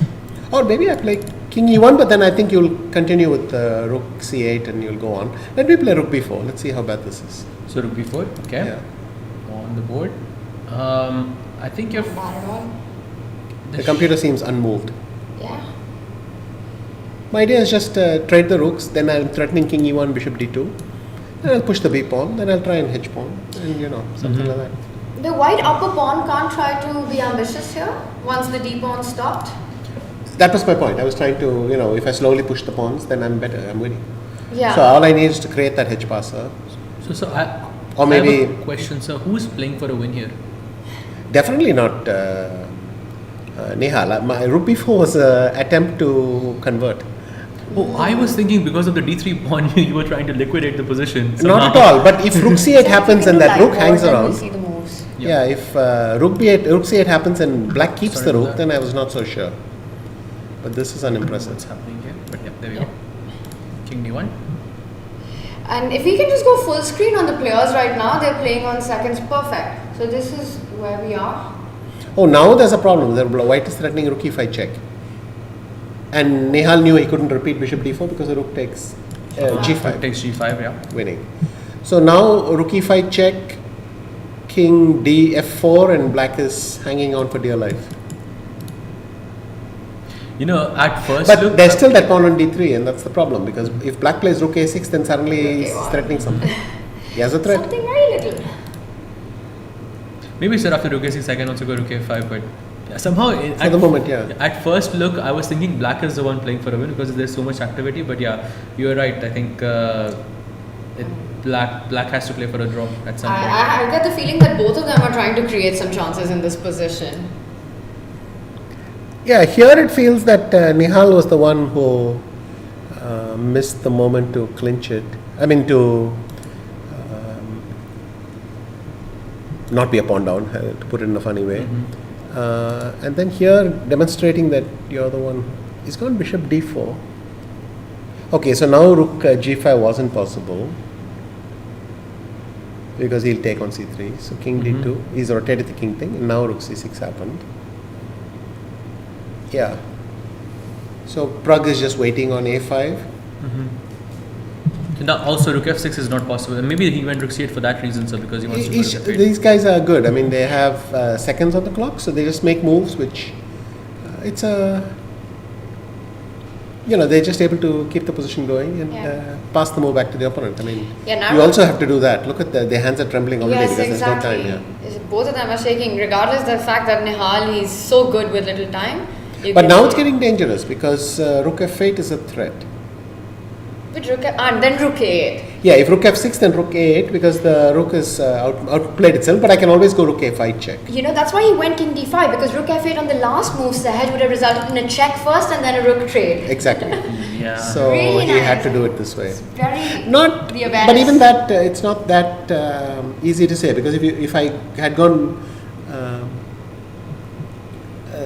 what you mentioned, rook f8, rook e6. e5 check and rook e6 check and rook f6, I take and I go king g3 in the end and attack the g2 pawn, and that way I'm saving myself.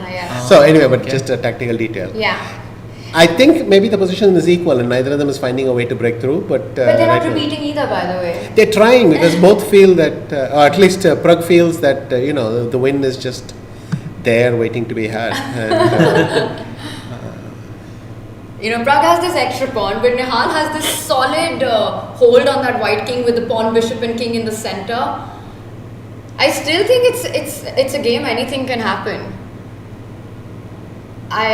Anything is possible. Maybe. Anything is possible. It is, in fact, draw. I don't think it's a given here at all. So he lines up against the king. What's the clock situation? It's 20 seconds versus 12 seconds. He played the last move with 2 seconds on the clock. Wow. King d1. again, pass the move back to Nihal, who will no doubt pass the move back to him. And so it goes. So rook e7 would be nice. See, now he's opened up rook f7. Yeah, It's not a big deal yet because rook e8 check is there, but in the air. So for black, the aim is to try to get to an open file. now he's gone rook a4 check. He's Repeating twice. But are they going to repeat it after king e4? Do you think Pragg's going to go for rook a4 again? Is the best move?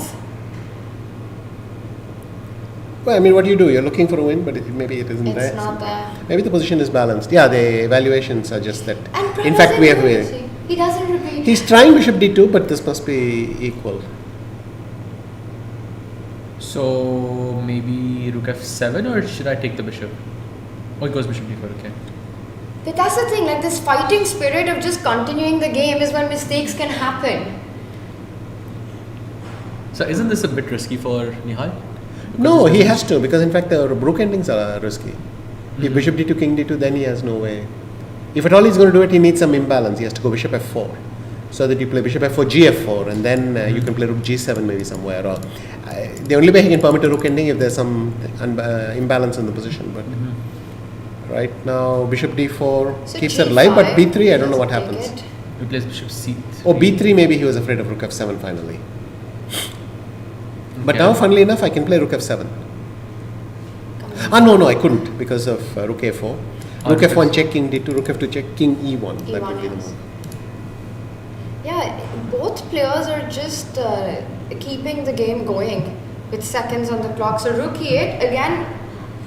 Rook f8 would be the ideal situation, but white's rook just counters all those attacks with either a e6 check or landing on f6. So, I think it's fair to say Pragg hasn't seen a forced win because every time he doesn't know what to do, he just moves the king between e1 and d1. And Nihal has found some useful moves as well, either the rook to e6 or e7 or to e8. But from that we can conclude the position is just equal. Sak is going to just come back to the e4 square.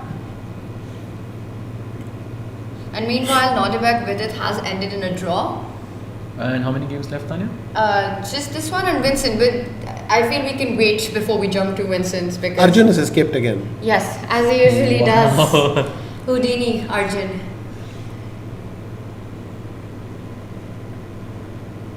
Pragg is really desperately trying to find a way to just keep the game going. Okay, he plays Oh, b3. finally a decision. Also, he doesn't have to think about 3-time repetitions anymore because the pawn has moved one square up, so it's cool. Clever. But what's the deal if rook c6? Does he just want Oh, then he goes rook a4 check and starts again. with bishop d2? Yes, he's gone rook c6, The rook a4 check. king d5, and then if bishop d2, then he'll take and go rook c2 and rook g2, and take everything. that's a yawn. That's And I think it's headed there. We're going to see this being No, played out. wait, it doesn't What work happened? because there's rook g4 at the end of that line. So what is happening now? oh. We But should- the bishop, Can you have the arrows on? So bishop d2. so it takes rook c2 Rook check, check. king takes d3, king d3, rook g2, and and then then rook g4 rook at the g4, end. yeah. So very nice move. Bishop d4, he doesn't. want Nihal that. spotted it. Really wasn't Nihal saw trying that to- idea about g4. Now Pragg could be 2 pawns up, but g5 is hanging. Can I take bishop g5? He doesn't for some reason. Something he didn't like. Or maybe he'll just take it on the next move.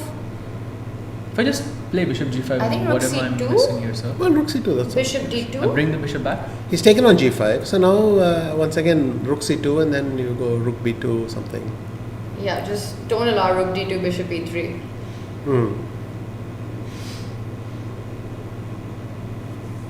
But it's 2 pawns now. That's even if the bar doesn't move, it looks like progress from Pragg.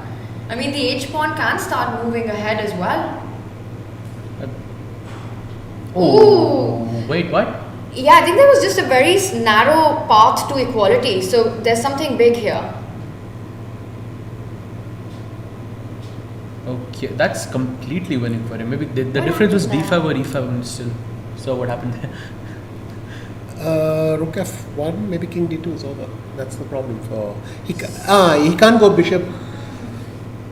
But sir, what was the difference with king d5 and king e5? Hang on, so king d5, if I go bishop e1, maybe you play bishop e3. But here bishop e3 ran into bishop c3, check takes f6. Oh. So in fact Pragg is now winning. Let me just It's a game explain over, that. yeah. So if the king had to be on d5, because in this position, bishop e3 is not possible because now there is bishop c3 check and this is Yeah. hanging. But if the king had to be on d5, Then bishop e3 was possible. Yeah. And bishop Nihal, e2 he was reacts, he knows he's missed. Now he knows He that something has knows. happened. Yes. But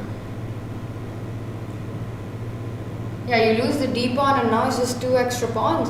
And how incredible is this that Pragg, he just kept the game going. There was no progress actually being made at a certain point. And then suddenly now it's... but he gets to keep the piece as well. He gets bishop g3 check and takes on d4. So And just in case h pawn is of the right color as it's well. the right color, yeah. Yeah, this is... Nihal was close in this one. And he had done everything right. So what was the turning point? Was it just king e5, king d5? Because with that time the margin for error was already so little. Maybe it was a bit earlier as well. I'm not sure, sir. Yeah, the thing is, black has sometimes the move will be rook a6, sometimes it will be bishop e3, sometimes it will be rook f1. It still needed more precision for black. What is Pragg doing? Why did he take the piece? Okay, this is winning, but why would you not take the win of the piece? It's a good question, sir. This, I think he just knows that this. But sir, correct me if I'm wrong. It reminds me once when I think it was Deep Junior. It had two rooks against the rook of. Well, it was playing a match with Fritz, I think so. It had two rooks against a rook, and you had this funny spectacle where it tried to lose one of its rooks, and the other computer kept declining the rook, and they both kept doing this till this one was able to shove a rook down its throat, literally by forcing both rooks there. It forced the other one to take a rook. And then it announced mate in 25 or something because it was stable basis. So like that, I'm sure keeping the bishop would have been much faster. But Pragg knows is winning, and so he gives back the bishop.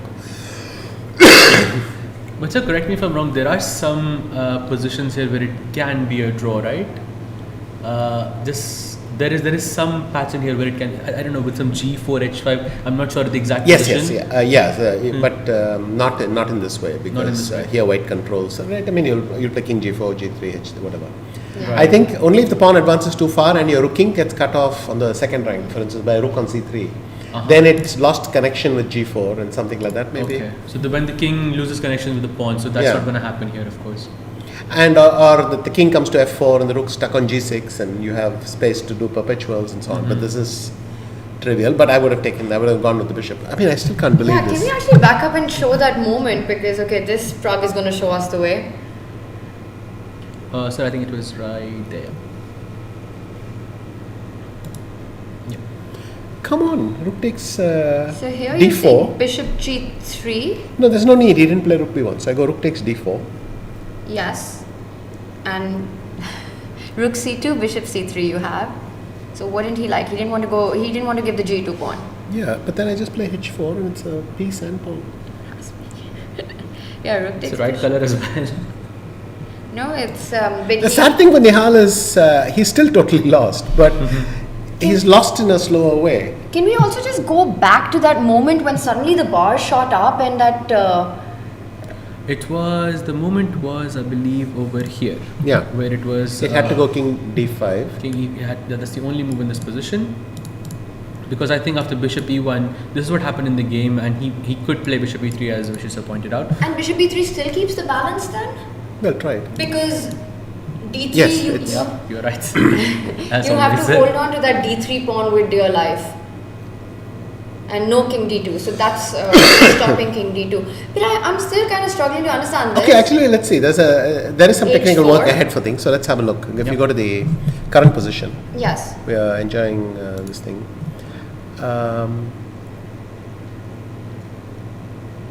So, would you say there is any chance of a draw here? There's always a chance for a draw. I think white would have to play rook e4 next, and then h5, and then king h4, and you slowly advance like that. Okay.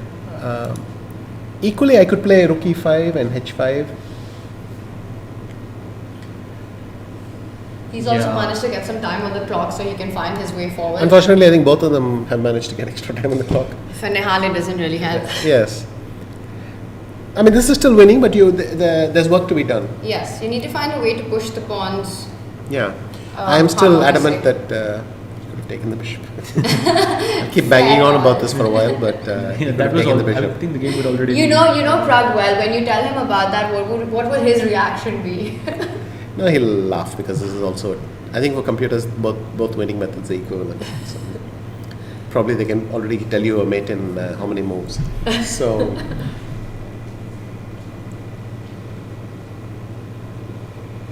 now I think rook b4 checks out maybe?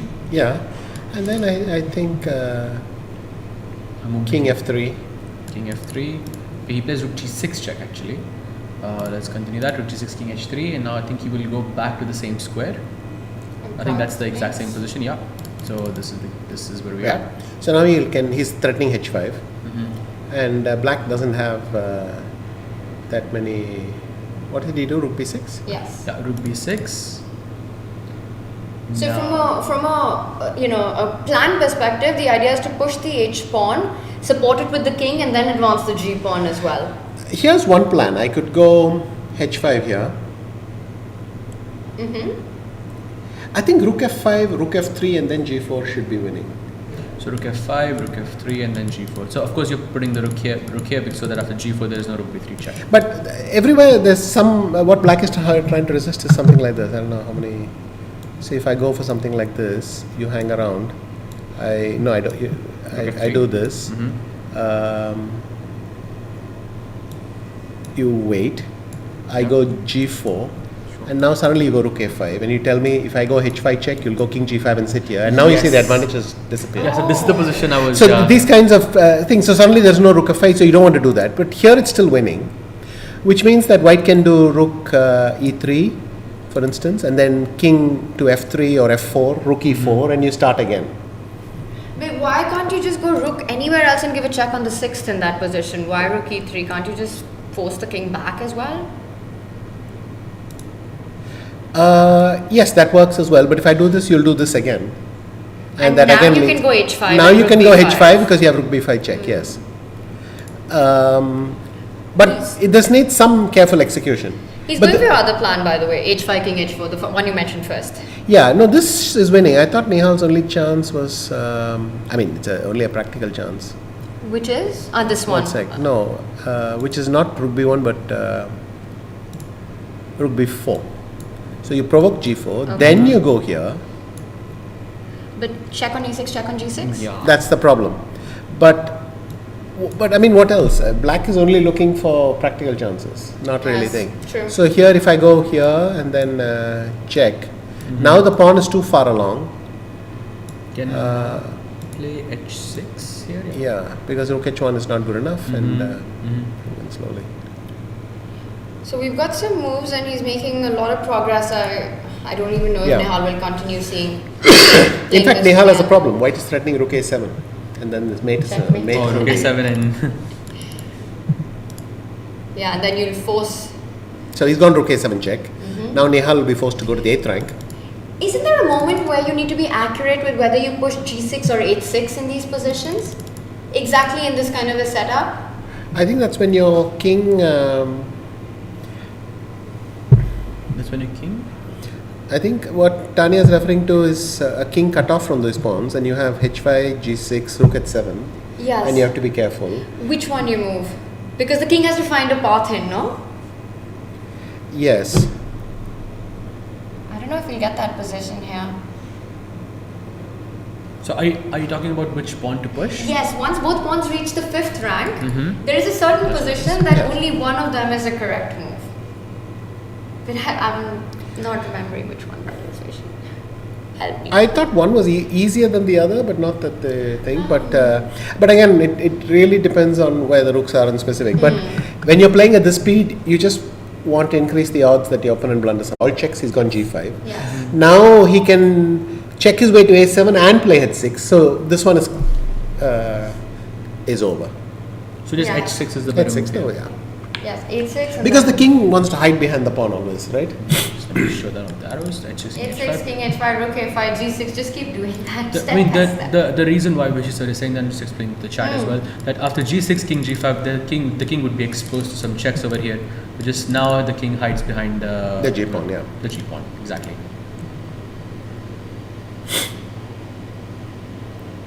This game stretched quite a bit, yeah. And I think Pragg really created his chances. I mean, Yeah. in those moments when it was being repeated over and over again, and it was clear that he was struggling to find a way to make progress.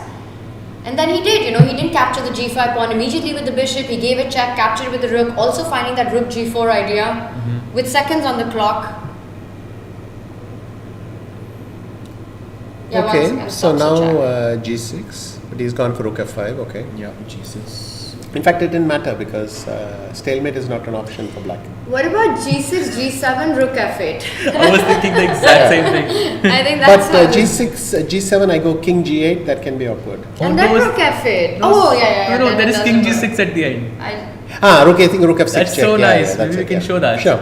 So if you go here, Rook F8. But here, Rook H7. F8, G7, King G8, and King G6. Oh, yes. This makes This it is all very work. But after King H7, what were you going to do? No, Bishop. but of course, On we knight. know, On knight. we know Pragg doesn't like that. You could have done that. Okay, what's such a a- live position? Let's see if this gets played out. Oh, he played it. It's on the board. If he creates a knight, we know he doesn't like these positions. Oh, he makes a bishop. Finally, he went for this position, which he could have got about 30 moves ago. Yep. And that's But it. there's also a. I mean, this is all pretty, but nothing wrong with H7. Because there's nothing black can do. It's helpless. Yeah, So, in the best situation, you get to do this. is there no stalemate idea? No, there's no. The rook is trapped. It has no way to come and give be a kamikaze rook. So, Yes. That was some impressive stuff, this endgame, I thought. No? Even the technique at the end. Yeah. Except, of course, not winning the bishop, and that means we've got all our results. I don't think that was a technical mistake. It was a choice, but I'm surprised by that choice very much. Yeah. A really nice game there by Pragg, just keeping the game going, and that means Magnus wins his game against Wesley, Pragg wins his game, the only two decisive results. And that means Magnus takes the lead going into the final round of the day, that will be round 6. We'll have the action soon. I think this was the last one to finish. Vishy, we'll go into a short break and it's the final round, and I really hope you'll be back with us then. Yes, I will. Alright, we will see you in just a few.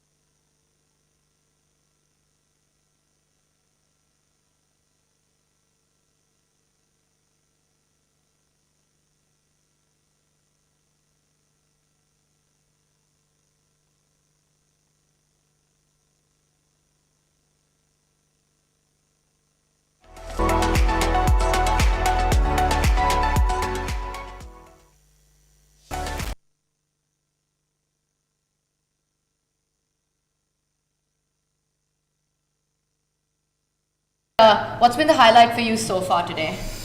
That bishop h6, I think was I think it was Arjun's game with where I think in the first round where he played bishop h6, and that was my highlight. That move was fantastic. A bit of a heartbreak. You've got to feel for Nihal because he did everything right until those final moments. We saw 2 decisive games. Magnus today making it look easy. You know, in both his games, first against SL and then against Wesley. It was so convincing. But I mean, the first game, I mean, tonight I will go home and I will actually look at those games because I really couldn't understand just without actually doing a deep dive on what he did, because it just felt like SL just collapsed with the white pieces. And I'm looking at this leaderboard, and to me, Zed, it's really interesting because Magnus we see at pole position just half a point ahead. Nodirbek, of course, chasing him as he usually does. But for the Indian youngsters, from 5th to 9th, it's a bit of a party there. It's quite a traffic jam. But Vidit, Vincent at the bottom of the leaderboard, how much are you expecting this to turn around for the Indian crew?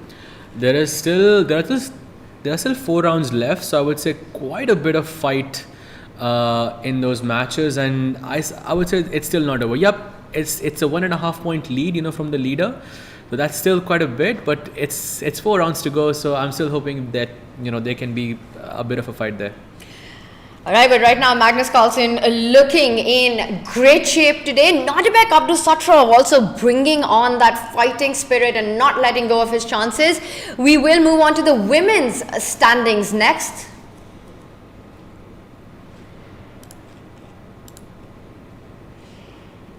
And Harika has been the big performer so far for the Indian players in the Tata Steel Chess India women. Right now she's on 4th position, actually joined second with 3 points, a 1 point lead for Aleksandra Goryachkina, Vaishali, Divya, the 2 youngsters. If we can have the women's standings back up again one more time. Sorry, Sahaj, is there something you had to say? So, Goryachkina actually defeated both Vantika and Vaishali today, and she's in pole for position with 1 point lead. If we can have the women's standings with us, then we can just have a look at the action, or we'll maybe bring that up later. Let's go to our playing arena and let's get the visuals as the players are ready to get the action started. Goryachkina at the top of the table and right now first to the table. Yep, she is ready for the battle. She is in a sole lead position and she's first to sit on the board, Tanya.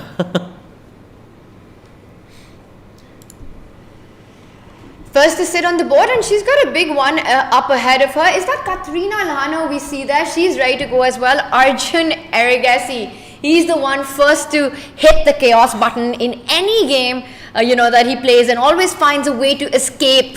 He's just so tricky, Sahaj. I'm just expecting something like Scandinavian from Arjun today again, because in each game he finds something completely offbeat and he finds a way to amaze Vishy sir as well, which I find very, very funny. Well, he amazes the whole world, and we've got Nodirbek Abdusattorov. Now, for him, he plays with black, but he's shown exceptional form in the tournament so far. He's playing against SL, who had a great day one, but today has been difficult. Do you think with the black pieces, Nodirbek wants to strike in this one against a player who's struggling? Well, I know SL is a very, very solid player, first of all. But, from Nodirbek's perspective, I think he has to play for a win, because if he wants to catch up to Magnus Carlsen, because he's the only one, he's half a point away from the leader. And if he wins with the black pieces, then, he will start the day 3 with... maybe with being in the leading position, or maybe being, sole second. Well, it's a big one. And the thing with Nodirbek is, right, he wants to catch up with Magnus. It's really his thing. He's looking for the championship here. He wants to end this day on a high. You look at him, you see no signs of fatigue. You see no signs of tiredness on the Uzbeki youngster here. SL, he's got to fight this one out. I don't think it's going to be easy. Nodirbek, I believe, will try to create his chances. We'll try to get into those messy positions which are complicated, where both players can go wrong. That Mikhail Tal forest of complications where 2 + 2 = 5 and the path out is only wide enough for one of them. That is Nodirbek's style of play. I love that. I love that analogy, Tanya. And it's of course not just this one. We've also got Vidit against Pragg. That is the final round of today. Sahaj, a clash between 2 youngsters. Again, Pragg's got to be the one feeling more confident there. True, but at the same time, Vidit is playing with the white pieces, and Vidit is known to be an extremely solid player. I know we discussed, Vidit 2.0, but he's not having the best event, and maybe in this round itself, first of all, this day hasn't been all that bad, I would say, for Vidit, because he has made a draw against Daniel Dubov, and he has drawn against Nodirbek as well. And now he's playing with the white pieces against Pragg. Maybe he can, pull a win here as well, but we'll wait to see when if that happens. Yeah. But I think with the white pieces, I would feel a bit more comfortable, as a chess player. Right, on our screens we see Vincent Keimer versus Nihal Serene. Again for Vincent as well, along with Vidit. The 2 players haven't seen their momentum yet in the tournament. It's V for Vincent, V for Vidit, but not yet V for victory for them. They're definitely looking to finish the day on a high. Handshakes there, and we are off. Nihal just had the longest game of the tournament so far, and when such a long game ends in a loss and you're not able to hold a position that you should have, that's painful. Indeed, it is, and I can only imagine his pain right now. I hopefully he's gonna try to make a comeback here, but yeah, he must be not in the best headspace, at least for now. Oh, by the way, C4 on the board. Should we do a bird's eye view first, Tanya? Let's do it. Let's bring up our bird's eye view and overview. Let's zoom out, not zone out, but zoom out of what we have right now and bring up all the boards so that we can take a quick overview of the first moves chosen by the players. We can bring up our bird's eye view. Oh, this looks like one of those weird, Queen's Indian positions, where you allow the e4 move on the top left corner, the king spawn with e4. I think Nihal might be going for some imbalances here with that. And we're going to go for an imbalance in our commentary team because just walked in, fresh from the playing venue, is Sagar Shah. As always with the CBI camera that's on as well. Sagar, what a day it's been. Come on in for as long as you can. Hello. Hi Sahaj. Hi Tanya. Hi Sagar, bye.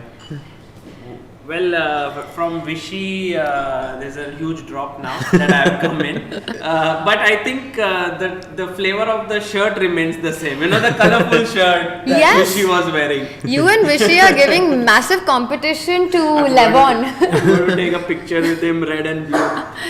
But Arjun versus Magnus is the game I was most excited when I entered. But I don't know what about you guys. It's just getting started. We had all our boards up, all the 5 boards up, and that's that bottom left board. It starts with the Sicilian, but Magnus has been so impressive today. Yes. Sagar, not just the scoreline of winning both games, but the way he did it.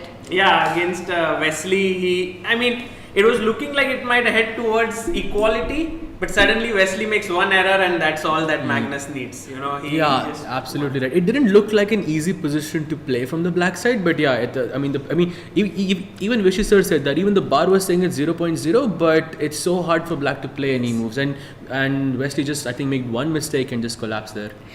Well, before we deep dive into the opening action that we are seeing, just a quick overview, very different positions all along, but I think on all boards we either have the king spawn opening or the queen spawn opening. Early days here, I also want to just check in with the women boards.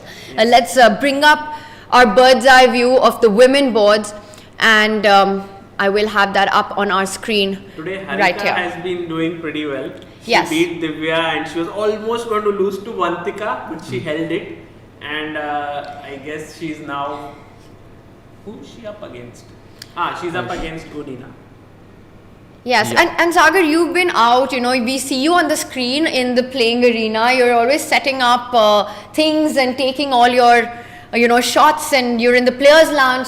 What's the vibe? What's the atmosphere like outside? It's getting very serious. Everyone's like, for example, Goryachkina is like this very, very calm personality. She gets her job done and then just walks off. You can't see from her face whether she's won or not, but she won both her games today. She's very serious. Yes, Vantika actually was very upset last round because she was totally winning against Harika. Then you can see Harika very focused. She comes to the board very determined. So there are all these emotions. Divya lost both her games today. Yes. So it's this. You start off with like a cool, calm atmosphere, but as the tournament progresses, everyone has kind of a journey, and you can see it on their face. Yes, and things are getting intense. And I just want to touch upon what you said about Divya, because she's had a phenomenal year, Sagar, but she's also played non-stop chess. Yes. The last tournament and her start here, do you think it's been a matter of fatigue for Divya? I don't know if it is fatigue. She's getting great positions, but then she is kind of not converting them. Like with Harika, she was completely winning. And but that's that's unlike Divya. Usually she's very good once she gets the advantage. And I feel like she might just perform really well at blitz. Yes. This might be the way, or maybe in the remaining rounds. So last time she won the rapid, this time she'll go for it in the blitz. Could be. So these are the boards that we have. Which position? I know early days, but what stands out to you? I like the game of Humpy because you can see that Humpy is going for the Benoni kind of setup. I don't know what. Maybe it started with a Trompovsky, and then they reached here. But still, it's a very fighting position that we have on the Humpy board. maybe if we, there we have it. So this will be a very exciting board. Also, Nana is playing well today. Yes. And she is so calm, she's cool. Like, I think most of the players, from their face, you cannot even guess what their result is when the game is over. They are all like so calm. And what about the live audience, the arena there? Is what happened? They It's are very cool. so excited, and like any player comes, all that you have to do is just step on the floor there, and they all want to just take a picture with them. They want an autograph. They are so chess loving. Yes. It's just fantastic. I think Tanya, you also got mobbed today on the way here. I guess maybe you also met some fans. It's just happening this way. Yes, but are they able to keep the hall silent and just maintain that seriousness of it? Yeah, so that's amazing. Because I think it's really a chess-loving audience. They know what's important for the sport. Absolutely. And you too, Sagar bhai. I mean, they all love you as well. No, Sagar's a superstar. I'm very keen to go and actually interact with them and so on. But the moment you go in between when the break is on, there's no way that you can finish meeting all of them till the round begins. So you have to wait till the end of the day, By the way, there's a small trap here that that Humpy has set. Queen A4 check? Is it Queen A4 check? Let's show it. Let's bring up our analysis. Both Sagar, what trap do you have in mind here? I was thinking Knight D5. Yes, exactly. I know Sagar very well. Oh, I actually fell for the trap. Right? You will play Knight C3. I was thinking Then Knight Knight takes C3. D5 would be a free pawn, isn't it?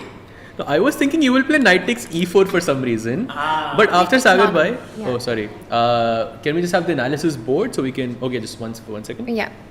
No, but please continue. I'll just quickly. Yeah, Sagar is very, very tricky with these traps. Why were you not that tricky in our matchup, Sagar, when we played as a team together? Well, we did win one match. Yeah, no, I'm joking. It was amazing to play with you. We did win one match, and here you were talking about a big trap on the board. Yeah, like here, this is a very common one when the two bishops are opposite each other on E7 and G5. The knight can jump to D5, take the pawn, and then if you take the knight, the bishop hangs. If you take the bishop, then the knight jumps back. Very nicely put, sir. And I actually fell for this trap because I was thinking that you want to play Knight E4, but I had a reverse trap here. Because I thought after Knight E4 I have Queen A4 check. Wow. I can take it with the Queen and pin your bishop. And I mean, if I was playing here, I would have definitely be a pawn down by now. Tricky, but I don't think Nana is falling for any of this trap, or Humpy will fall for the counter trap. Will Zagnidze fall for the trap? Na.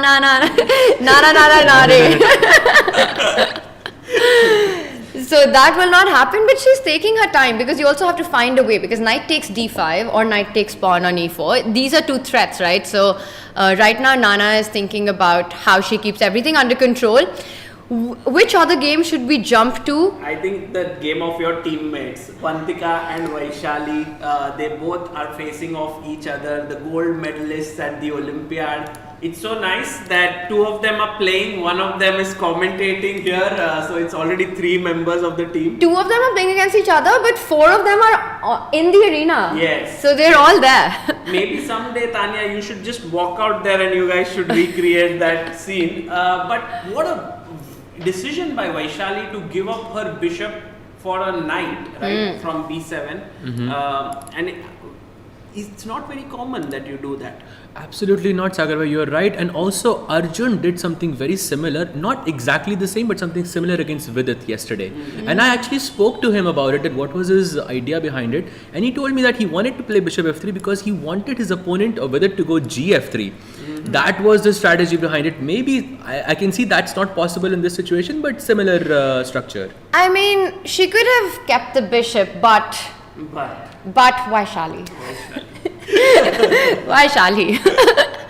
So decided to trade that off, and like you said, you've got these 2 pawns to play against. Pieces are coming out, an imbalance already created. I think it's going to be a fun fight. Is it fair to say that this is also a clash of styles, Vaishali and Vantika? Yes, I think Vaishali has that more aggressive approach, more free flowing, while Vantika is more measured in whatever she does. But I have been very impressed by her play. She is actually matching up with all the players in this tournament, and clearly she is reaching that GM strength very soon. very strong.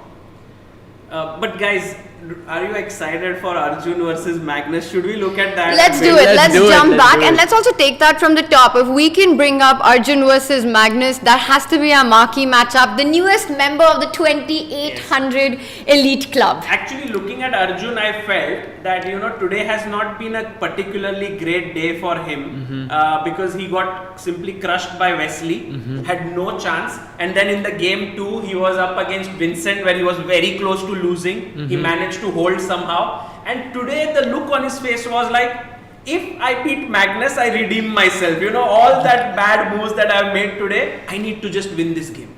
And I think he's taking this game very seriously. Absolutely right, and also it's the first time that Arjun is playing a normal opening. At least today, we were seeing him developing the knight castling. In the previous game you saw d4. Yeah, no, on the second move itself it was absolutely that's basically his style. Arjun's pieces are saying like, what's wrong, Arjun? Why are you developing all of us to? Okay, but this is one of the main lines, I guess, in this Sicilian Khan or Taimanov. Actually, it was Sicilian Taimanov, perhaps. Yeah. I think this is Taimanov as well. You're right about that. But he's played this A3 variation, which is a bit new these days. I'm not 100% sure about that. But yeah, looks like a pretty good. Although, if you look at the time, it feels like Magnus is still in preparation. Just without going too deep into it, should we just take this from the top? And it's a trendy opening, like you said. Let's just show everyone how we got here. We've got the Sicilian defense, the knight gets out, and you were right, Sagar bhai. Actually, it is the Taimanov system with queen c7. Now bishop e3, black plays a6. This is very, very normal here, and now he plays a3. Normally you go queen d2 or queen f3, which is like the traditional line here. But a3 is sort of new, and knight takes. I have no idea what this move is. Maybe the idea is to bring this other knight to c6. That could be a plan here. He did, right? Sorry? That's what he did or not? No, he played b5. He's holding off on that. Maybe that could be a plan in the future. But right now he's focusing on just getting the bishop out, getting the rook out, and just focus on the queen side development. And then he goes bishop out, and long castle, and black plays rooks here. And I believe this is the moment where he is thinking. This is so exciting, Tanya. No? It's really exciting, but I am a little worried because Arjun's taken a lot of time. You go queenside castling and then you burn about 5 minutes on this move. I know you're loving it, Sagar, but is Arjun feeling a little uncertain in this position? What's going on in his mind? I think Arjun is trying to find the best way to take advantage of his lead in development right now, because if he doesn't do it, Magnus will develop his knight maybe to f6 or to e7, c6. Bishop, yeah. And then he will take the bishop out, and actually black in such positions has no problems, but if white can do something now, that could be nice. So maybe he's thinking about g4 perhaps. I don't know, f4. Sagar bhai, this is h4. Very Arjun-like move. Very Arjun-like move, Sagar bhai. You know him the best. I just want to push some pawn, but maybe he plays king b1. And by the way, Parham Maksutlu just said in Chennai Open that long castling is not just one move. You always have to play king b1, so you waste 2 moves. That's a very good point. You always play king b1, so maybe that could be an idea. But knowing Arjun, Sagar bhai, he's gonna go. He's g4. Yeah, g4, h4, something. He's gonna go crazy. He needs to make a move soon. I mean, whatever he decides, whether it's g4 or king b1, first do a little prophylactic. But he's just burning too much time too early on. Magnus just yawned right now. Arjun, make a move. I'm waiting. Magnus is calculating in all the other games also. Actually, the water bottles are very small in size, and Magnus generally drinks a lot of water. So, he's finishing like, I guess, 2-3 bottles a day. Right now, I think he might finish 2-3 bottles in this move itself. And wow, he now focuses in. There was a time when Magnus had that orange juice phase every game. And now I don't think he drinks juice anymore. It's maybe something to do with now age or more mature. Yeah, but I remember all those world championships and you'd see it on the table, like multiple bottles lying around. Arjun, the more I look at it, the more I get a little worried because it's a lot of time on this move. Let's guess a move. Okay, he's made it already. Wow. It's one of the ones that you said. He plays king b1. Wow, I would not have expected that. But do you see the blue arrow showing that black's best move is only one, knight f6 here, right? All other moves are inferior. Inferior to knight f6, I'm not sure by how much, but knight f6 also feels like the most logical move. You not only develop a piece, but you block that queen from attacking the pawn on g7. So you're setting up tricks like bishop takes pawn on the other side. Right. Bishop takes pawn, you mean like this? No, I mean knight f6, idea bishop a3 at some point. Oh, bishop. Tanya, you are on absolute fire today, I have to say. Tanya, what are you doing wow, here? what are you... I was telling You have to Saj. tell me, what did you eat for breakfast? Like, what did you have for I lunch? skipped, I missed, I didn't wake up in time for breakfast. So Sleep is the secret. You know, if Tanya sleeps well, she's very sharp. Life, it's good, the world looks good So then. chat should know that, the secret to playing good chess is don't have breakfast and sleep a lot. No, but we've had Vishy so many times in the studio with us, and Sagar, that's been so awesome for Sahaj and I. It feels like we've been getting free lessons. Arey. No, when Vishy is there in the commentary, it's like you don't need the bar or the engine. No, he's just even yesterday that crazy game with Nihal and Dubov, where there were so many insane lines. He actually found the right moves: bishop c4, d5, bishop c5, and I was like, I was just listening to it. Then I went and checked the engine. Everything Everything's was correct. top choice. Amazing. And I was like, whoa, Vishy. Okay, come on. Okay, knight f6 played. Yeah, knight f6 played, and I was just talking to Sahaj about this, right? That Magnus, with the form that he's showing today, and Vishy was here as well, that who stops him now? It's a scary situation. Only Arjun can do it. Arjun. Ajubai. But what about g4 now? Can we do it? Or is bishop a3 the threat? No, now Tanya's move is coming in. Or is it not? Because bishop a3 G5. You want e5 or g5? Idea with the g7 pawn. Maybe g5, yeah? Oh, g5. So G4, bishop A3. Can I just play it on the board? Let's So do it. We'll see. The bishop bar A3. will tell us if it works. G5. I was thinking initially that I can play B4 here. Oh. But... No, but b4, or knight T4. Can I- gf6, b takes c3, Let's b have takes it. Let's a3. have it on the So board. B4. Okay, now that's a bad move. Take Takes. the knight. If you take the knight, I take your bishop. And I'm not getting checkmate. Yes. Because I b6 was- is under control. I was gonna say that if I didn't have the bishop, I would have a mate, but I wouldn't because you can still play queen b6. So, so maybe after g4, bishop a3, g5. I won't play b4 here. I will play something else. I was thinking something like knight e4 in this position.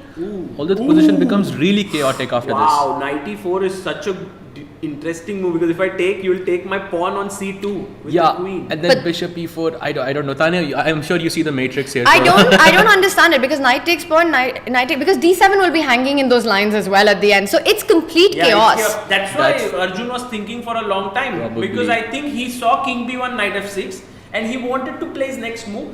But this is very uncharacteristic of Arjun. Because he's again paused. Yes. He took that amount of time which you can justify if you make your next few moves quickly, because Sahaj, knight f6 was the most natural response to king b1. That is true. That is true. But Sagar, bhai, maybe you know this better. Is this Magnus effect? Because Arjun is not, doing his normal thing. He's not playing, those offbeat openings, and he's thinking a lot in the opening. Do you think this has something to do with, Could be, but right now he's pushed his pawn to e5 Sahaj, so that means that he's playing very concretely. But does that mean after take, knight takes, bishop d5? I Knight guess takes. it's happened already. It already happened? Yeah, Yes, bishop d5. Bishop d5. Do you think like there is something here, or else next move bishop c5, you get into this Magnus endgame grind? No, you don't want to be there. Oh, Really yes. quickly, can we show everyone why queen takes pawn wasn't possible before taking the knight on d5? So queen takes c2 check. If we go king to a1, black plays bishop take. Actually, the point is you can't play bishop takes knight. Exactly, because of rook to c1 and everything collapses. And you're then forced to take with the pawn, which is just an ugly move. Which is something you never want to do in the Sicilian. Block your own bishop, ugly pawn structure like you said. No, this is not what you want. So what do we have on the board right now? Knight d5, he took it with the bishop, And now defends the c2 pawn. And now he played bishop d3. Yes. But now g2 by is hanging. G2 by, who cares about when the g file will open up and the rook comes to g1 and then Arjun's a happy guy. You think so, yeah? Maybe. Because I don't know, if you can take and run back and then just claim an extra pawn, don't you think that's good? I wish it was good enough. You often after the claim have to make moves as well. But I think we have to look at it because bishop takes pawn. I think I'll go rook g1. Yes. You go bishop to d5, and I just go f4. I'm gonna play proper Arjun style here. F5 next, pre-move. Pre-move. Are you sure it's a pre-move? Bishop c5 I'll No, play. I know you won't play bishop c5 because your pawn is hanging over here. This bishop c5, so I will just take everything. I was thinking you'll play something like g6, but I was going to play f5 anyways. He'll go f5 anyway, yes. What? Okay. It's good, no? Wait, this is big. Magnus, will he take it? He's going for it. He'll take it. He's done it! Oh, wow. Magnus has taken rook g1 and now come back, play g6, bishop g7 and tell But Arjun. look at this, he's not gone back to d5, huh? He's gone, He did. or did he? No, He he, did. he went back to Bishop d5. Bishop d5 was Yeah. played, yeah. Because I thought he could maybe allow f5, f4, g6 could have been played if the bishop was not hanging on d5 in certain positions. Oh. But it's fine, if Magnus has played it, it's the best move. Let's go with that. Yeah, now I think Sahaj, your idea f4 has, maybe that's what Arjun has to do, or he has to go h4. He has to seek compensation for the missing pawn here. For sure, but I think he just pushed. He played h4. Yeah, he doesn't go for f4, and I think it's the better move, at least according to the engine, because f4 there. I think it dropped a bit. I'm not sure why it did, but the h4 does seem quite good. They both seem like very aggressive moves to me, Sagar bhai. Right, but now this game is going to be very interesting because Magnus will grind with the extra pawn. Arjun has to constantly keep finding resources to prove his compensation. Not easy, not easy. Not easy, but it's also Arjun's style of chess, right? Where he's given up material for the initiative. He's not allowing Magnus easy development. After g6, Arjun undoubtedly will push the h-pawn even further, taking away the g7 square. So he's created his kind of chances. And this is often the kind of positions, the messy positions, where Magnus sometimes, can go wrong. That's true. It reminds me of this famous game of Magnus versus Judith Polgar at that park which they played. It was very similar like this, and Judith played bishop b6 and won, but okay, that's not happening here. But guys, Nihal Sarin is in big trouble. Vincent Keimer is just winning out of the opening. Alright, so we leave Magnus to figure out how he wants to develop here. Should we jump to that once ahead? Let's do it. So this is Ooh. Vincent Keimer versus Nihal. Oh wow, this doesn't look pretty. What? How many moves have been played? We are on move 16. This is almost. And it's almost lost, yeah, because the c7 pawn is hanging, and I think there is no way to defend this pawn, Sagar But bhai. why not? Because if you go rook c8, No, Tanya, not rook c8. I defended with the queen. Yeah, knight. then good you point. cannot defend this knight. And I have some Jumps, yeah. discovered attack ideas. I mean, Tanya, you are the one on fire. I'm sure you see it much No, faster than me. it's taking me a while to really understand why the computer is giving such a big advantage. But you pointed out c7 is very tough to defend. c7, and then I'll take on e6. My knight could jump in the center. Your knight on h5 is a little offside. Knight I guess- g5 coming in. Yeah. So let's go a bit deeper. Let's say Okay. black goes queen to d7. Now this h5 knight is not defended anymore. Maybe I can go knight to g5, right, Sagar bhai? So now black goes knight f6, and I think maybe the Take on f5. e6, no? Take on e6. Take everything on e6 and take on c7. Yes. Oh yes, of course. I was I mean, thinking yes. queen f5 here. Also looks very nice. But knight e6 I think is much better as always, Tanya. Takes and knight c7, and I think white is just completely winning here. No, how Nihal did played Nihal this like do chess this? 960. Some of his pieces are just all like scattered around, Let's and go to Vincent has another. such a good position. So I think Nihal, maybe he's been unbeaten, right? And no, he lost the to last Pragg. round, I think yeah. he lost to Pragg, and that maybe affected Yes, him. because it think was so. such a long game and he should have drawn that game. It's amazing when you play a long fighting game, but when it ends in a loss when it shouldn't have, it's one of the most painful things about chess. Right. So He he's plays gone his rook f7. but So after knight g5, he wants to go move the rook sideways and connect the queen to the knight. But it's still you can so pick up on shaky. e6. Just take on e6, right? But Tanya, after knight g5, rook e7, can I not just do the same thing? Yes. Yes, exactly. absolutely. Just No, D. take with D, what? D. Pawn. D, knight f4. Let's go. No, knight f4, bishop is Oh, there. bishop Bishop is is there, there. no. Queen c6, bishop f3. I was Yeah, thinking queen my c6 next there is threat is bishop knight f3. f7 check. Okay, let's go queen g6 here. Okay, queen g6. Oh, not Oh, good. but I will take this, and I will take this as well. Yes, this is not looking good. What does Nihal have in mind? Yeah, so knight b5, rook f7 is where we are, and right now Vincent is thinking, but knight g5 feels like a very good move. Yes. Okay, this is Yeah, this looking is tough for very bad. Nihal. Very Yeah, bad we for can wrap it up by saying Nihal's in trouble. Yeah. Saj, you're gonna love where we're gonna take you next because the All Indian clash, Clash of Generations, call it what you want. Vidit versus Pragg, also absolutely wild. Yeah, I think Vidit is searching for his first win in this tournament. He hasn't won a game, but he's played pretty decently. But this one, he's taking too many risks, it seems. With a 2.0, he has to, I think. Wait, what opening is this? Is this Karo Khan? Yeah, Karo Khan, yeah. This is Karo Khan, I think. You take bishop f5, black takes ef5, something like that. I'm just going to do a double check. Yeah, it is Karo Khan indeed. So why is it showing a better position for black? Like, is there a reason for it?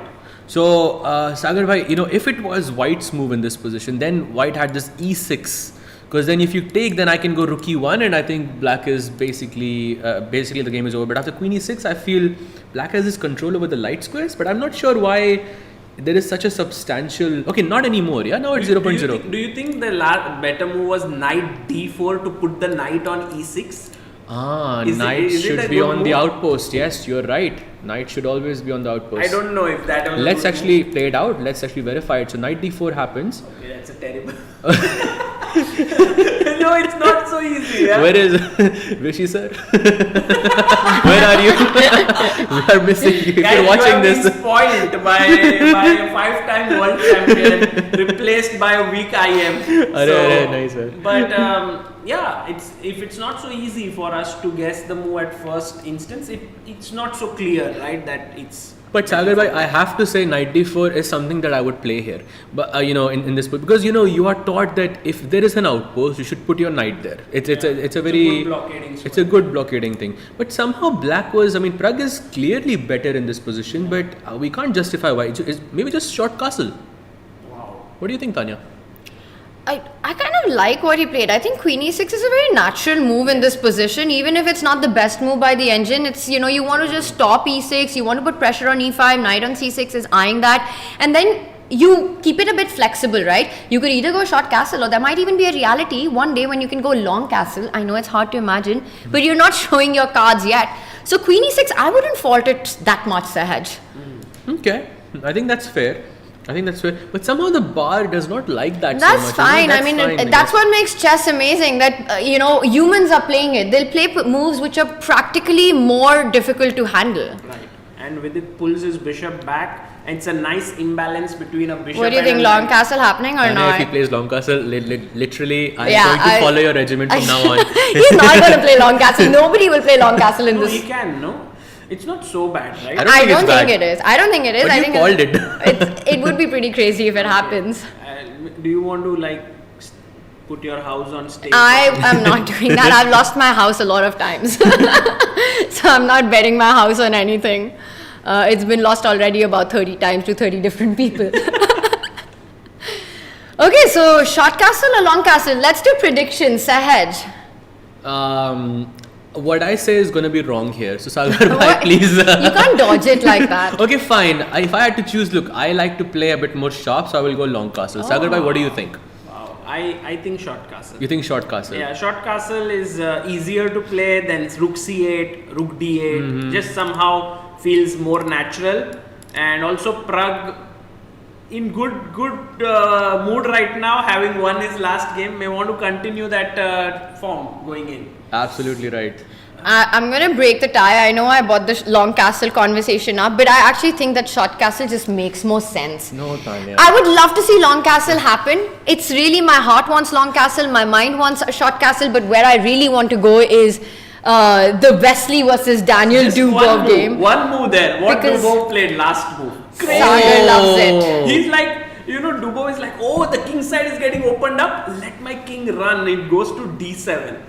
And then he's connecting everything. Sagar bhai, this reminds me of that French opening, where you go king d7 and the queen comes like this and like this. You remember that? Yes. By the way, Pragg just went short castle. We still have him on our screen. Not important to go back there. We've switched, but that happened. But I just have to say, you planted the idea in my seed, mind. I did. And, I fell for it. Then she was like, oh, I like the other idea. But see, the fact that Pragg took that long to make a decision means it was on his radar as well.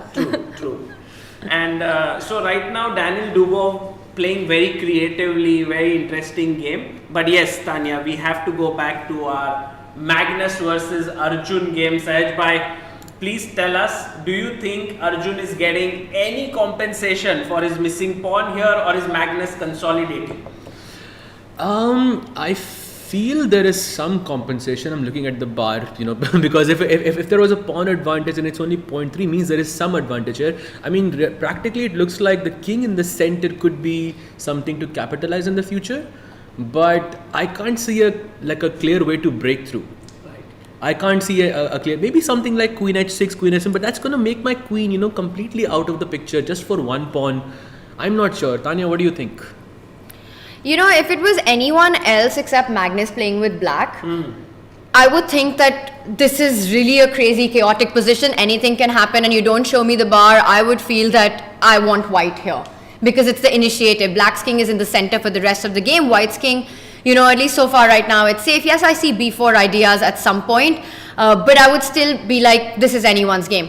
But it just looks like this very unique way that Magnus has put the rook on f8, defended that f7 pawn. Yes, king is in the center, but who's getting to that king? Look at the castle around it, right? It's a weird castle. Yeah. There's the rook on f8, the bishop on e7, the 3-pawn triangle, and it just looks very safe. Meanwhile, b4 is a real point. Right. And also it's looking very safe. So Arjun may have to get rid of those pieces and then the king cannot go anywhere. So it's like those pieces. I'm telling you, there's a sacrifice happening on g6 at some point. Yeah, you think, oh yes. I don't know how it's going to happen. Tanya, you're planting another seed in my mind here. By the way, I love the point that you made with queen h6. I think that's a real threat but as well. If you go queen h6 right now, don't you think the idea is bishop f3 and then take the pawn? So he stops bishop f3. It. Oh, he stops bishop f3, okay. Also, maybe some kind of a rook left, maybe in case he plays b4, the rook can act as a defender. That could be an idea. But b4 has to be incoming, right? b4, a4, maybe. I don't know. b3? Yeah, b4, a4, b3, okay? Yeah, could be. Could be this. That feels very dangerous. But Tanya, can I not play a5 first? Like, why am I rushing with b4? What's the rush? I can play a5, maybe a4 and then b4. a5, queen h6. I really like that idea. Queen h6. You see, I did that so your queen would go away, and then then I have a better attack. Yeah, then I go b4. This is scary. I'm telling you, this is it looks like Magnus has managed to somehow not only dodge his king from danger, but challenge Arjun's king. Yeah, and for Arjun now, he has to keep finding ideas, but for now, it's Magnus's move. We'll wait whether he'll go b4 directly, a5. Or maybe something completely different. Could be. I mean, those are probably bigger chances that Magnus doesn't listen to us. By the way, there is also action on another board. At some point, we can go there. I think it's a good idea because there's one player who's chasing Magnus on the leaderboard, right? Nodirbek, and he's been so impressive. What do you think has been working for him so far, Sahaj, as we move to his board? He's just very strong, yeah. And I think Nodirbek is generally very few times out of form. Like, you go to any tournament, he's just performing so well, always performing at the top of his game, and this is no exception here. There's something about his body language that feels very different from the other players. He's got that presence on the board. He's always leaning forward. He has that look in his eyes, the death stare that he gives to his opponents. How many times we've seen that. It can be very intimidating. It just looks very strong. He always wants to sort of perform well. He wants to prove himself, and that hunger is too much. And I think even Magnus said that he's the hungriest of the youngsters. He's got the most killer instinct about himself. And look at the position that we have, Sahaj, because he's managed to create a lot of threats on the king side.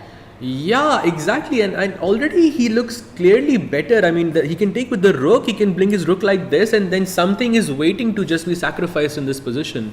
Right, and maybe this is getting tough for SL Narayanan here, the queen, yes, as you showed this.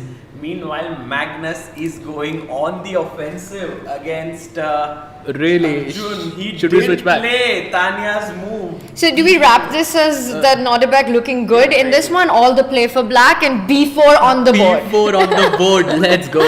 Let's go. And Sahaj, it's as though Magnus has the extra pawn and the initiative. Yeah, you're supposed to have at least one of them. Yeah, you can't have both. That's not okay. That's not fair, Magnus. Yeah, that's not Come fair. on, Magnus, give the initiative to us. And also, no, he has initiative, the pawn, and also the time. There is also, he has almost The double the third time as factor. well. Yeah. Okay, but this is looking very tricky. I mean, even regardless of the material, B4, how are you handling this? What's the response? You have to make a decision on the queen side. A4 or take the pawn, right? These are the two options. And as you said, if I push the pawn, you are also pushing your pawn in.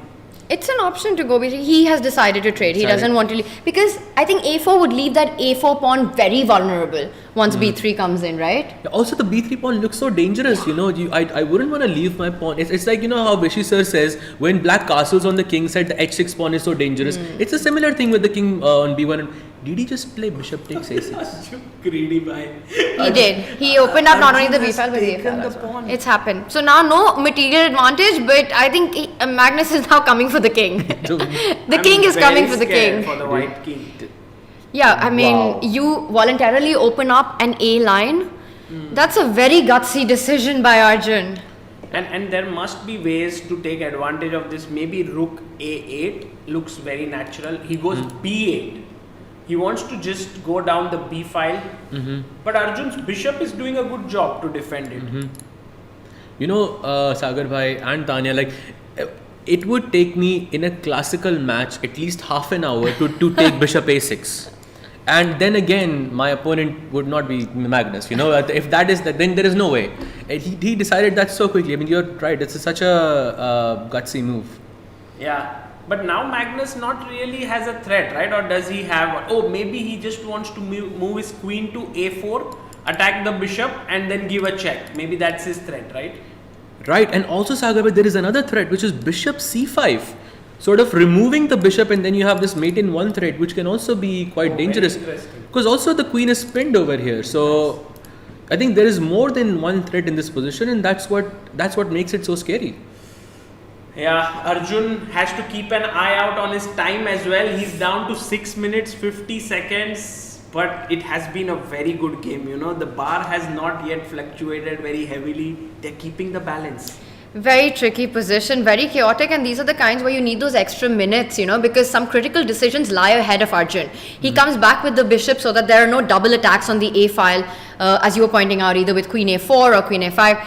And now I think the point is that bishop to C5 at least doesn't threaten anything immediately, because after bishop takes bishop, there's queen takes bishop. That's a good point, yes. I wonder if Magnus has anything else in mind, because it feels, you know, that those spidey senses, as we call them in chess, that कुछ तो होना चाहिए यहाँ पे. Right. That makes perfect sense. And also, you know, just pointing it out that a few, like 2 moves ago, the bar actually said that Arjun's position was slightly worse. He played bishop A6 and now he played bishop A2. Both of them, by the way, I believe are the top moves of the computer. That is amazing you point that out. And now he is equal. Yes. So it actually paid off to play bishop A6. And how many of us would actually play bishop takes pawn? But Arjun, he just plays these absolutely unnatural moves and then finds a way forward. It's amazing how he does it. Yes, 2800 For a reason.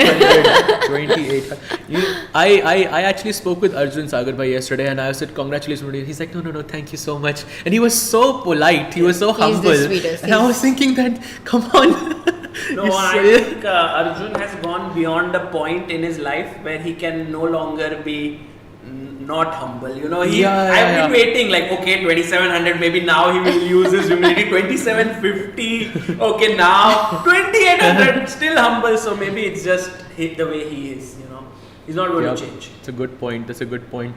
By the way, guys, in the women's section, if there's one player who's dominating totally in this tournament, it's Goryachkina. Yes. She's leading the pack by 1 point and she's winning again. If we can bring up our bird's eye view, let's do a quick overview and then we'll jump back to this, because I think Magnus might be on his way to win his 3rd round in a row if Arjun's not careful. Not sure. He needs to be really careful in this position. I mean, I don't care what the eval bar says. I would be petrified as white here. But obviously, this is Arjun we're talking about. Yes. He just sits and calculates. If we can bring up our women's bird's eye view, just zoom out of this and this one and get a quick update on all the boards as well. So we do see Aleksandra Goryachkina on the left of the screen, bottom left, completely winning against Katrina Lagno. We also see Divya Deshmukh making a strong comeback there. She is doing well against Kosteniuk. And then we have Nana Zagnidze, who's slightly better against Koneru Hampi. So many imbalanced games. I guess there will be decisive results here. And really quickly, should we do a deep dive on the Goryachkina board, because she is at the top of the leaderboard, and Absolutely. I see the position on that bottom left. It looks like it's level material, but the bar gives a massive advantage, and we'll bring that right up. I think we need a change on our board. Yeah. And there we have it. So why is this so much better for white? I think first of all you're losing a pawn here, but somehow that doesn't feel good.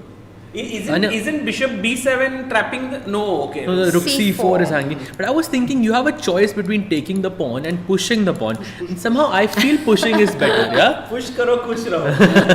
You push and then the rook will be trapped, right? After bishop Yeah. Exactly. Because initiative is more important than material. I think that might be it.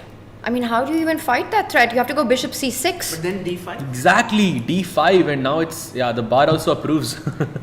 This, and look at this knight on 8. I mean, this is not the best piece in the position.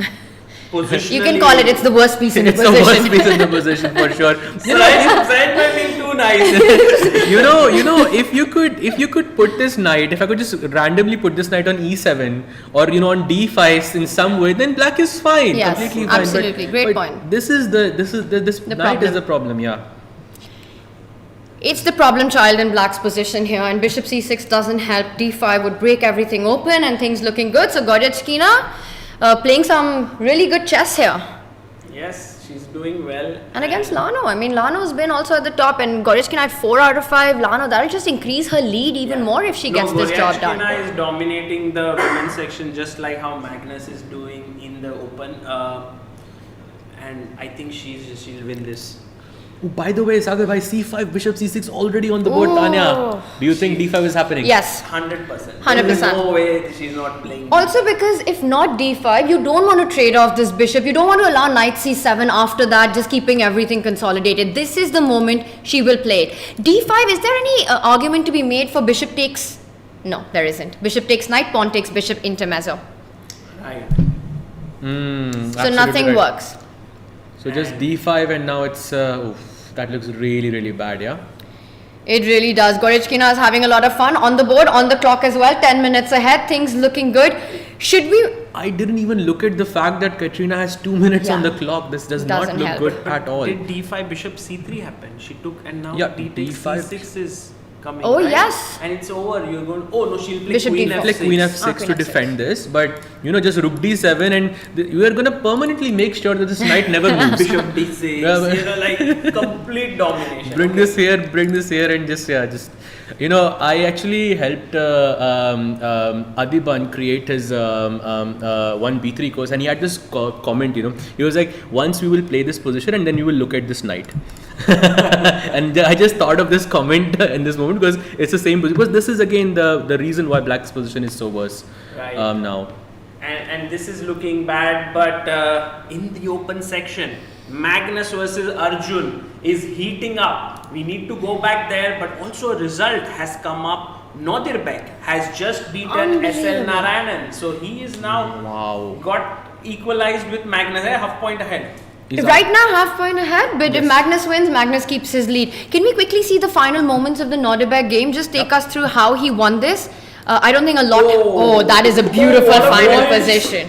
What a finish! Okay, let's back up before we break this down. Rook takes f4 is where we left. The last move is so pretty here. Okay, fine. beautiful. We've got to show it, right? Yeah, We've yeah, got to do an let's- action replay. Okay, so I think we were not here. We were like somewhere here, and he plays rook f4, and then queen got away, and then he played queen g5. The best move, attacking mate in 1.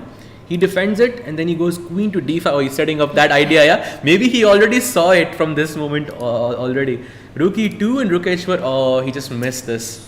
Actually, there is no defense on this position. At least according to the bar, there isn't. Bishop on b2 is like not invited to the party. That's Look a at this. stunner. Look at this move. That is beautiful. Okay, let's break this move down to everyone. We're saying it's beautiful, but what's really happening here? Well, if you take pawn takes rook, then somehow the queen is now not defending the h3 pawn, and so rook takes pawn is just Pawn checkmate. takes rook. And this is so beautiful because there's a pin by the queen. Pin. On the diamond. Wow. So You know, I was trying to be fancy and was thinking bishop g3. Is it working or no? Could Do be. I have a think choice that's or- also very- Actually, I think rook g3 is fancier. I just Actually, want to yeah. say that you know, putting it, forcing, attacking the queen. And what is the name of this tactic where you come in the middle of the defender? interference. Interference. So you're interfering that Sagar queen bhai. from defending the pawn. Feeling Sagar left out. bhai. I'm feeling Wow. left out. Okay. Okay. Wow. It's one second. Yeah. So rook to g3, beautiful move by Nodirbek, beautiful tactical awareness by him. And let's move on to our board because Very exciting. it's madness on Magnus board. So- Magnus. When Okay, let's Magnus go. is Where is attacking, is on the attack, on the offensive, but Arjun is opening up his king.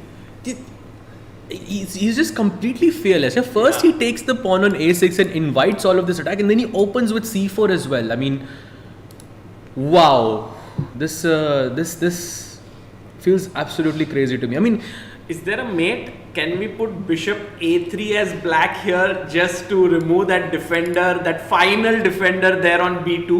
Is it possible? maybe I will take and just king b1. So maybe let's just play it out. Bishop a3. Okay, you are right, and now we'll just see. Okay, I'm not so confident about my move. Okay, it is right. Queen a3 and now king to b1. I'm not sure if this is right. Oh, yeah. Oh, you remember when he played rook g3, Sagar bhai? Yes. This was the idea. That's the idea. Yes. This is looking very, very risky for white, but it is somehow everything is safe. Coming into place, right? Like moves that were made eons ago are now helping the white king.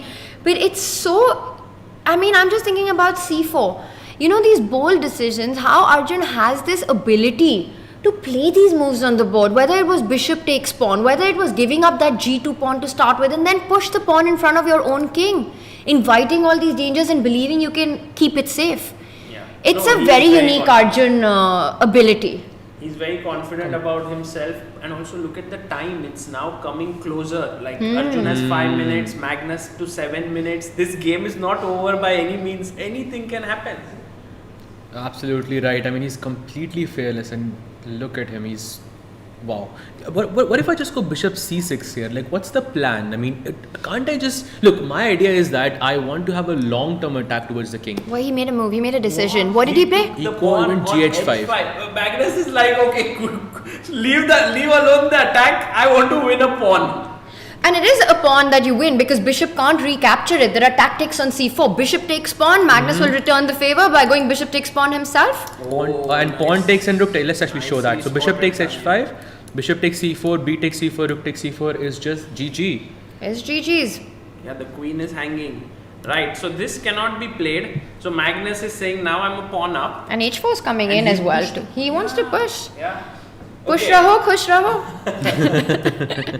So what can we push our king one square up and threaten rook a1 to trap the queen? What on earth? Is it possible? With Arjun, everything's possible. But now bishop a3? Yeah. Okay, bishop a3. That's a very good find. Maybe I will go queen. I want to play queen d4, but then I thought bishop e4 check is there. I still don't know what's happening. Is queen d4 the only move, right? Or rook b1 you can do it? Maybe. Rook b1 maybe as well. Yeah, this is. Yeah, it works. This is not a standard position, right? It's a little bit non-standard. A And, little bit. It's just a little bit non-standard. Everything's going over my head with this position that we have. I've never seen, a middle game like this, Yes. where white has put his king in the open. But look at Arjun. He looks so incredibly calm even now. Yes. Can we go to the live board and just because Arjun is down to 3 minutes. Oh wow. He is. He's down to 3 minutes 13 seconds, and this position is not easy to play with such little time. Not at all. It's one of those positions where one inaccuracy and you're just lost on the spot. Yeah. There's very little margin for error for white. Yep, absolutely right. Like you mentioned, Tanya, you can't play bishop h5 because that's just one inaccuracy and the game is over there. But it's so hard to find a move with either color. No, king c2 is the move that I think Arjun might make. His hand is moving towards some piece. I think it's but going he towards the stopped. king. I think He it's going stopped in his tracks. Yeah, it's Yeah. going towards the king. That's Arjun hesitating. Yeah. He's feeling the pressure in this position. No, he plays queen d4. It's fine. Queen d4. He just defends that bishop on b2, centralizes the queen. Also puts an X-ray towards the d7 square. Yes. Oh, yes. So no bishop takes pawn tactics ever. So Arjun actually can now think about picking up the h5 Yep. pawn. But what about Tanya, your move? Push the pawn, black pawn down the board, h4. Is that a blunder or? No, I don't know if it's a blunder or not, but at first sight, that looks like the move you want to make to destabilize the white. You've spotted something, whatever you I spotted. think rook c3, right? To break the pin, and then that bishop is hanging. And then the bishop goes back, and then you go king c2 then. And then you trap the And queen. then you trap the queen, yeah. Arre. Oh my god. Also, Sagar bhai, if h4, rook c3, I'm not playing because I don't want the bar to tell me that I'm completely wrong. But bishop c6, I can go bishop f3 as well. Actually, we should show that as well. No? I mean, I'm not going bishop c6. I'm going bishop b4 in that position. Bishop b4. Can I? Tanya is like full on counter attack, no defense.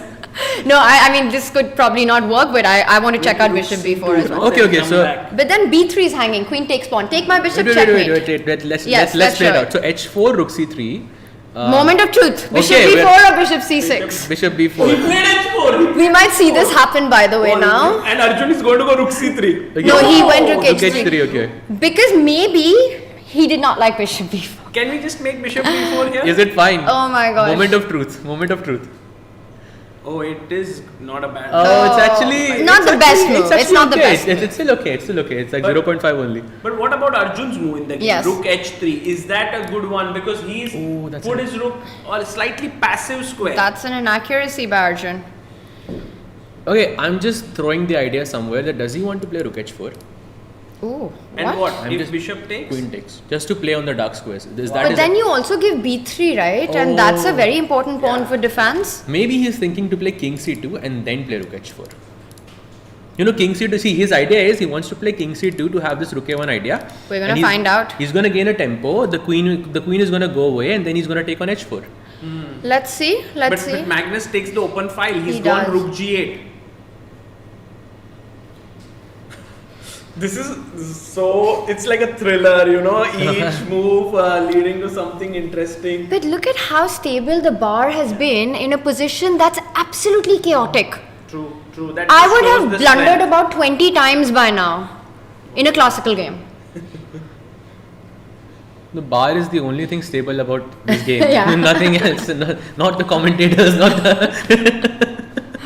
Arjun going down to 2 minutes on the clock now. I just to feel find that a move. What it's will so he much play? more difficult to find a move with white because black's king is safe. I agree. It's not about how many pawns, it's not about the extra pawn, but it's just tough to find the next move. And I think he has gone for king to c2. Yes, let's go. So rook a1 is clearly the threat, trapping that queen. And we've been looking at bishop a3 as an option here, which would trade off everything. I don't know if that's what black wants. Bishop a3, can I not play rook takes h4 maybe? Because as you rightly pointed out a bit earlier, the queen on d4 defends b2, so I don't have to move my queen at all. Right. So what is Magnus going to play here now? Rook a1 is the threat. It feels sad to get your queen back. Yeah. No, You know, it's not a happy move. Oh, there's now, yeah, but you have to do something about rook a1, right? So if we go back to a8, is that a good move? Queen a8. He's reaching out for the queen and he does the queen it! What a great call. Wow, And you know what? I know Sagar what bhai. you want. You want bishop e4 check at some moment. Yes, that, and also some point bishop g2, get the rook out, play h3, make that pawn into a queen. Wow, Sagar, Somehow. you are on fire. You know what I'm thinking here? I'm thinking bishop f3. I don't know if this works. Why can't you just take Oh wait, I it? forgot the rook is not on f8 anymore. Sorry, That's not a checkmate. I'm getting too excited here. No, Although but could that work. works. It That could works. work. It could work. Yeah, because takes. I think But there's rook d8 in those lines. no. I will play rook f3 first. Yeah. Clever, So, very clever. But the bar is gonna tell me that I'm completely wrong. Just watch. It's not completely wrong. actually, It's not actually, completely fine. wrong at all. Oh, Bishop- stand by, come on. Take rook takes. Rook takes. Oh, it's fine actually. Wow. Queen f3 and now Nice. queen d7 was my plan. Yes. Okay, and this is c4, already c8 better. rook Yes. hangs. Oh, you are actually winning because after king f8, queen here, king g7, you have rook Rook g1 check. g1. Crazy So- position. So queen a8 is on the board, and this is where I will not be surprised if Arjun goes for bishop f3. It's again his kind of Yeah. move to solve problems, you know.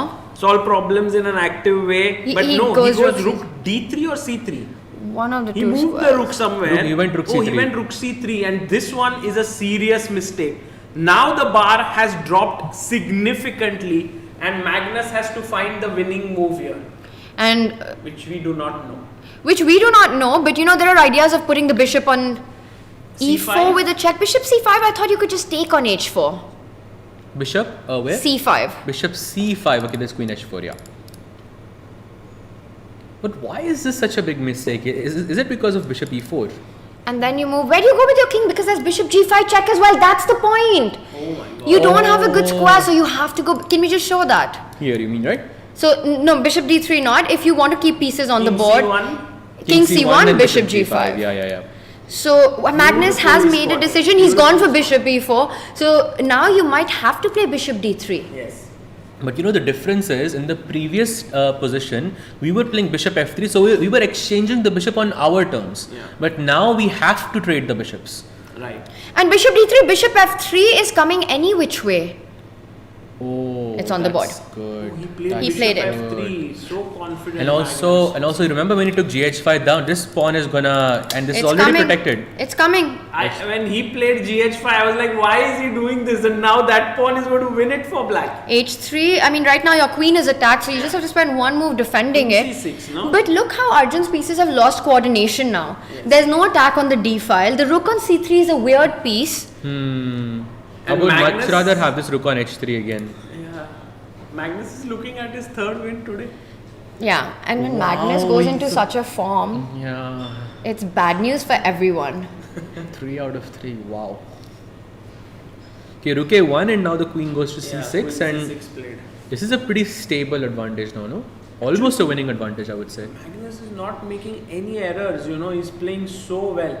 Also, there is bishop b4, which is a Yeah, nice threat. Yeah, it just traps the rook. Yeah, just traps the rook. And also, you have this h pawn coming down as well. So, But I'll point out one thing. I don't think Magnus wants to give up that bishop for the rook because of the dark squared weaknesses. Like bishop b4, queen takes pawn. Yes, you win the rook, but I think that might be the best position that Arjun's had. I would be Tanya, surprised. That h-pawn is going to get you another rook, no? I think you have to go for that. I don't think bishop b4 is the move that Magnus wants to make. I like the idea of pushing the h pawn. I think that h3 is the primary threat, but like bishop b4 is like you can keep it in the back of your mind. 100%. By the way, we've got a move, so he's not giving him the chance or the time right now. So bishop h7, hitting the rook. Rook g4 or what? What are we looking at? Hit the queen. Rook h8 also, like rooks must be nice. behind passed pawns. I'm just thinking about that. I can't calculate here. It looks very nice. Rook h8, and then you just push the pawn down. I feel. Yes. Rook h8 is a good move. And by the way, guys, a small update for all our viewers. Divya Deshmukh has just beaten Alexandra Kosteniuk. Oh, that's a big win. That's a big win for Divya. Because she hasn't, she's had a few tough results in this one despite getting good positions. So huge confidence boost. Absolutely. And what's the move Magnus is going to play? He's down to 3 minutes, but Arjun has only 30 seconds. I actually really like rook to h8. Rook to h8. Yes. Because you hit the bishop, you're defending that h pawn moving forward. Rook Rook g4 g4 is also also feels very nice, attractive because you can also trade the bishop with bishop e4 check next if you want to.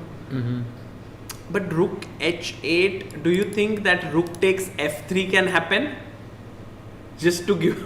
What? What? Where? Rook takes f3, queen takes f3, bishop e4, and okay. Queen e2 check, it does not. Yeah, queen doesn't h8 work. that would be losing. Yeah, but rook h8 looks really good. I wonder what he's thinking. He doesn't like something about it, perhaps. Yeah, he would have played it otherwise. He's I reaching think. out now. He's about to make his decision, but is there something that we're missing? He goes rook g4. Oh wow, your move. No, he goes No, rook rook g2. Rook g2. Okay, he goes for the f2 pawn. Maybe he's threatening bishop c5 now. Definitely. You go for this rook f2 idea. So that's a huge threat, actually. Bishop h8. Oh, That's a losing blunder. Okay, there has to be something direct here. Is it rook 8? Oh, rook a8 looks nice. So quick, Tanya. Yes. It's a move. But I don't know if It's it's a the really right good one. move. It's a really good move, Tanya. Yeah, it's a great move actually. That's a great one. I think It was it's like the in 1 second you found it, yeah? But he could also just take on a3 and push the h pawn. I just want to say that looks also really nice. Yeah, I think Arjun does not have too many threats anymore because none of his pieces are coordinating. So yeah. Magnus can sense it, he gets so alert in these kind of positions where he wants to wrap it up as quickly and as precisely as possible. Right, and he doubles down now, and Arjun maybe last 10 seconds left. Yeah. No, he just made a move, yeah? Bishop, no. Yeah, He's Bishop on A3 29 on seconds, Sorry, yeah. it's Magnus's move. Yeah, he played it with 19 seconds, so very close. Also, Magnus has about a minute extra to really think of his way forward. Takes it. And I think he's going to push the Bishop H-pawn. A3, yeah, Rook A3. Oh, Tanya, you're predicting every single move here. H3, I think, is incoming. Yeah. And now H2 next. Ooh. And Arjun has no real way to stop that pawn. Arjun hasn't managed to give a check to the black king. That's the aim in this position, getting that attack, sacrificing a pawn, and you can't get to the king. There's no file to get to the king, no open diagonal you can attack on. The rooks are stuck. Absolutely right. In some way, I would have liked Queen H8 check, Queen F6 check, some repetition there. But your own bishop is blocking that. So because I wanted to go Queen H4 something, Queen H8 check. But maybe you go Queen H4, Queen F6, and you might have. Oh, but then there's Queen E4. I think there's I'm no not Queen in E4. time. No, you can Why? just. Guys, I'm going to sort of right now go Yes. and try to get Magnus. Do it. We will try to Right. also zoom in and you get his can- full. Let's go full screen on us on our board here. And Sagar, we will see you soon. Thank you so Thank much for you. joining us. No, I had Thank an you so amazing much. time. Thank you for having me. Thank Thank you. you so much, Sagar bhai.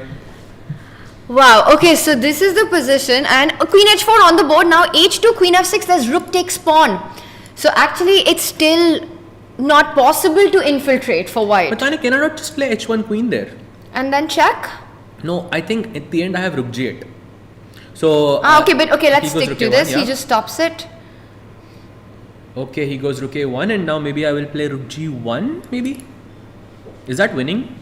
Also in that line, I think Queen G8, Queen G5. Maybe there were some tricks to think about. Then never mind. We don't go into that like crazy Wow. positions. But he's like, no, we don't want to go. But just so you know. No, because I started calculating it as well in my head. Of course. But Magnus just so alert, gives no chances. So he's given up a rook. I think he's going to resign. Let's go full screen on the players. Let's get their reactions in as this game is about to finish. So, but your point of getting to the dark squares, he does it. Look at this tricky move. Saj, if pawn takes bishop, then he gets in. So Magnus has one last hurdle to cross. Yep. Stop Does that threat. Is that move Bishop E4? Check Why maybe? not? Why not? But then king to B2. Oh, I can't take it with the bishop either because that would. Oh, Look he at just, this. Class. he Top just class stuff. doesn't make any mistakes. Yeah. He just If escapes. You give a check. Simply escapes. The king just escapes.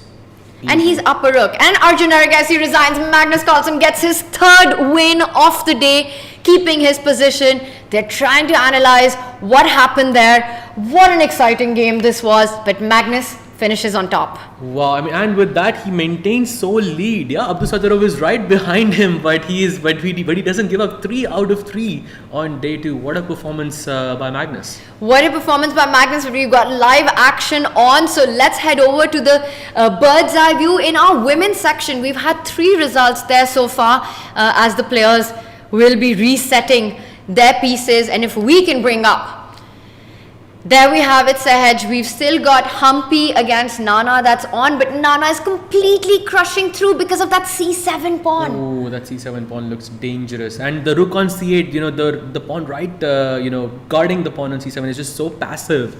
And that rook cannot even move at the moment. You're absolutely right. This game is very close to being over. And as well as that bottom right screen of ours, we see how many extra pawns is that? That's 2 extra pawns for white. Vantika in driver's seat in that one in the All-Indian clash. Perhaps you can quickly zoom into Vantika versus Vaishali. Both players playing on seconds. Can Vantika convert this position? Let's do it. And also, Vaishali is in some serious time trouble. She has 6 seconds on the clock. This looks like this is completely lost. Would you go Rook A6 in this position? And because I believe the Rook ending should also be winning here because you've got 2 pawns. I know Vishis sir said that, all Rook endings are drawn. But I feel, but she doesn't do that. Yeah. But this is also tricky because you're attacking the G6 pawn as well. So I like this little move, forcing black to be careful. And now you could pick up this A6 pawn. A6 pawn, or you can also play rook c7, Tanya. And, she just plays nice. it, yeah. Just Very rook nice. f7 and game over. You take away the golden pawn.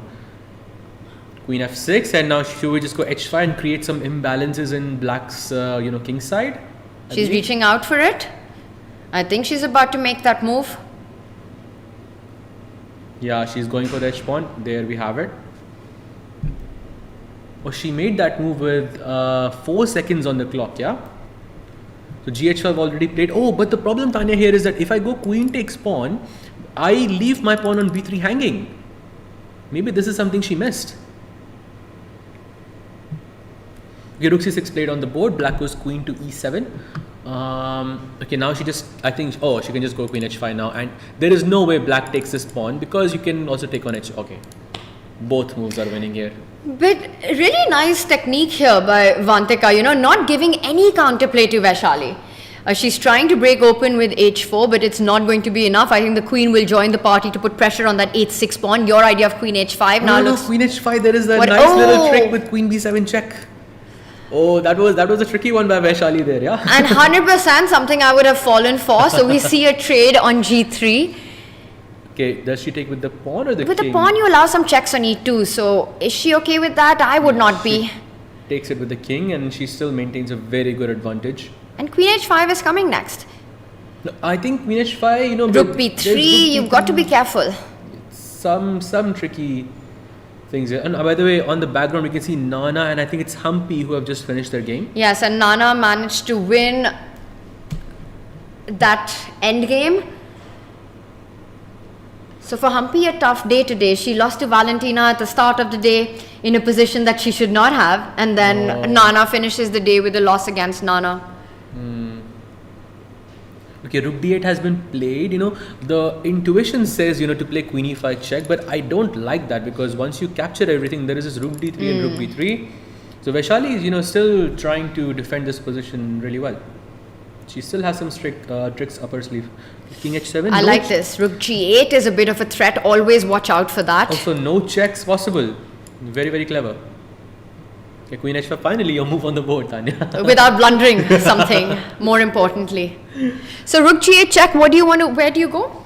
Rook g8 check. I'll just tuck my king away. h2, yeah? h2, simple. No checks. Yeah. And then it's so hard to defend the h6 pawn without trading something. Or you have to go queen f8, which is not the ideal move in this situation. But what does she have in mind? Because she might have to go rook g6 next after king h2. Rook g. Oh, she was king f3. Wow.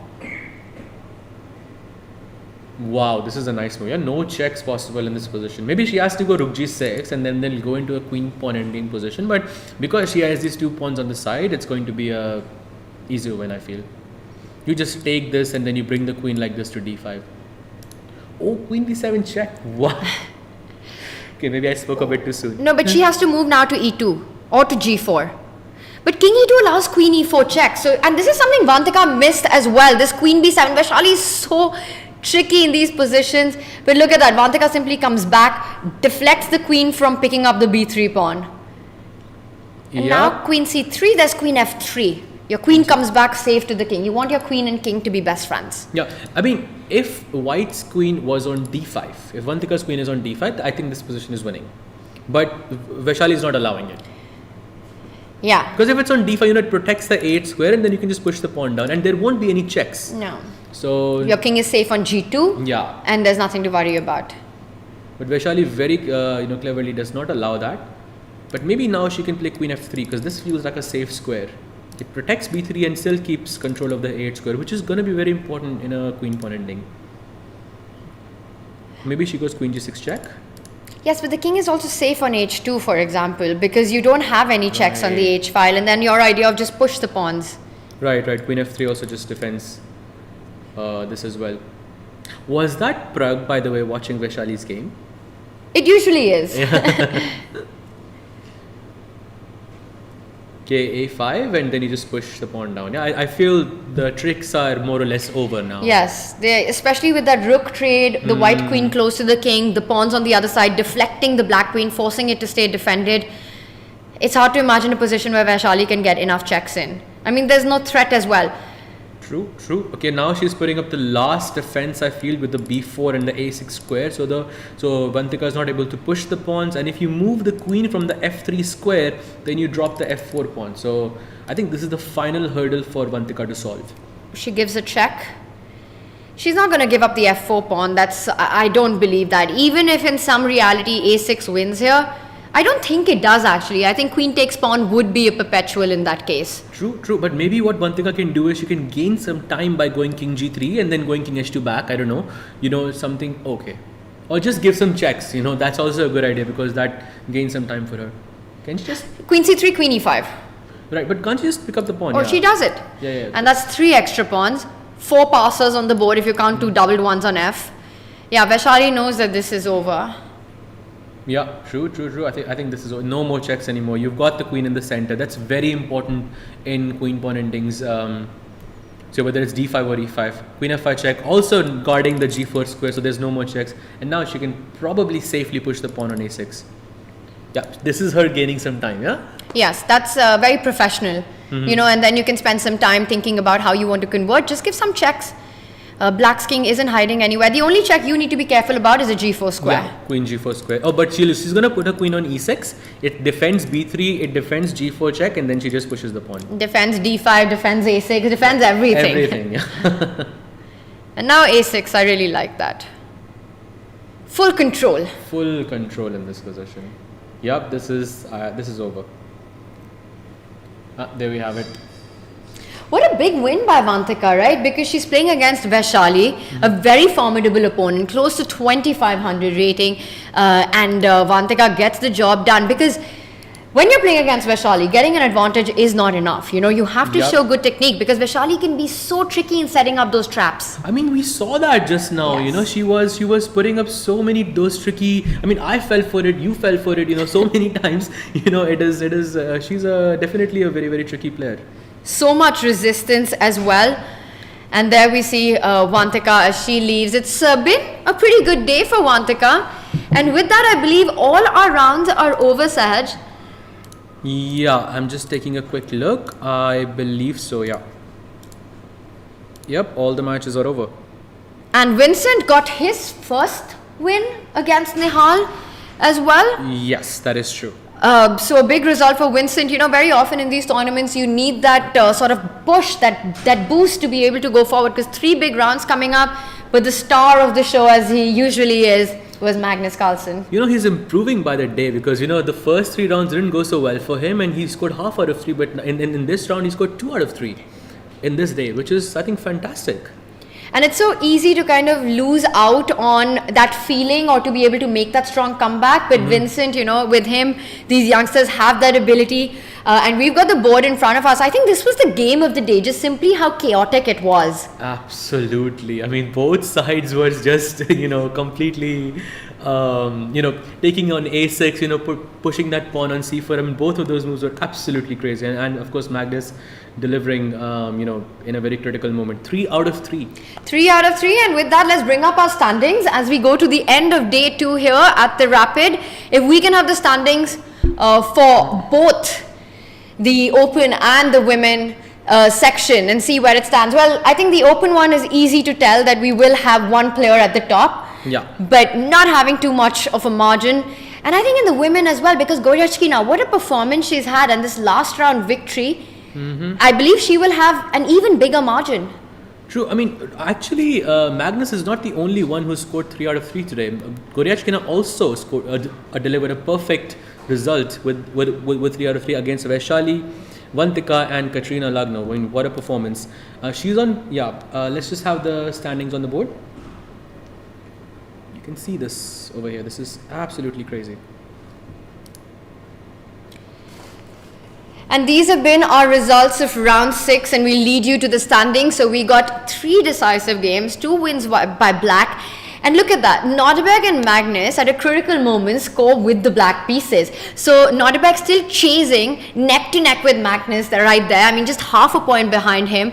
So keeping Magnus on his toes. Magnus with a fantastic win over Arjun, Nodirbek with an amazing win over SL, and Vincent gets the first dub in playing against Nihal. Let's move on to our standings. I mean, just look at this. I mean, I think it's right now it's Magnus and Nodirbek who are just sort of leading in this situation. Behind him is okay. Let's just wait for the standings first. Okay, we have the women's results here. And there we have it. Okay, we have the women's results here. 4 results in the women's section. By the way, again, in the first day, as I was telling you, Tanya, there were only 4 decisive results overall, like in 3 rounds. In this day, just in this round alone, there are 4 results. Decisive fighting chess by the women players, and I think for Divya, a really big win in this one, playing against Alexandra Kosteniuk, managing to convert a good position.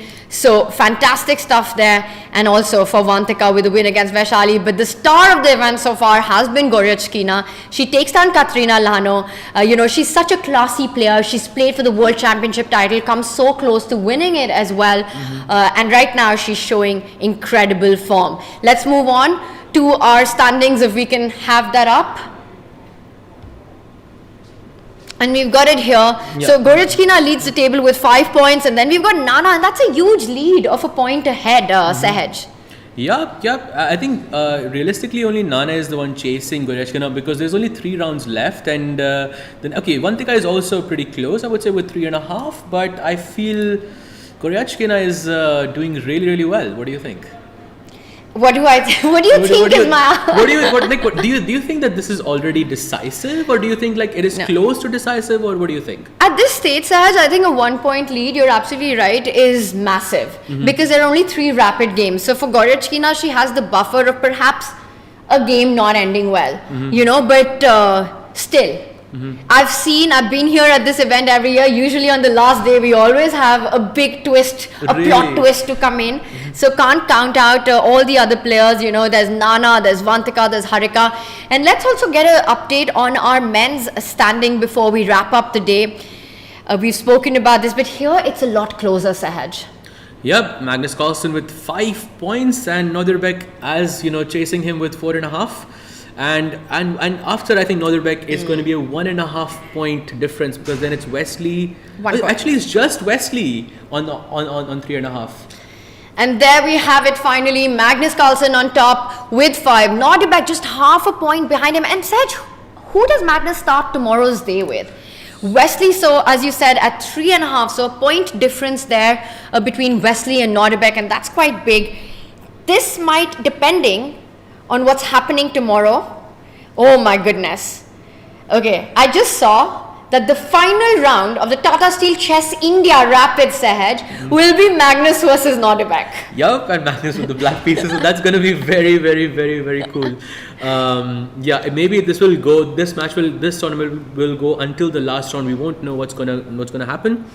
But yeah, by the way, Magnus has won 4 games in a row, not 3 actually. Wow, yes. That's even more impressive. 100% score today, and then getting his first win. But this is classic Magnus, right? He starts slow, and then once he picks up the momentum, it's hard for anyone to catch up, except Nodirbek right now. The kind of chess he's showing is very Magnus-esque, which is just uncompromising play.